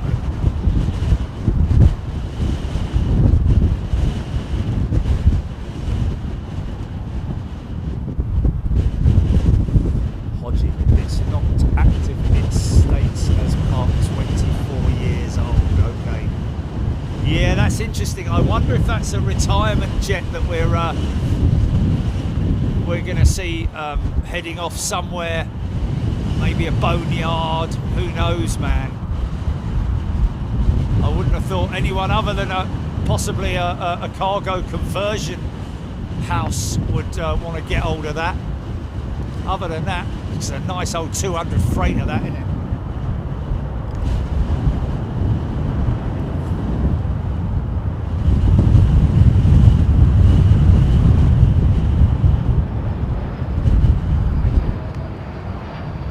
Air France A380.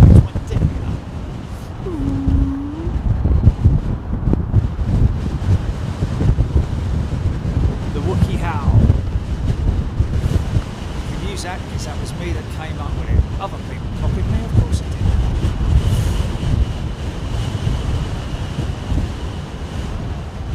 It's an engine that there's a sound from primarily the 220s and also the E190s, the E2s as well. Not so much the A320s or the Airbus. Well, I mean the A220 is an Airbus, but you know what I mean.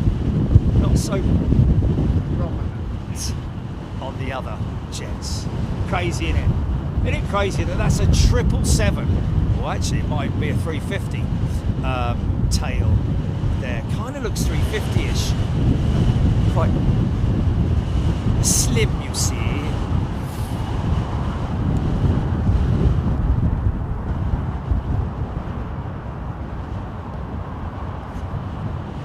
Oh, Nick Fazy, no retirement planned. Interesting.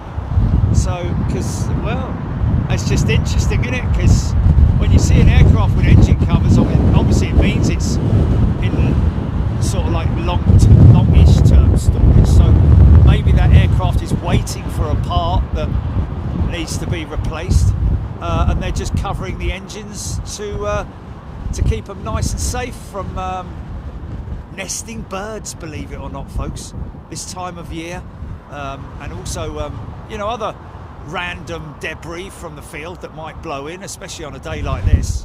You know, you don't want a big plastic bag stuck in your combustor. Well, it wouldn't get that far, obviously, but you know what I mean. In the hot end of the engine, or even the cold end of the engine, for that matter. Compressor blades, when they get tinier and tinier, don't they? They make a right old mess of a big piece of plastic that you see regularly blowing across airfields and stuff like that. Obviously, not something that airfield operations are happy to happen.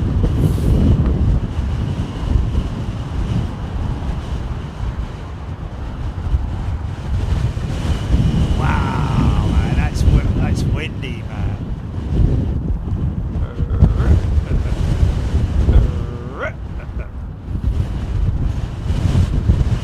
Yeah. Wow.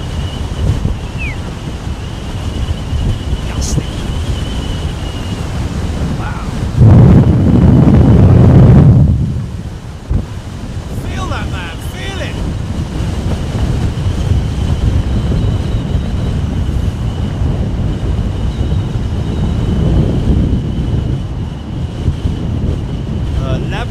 Saying they BA have issues with the 777 fleet right now, being a few cancellations due to lack of aircraft. Well, there's one of them.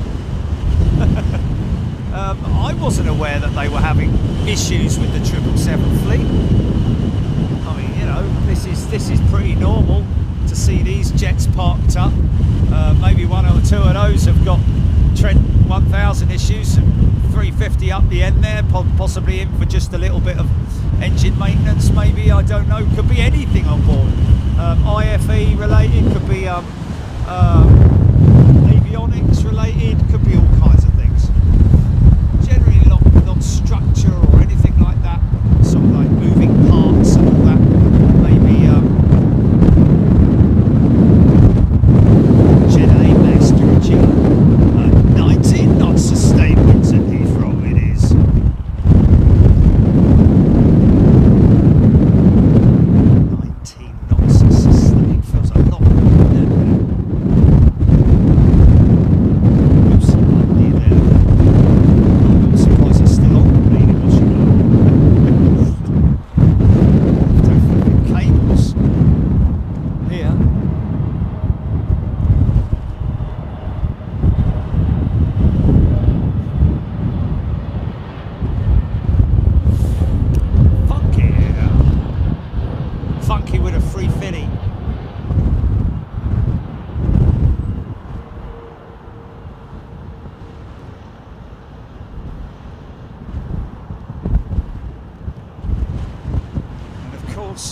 What's missing from this picture, folks? What's missing?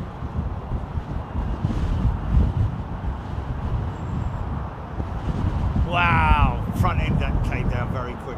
What's missing, but also what is hilarious, is that flipping set of yellow steps is still there. And I bet you when they put Concorde back, they'll still be there. You can't make it up. Oh my goodness. It's infuriating, I tell you, infuriating.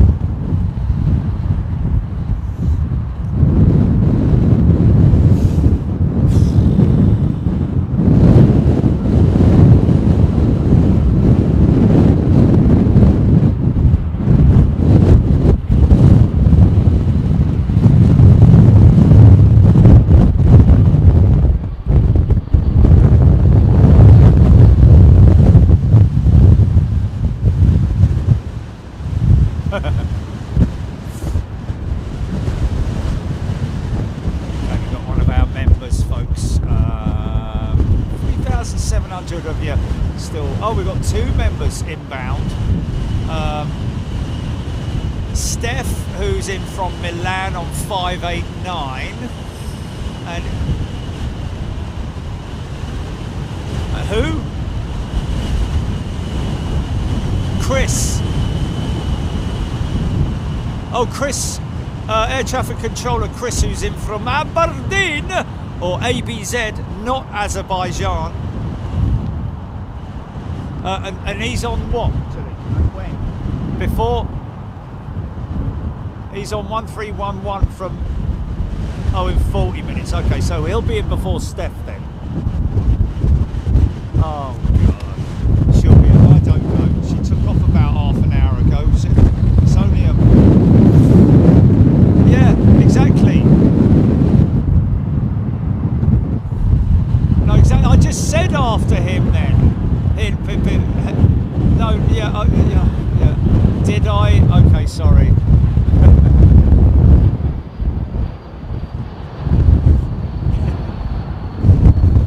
Okay, she's in the biggin. Oh, we're led to believe.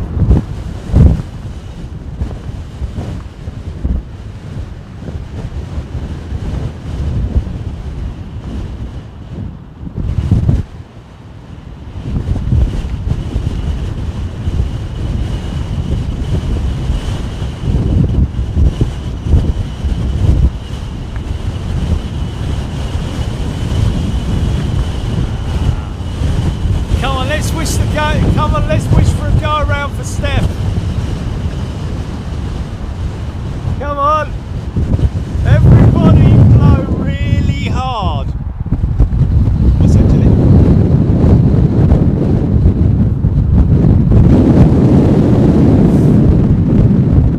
As she goes by. Oh, yeah. Oh my God, that's hilarious, yes.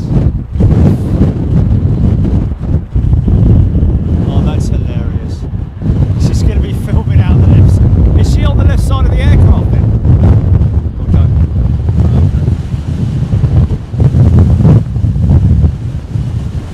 Oh, that's funny, man. They're not there. Can't we send her sort of like Morse code to her?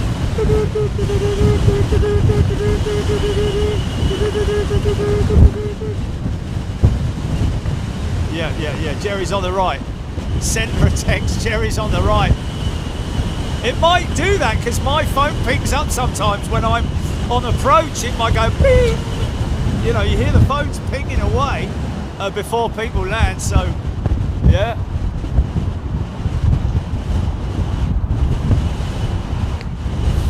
Craig, you didn't miss the Concorde moving, but if you were with us during the transition from over the north side to the south side, you would have seen my little piece about her. Well, we'll go out there before I go, before we break it down.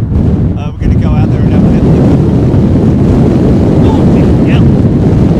Stephanie's on the left, Beverly George saying. She might be frantically asking if she can change seats with someone. No!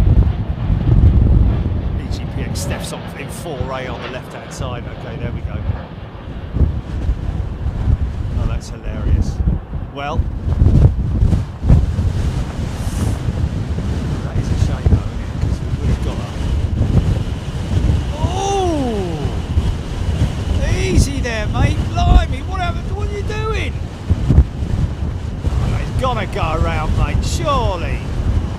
If you, fair play, mate, if you're going to put that down.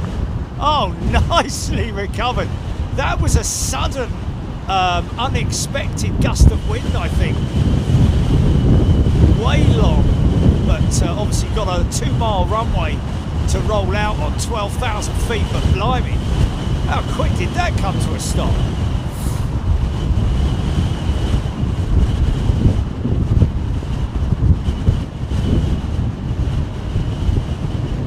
So step number 5 to land after the Turkish jet. Charles Webb. Charles is a brand new member. Welcome, Charles, and he's an organic member. Welcome to you, Charles. Great to see you. Make sure, new members, you get involved, and also make sure that you subscribe to the channel as well. If you don't subscribe to the channel, I'm not forcing you to, but I'm just saying that if you want to comment, you need to be a subscriber, believe it or not. When you join as a member, or when you're given membership, you don't automatically get subscribed, which is a bit crazy, really. Yeah.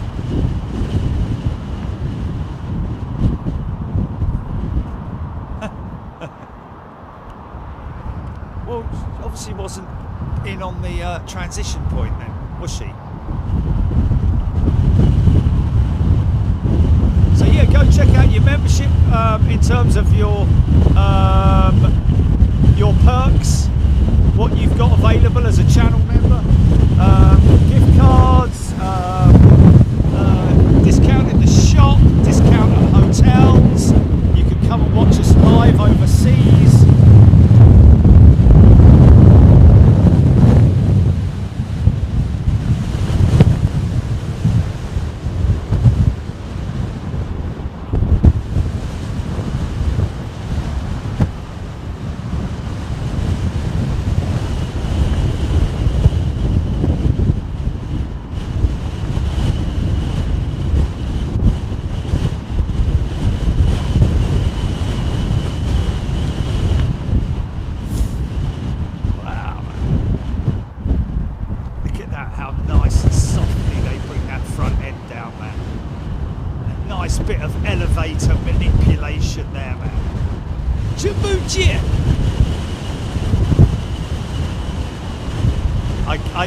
I'm waiting. If I leave that there like that, Jilly, I'm waiting for the person who says, why are they putting that plane on that plane?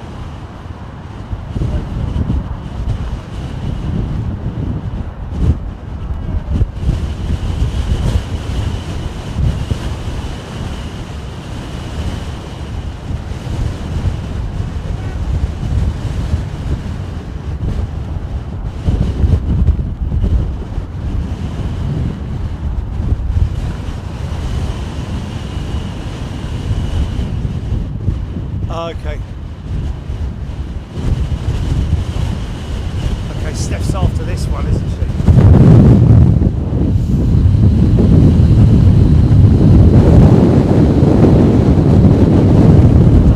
Doesn't matter if she does read it, doesn't she?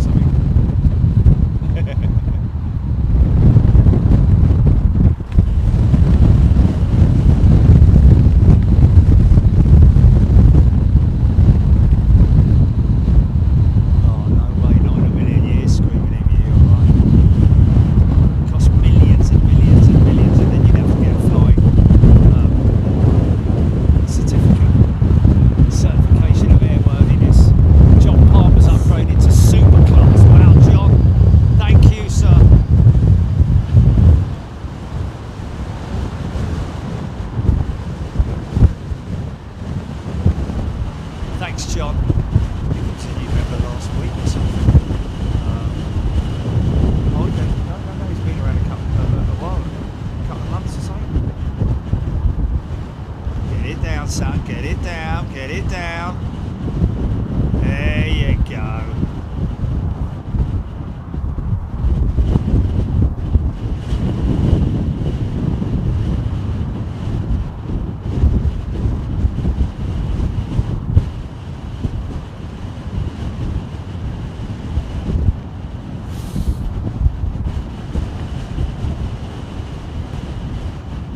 Oh.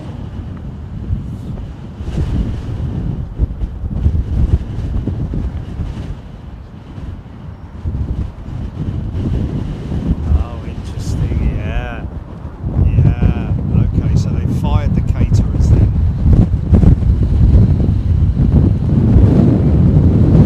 Callum Rowley currently on 270. About BA plays. Why did they have the Royal Mail logo on them? Great question, that, Callum.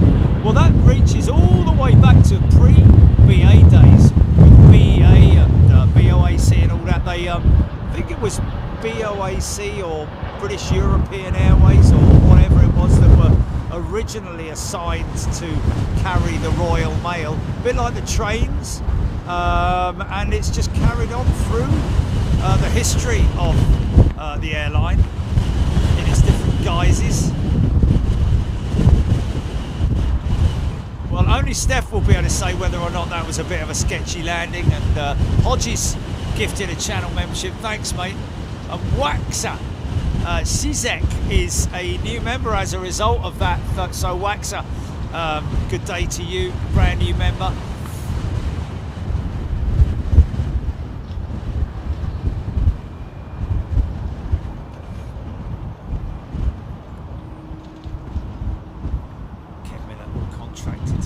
Yeah, but the history behind it, I know they're contracted, but the history behind the mail, it goes back many, many years. In fact, I think it goes back to even, I think the first flight out of Hendon, which is now the London RAF Museum.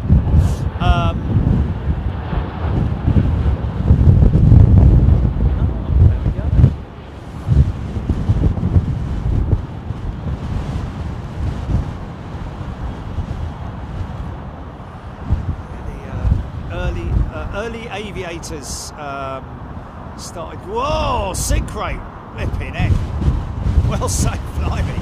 That was going down at a rate of knots, wasn't it? Pull up.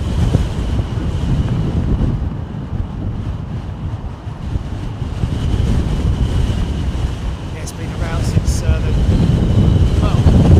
since aviation began, really. Since aeroplanes could. Once they got through that barrier of being able to carry stuff, obviously, you know, way before the First World War, they were carrying mail across the water. Just with the flying boats later on, that continued on as well. Wow. The Royal Airmaroc.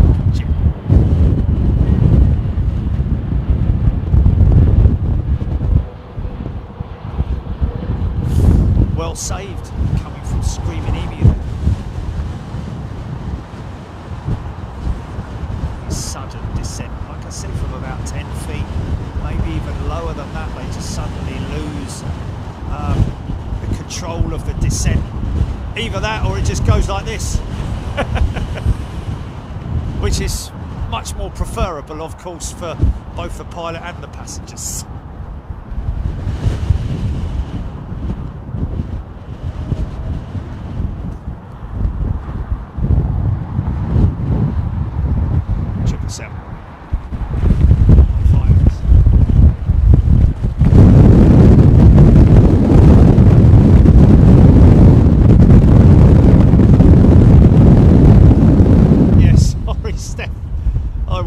Obviously changed the position just because of the fact that we've got Concorde around the other side of the building.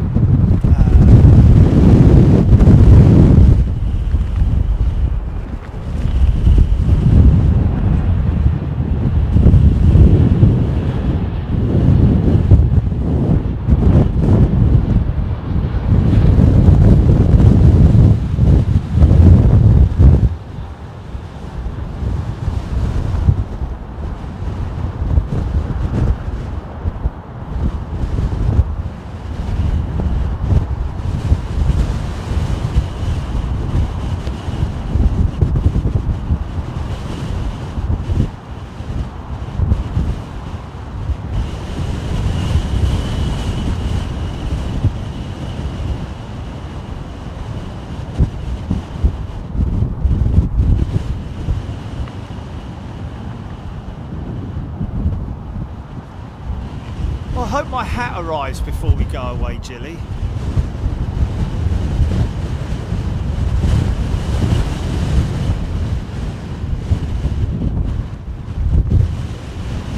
GG Hill, must say I'm very excited about what? But is it Royal Mail? Does it come Royal Mail? Or is it Courier?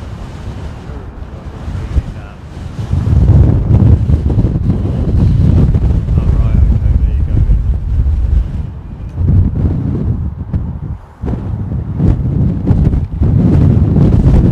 Uh-oh. Oh, so that's not too bad though, Steph. You can stand near the door so you can do some filming behind you. Stuff full of. Last on, Steph, last on. Well, actually, it depends on which direction they're coming at from the other end, doesn't it? She could be last on, she could be first on, last off. It could go like that sometimes. I generally tend to stand in the middle.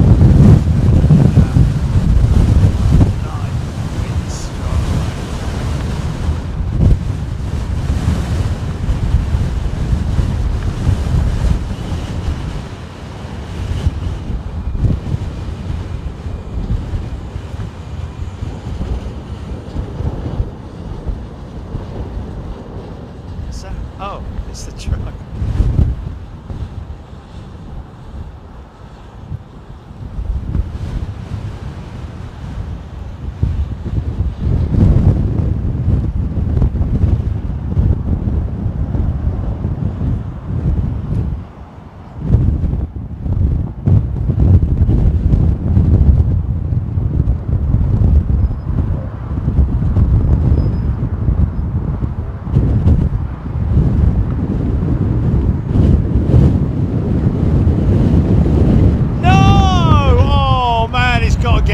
Got to get here.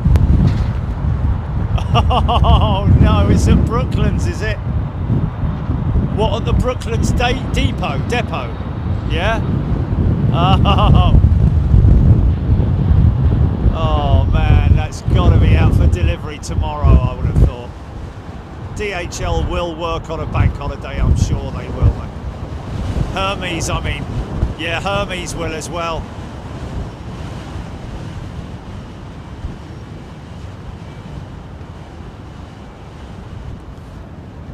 So my hat, oh, bit of ground effect there, man. Hey, go on, son. Oh, yeah, oh, yeah, oh, yeah, there we go.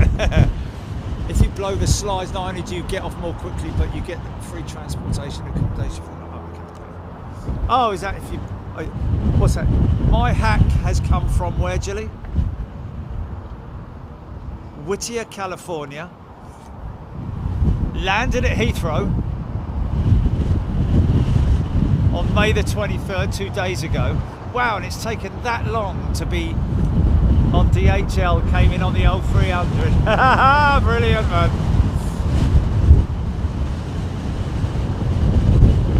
Lufthansa 777 freighter error, Tom was saying that was.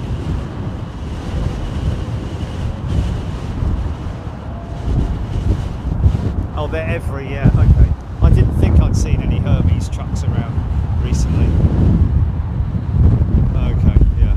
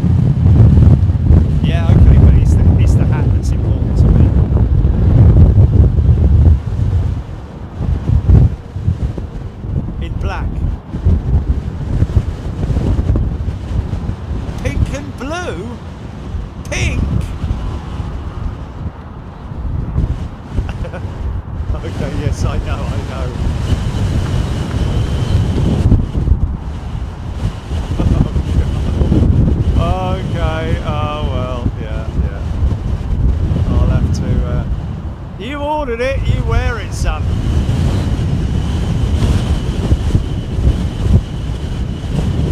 Sue say you should have ordered that from Big Jet TV, didn't it? Getting it tomorrow.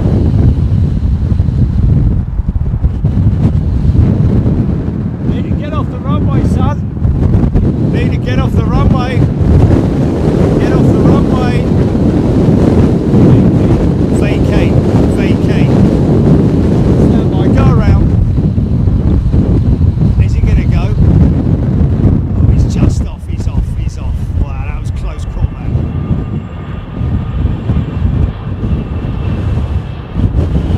So that means that spot of that close-up spot might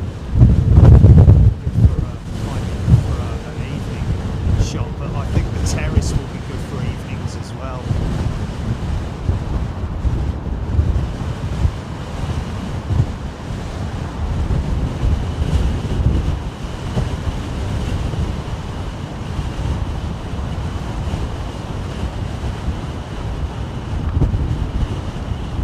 But what about the early stuff going out from the other one then? Is that something that we might want to look at? Or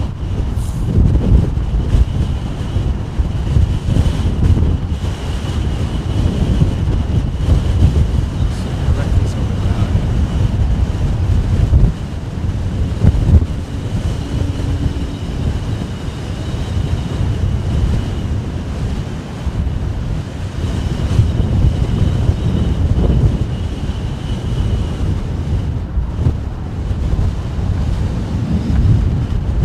Yeah.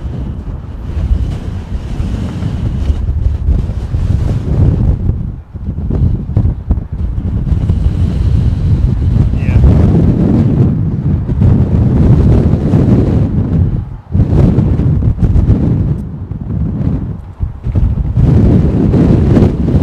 So we've got another, is he Chris, the ATC guy? He's a member. Chris Fleet, who is air traffic control, and he is on a flight from Aberdeen.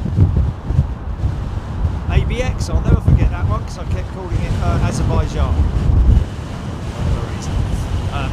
AZB is Azerbaijan, isn't it?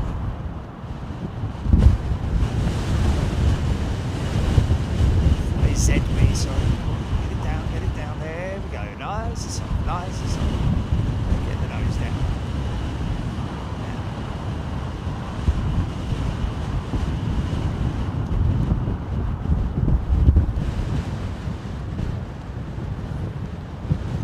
No, John, we're not live. No.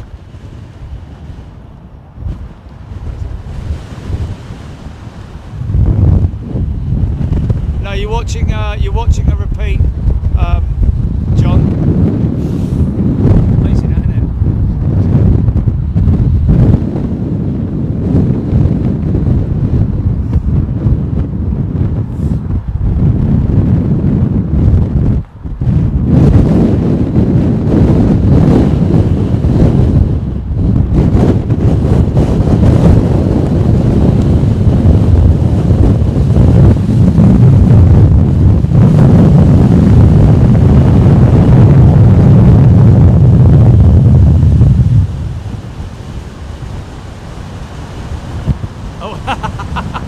Really?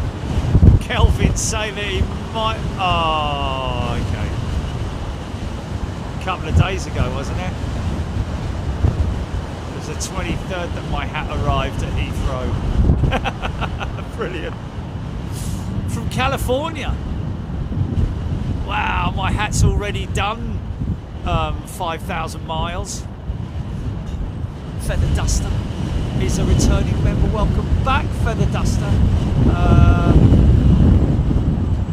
Joining us back as a first class member on Big Jet TV.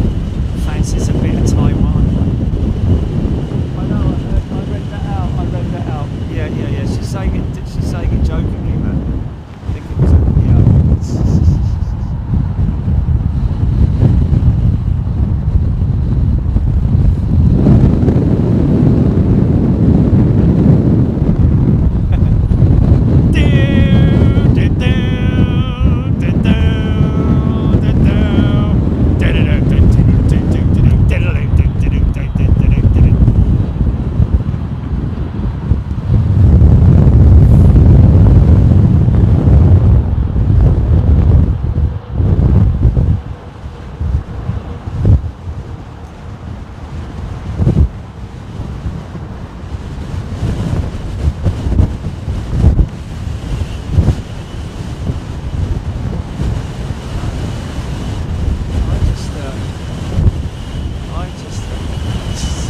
Oh, we're making out now, are we?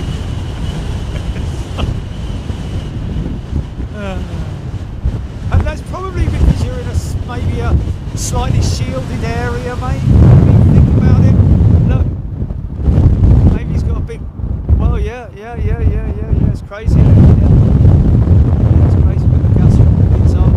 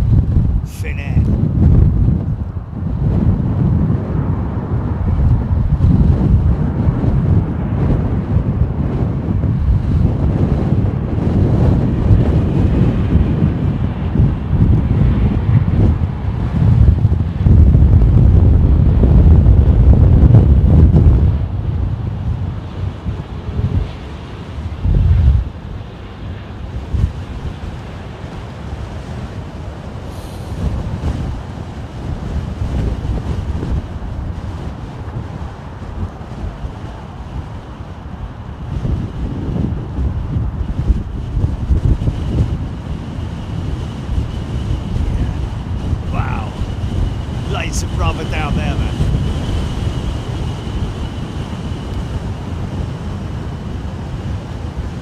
Yes, Kevin. A very windy day indeed.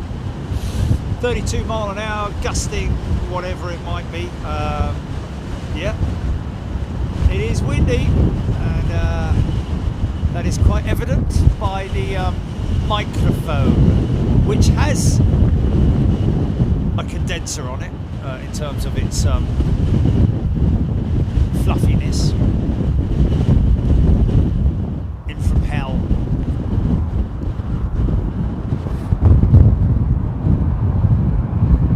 Yeah, I like the simplicity of it. Letters aren't whole letters. Really? Well, it's a font. It's a font, isn't it? It's different than everybody else, isn't it?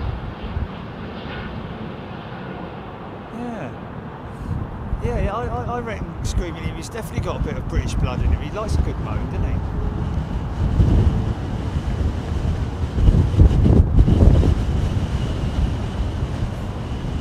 I like feeling it's kind of it's just nice. I like what they've done. I mean, you know, nice and big.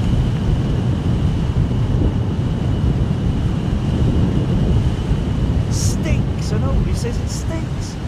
Blimey. So what you feel, mate. Stand behind you in a queue.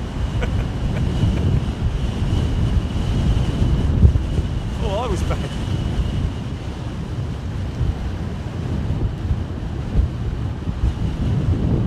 Oh, here we go, look.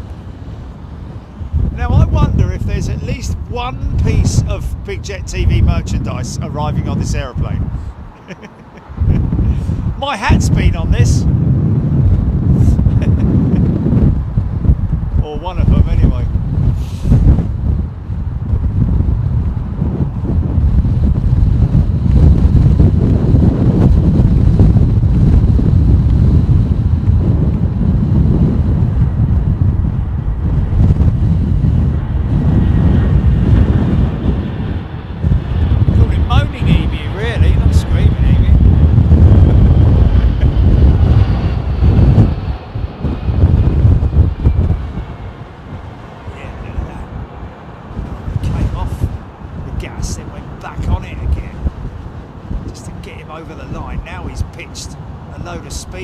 easily. Wow. Look at that. A bit fast, a little bit on the fast side, but nice in the end. Nailed it. Freight dive. Paul Skillet. Bought more from the shop yesterday. Another polo shirt and Memphis shirt. Gotta say, I love my new hoodie. I like I love the material. Just love the material. It's got to keep it nice and crisp. Yeah, it's kind of what you want to do, isn't it? Crisp and new.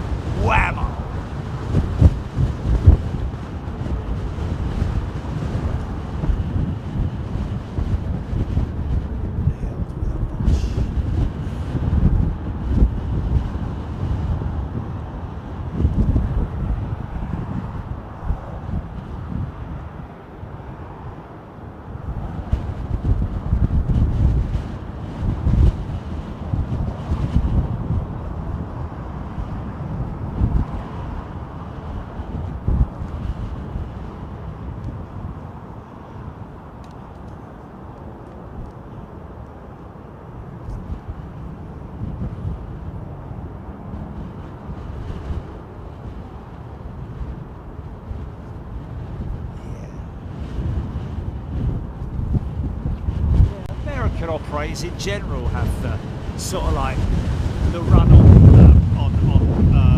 liveries, don't they, in terms of specialty. I mean, the Eastern operators, you know, Japan Airlines, ANA and all that, they've got their stuff, haven't they? But the Americans have got some good quality, something to say there about the Dunkin' Donuts,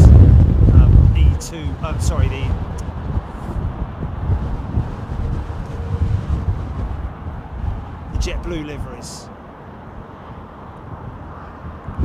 Obviously, their standard, read all about it, livery. It's, wow, went for the flare, got a bit of undercurrent there.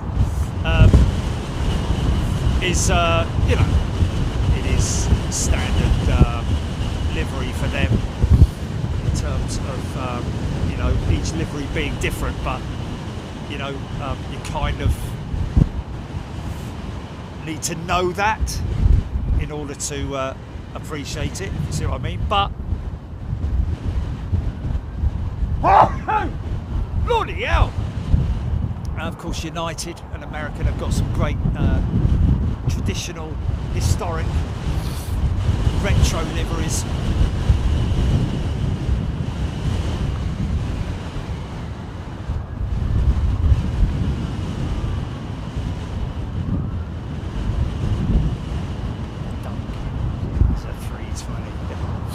Great name as well, hasn't it? Nose on. Doug Marshburn tuning in from a beautiful day in Florida. How you doing, my friend?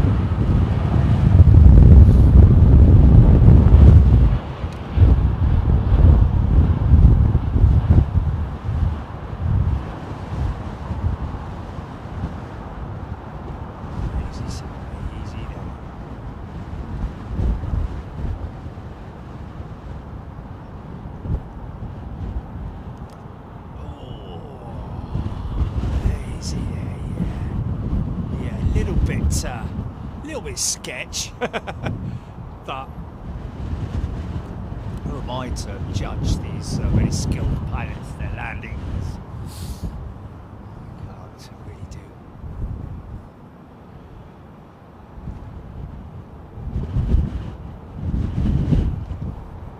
Crosswind with the sneeze.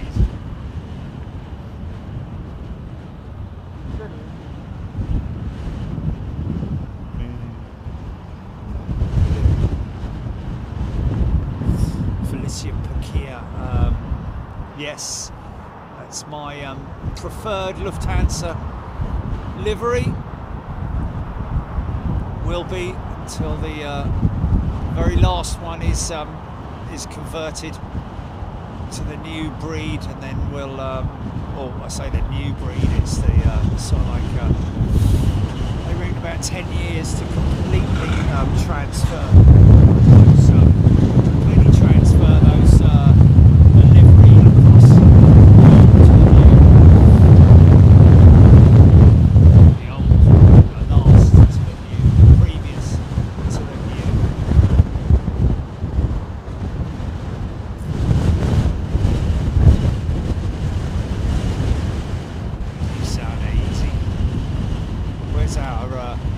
Where's Mr. Fleet, Jelly?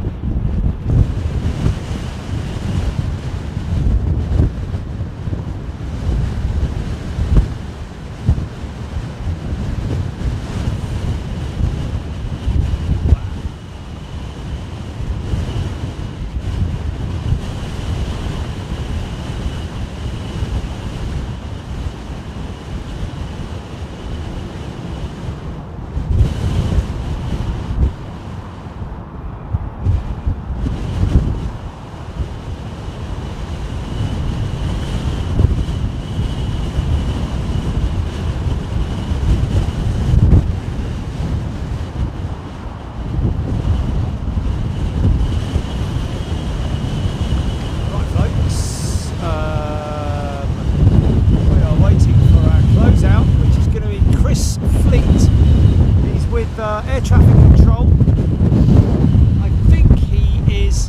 I think he's in Aberdeen, yeah, based in Scotland with, I'm guessing that's Nats. I don't know if he's at the airport or if he's at the air traffic control centre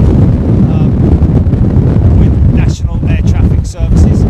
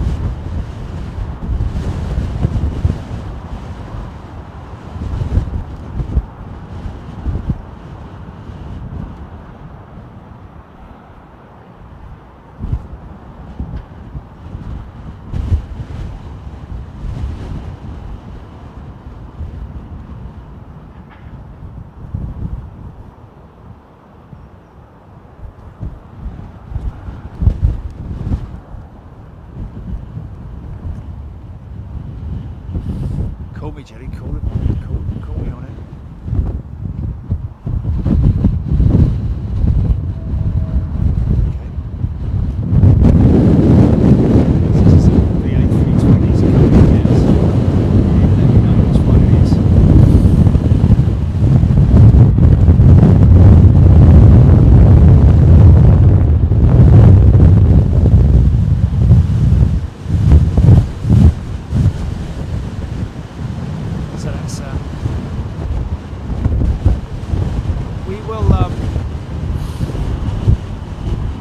all members, remember to, we're not going to go off air just yet, folks. We're going to get Chris landing, and then I'm going to walk around the corner again so I can show you Concorde in all her glory.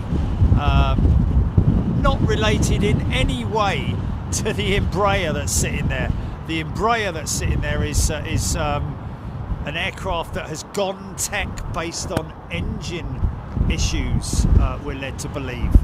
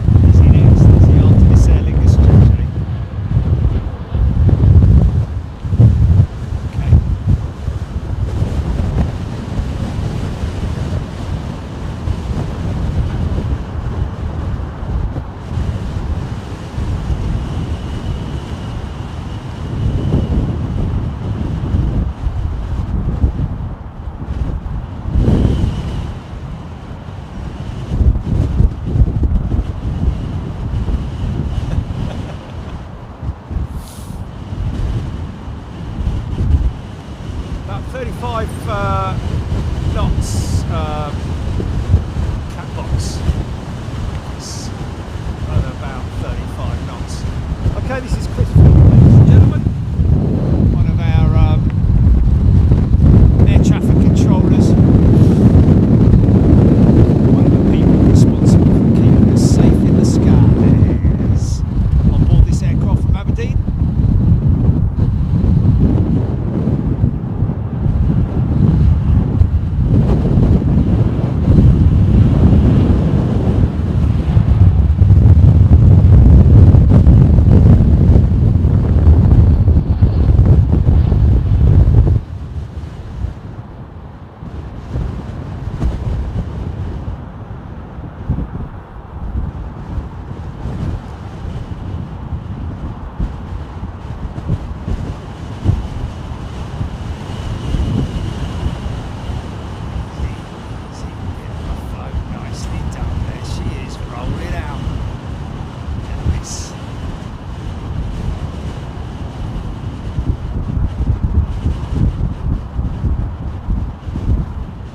Triple seven pull, that 321 fuselage segment that you see there is a safety training, a piece of safety training equipment, I guess is the best way to describe it. Right, now let me just disconnect that.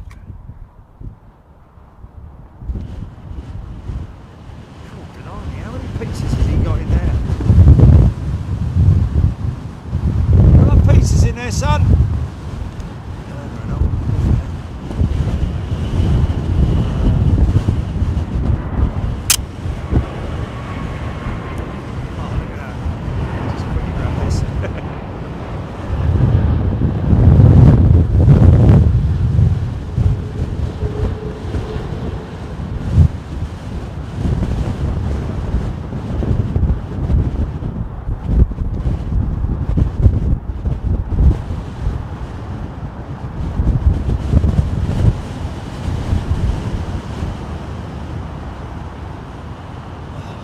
How far out is that?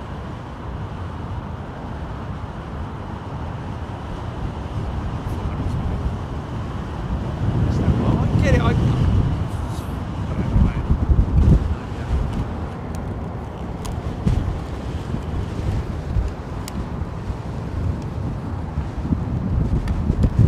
Shield. As in shush. Yo. Shield. That's it. Okay. You're saying it with an S and not with an SH. You're saying shield. Okay, alright.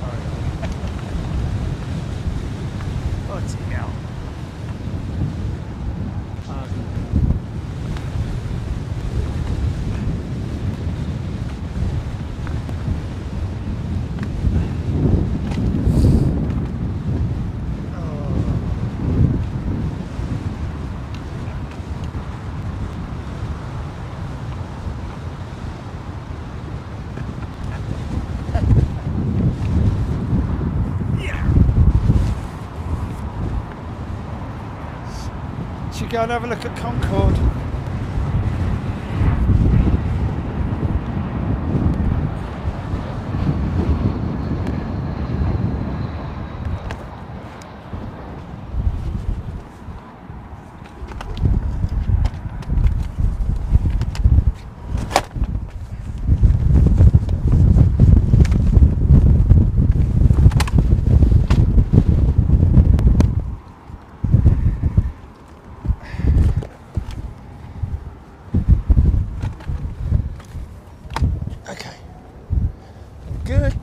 Check. I haven't left any FOD behind.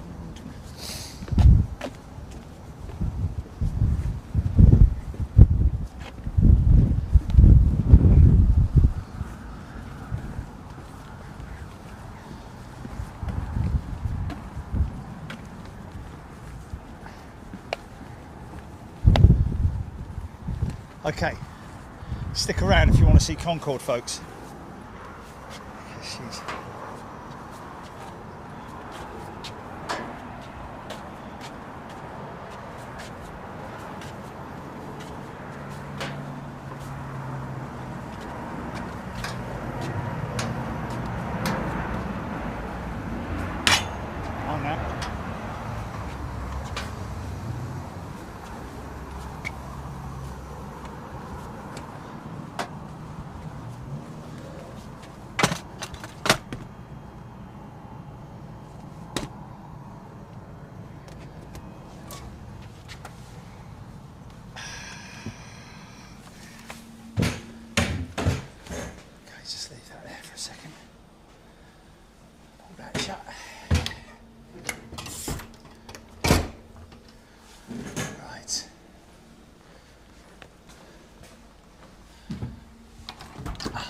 oh, there she is, look. There she is. Oh, look at that. Isn't that crazy? It looks like a toy there next to that E-Jet, man.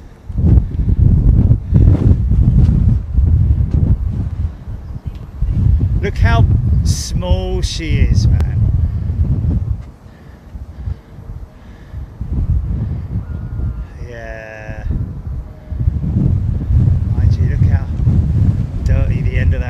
There, what happened there then? Like, not, well, look how dirty she was, man. You can see how filthy she was, but she's not shiny at all, is she? Look, grubbiness all on her, so all her paint's gone all matte, hasn't it? But look at her nose, man. Isn't she beautiful?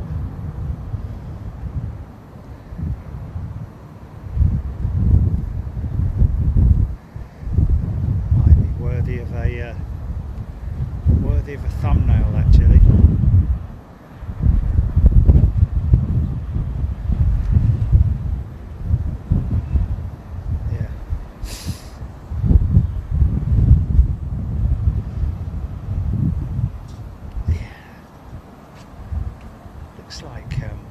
Just have a look here.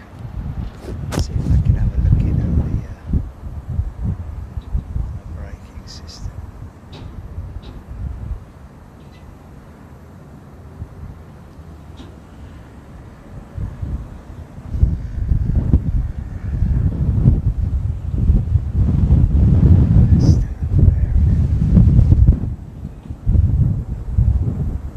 Wow, feather duster flew her 3 times. She's parked over here, folks, because this is where they have the annual BA Family Day, where all of British Airways, well, it used to be BA Engineering and now it's changed. This year they're inviting all of the BA staff. So if you're yes, that's what I heard, somebody said, whether it's true or not or something. Yeah, but apparently I am led to believe that this year they are inviting the entire BA staff base, so that could be a lot of people standing around there on the day, on the BA Family Day. They'll obviously have to cordon it all off, but wow. There you go. Say farewell to her, folks. She's going to be moved back to her original position over there. Oh, flipping heck, excuse me. See, that I can go up there if I want to, but up here there is a horrible noisy... Is it still up? Yeah, it's still up there. Yeah, I can hear it. Right then, folks. Well, that's about it. We will... How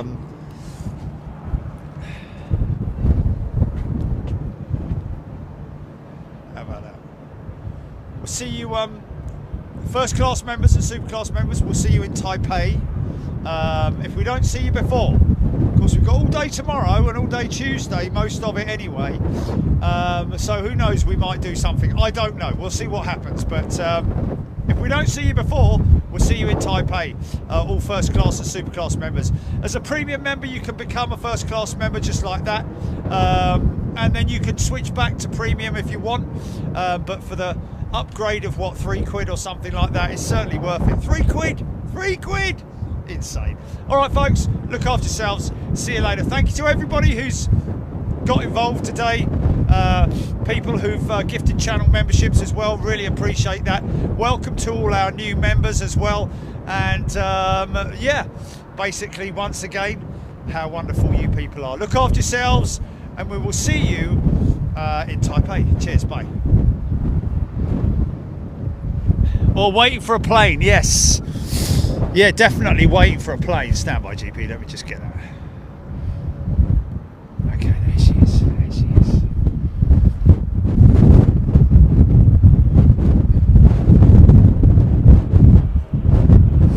What's a Victor Meldrew?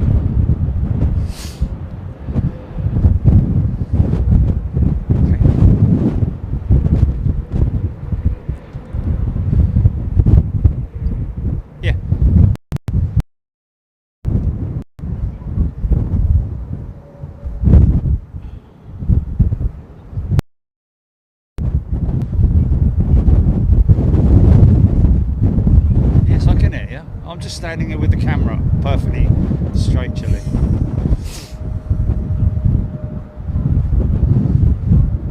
Oh, is it?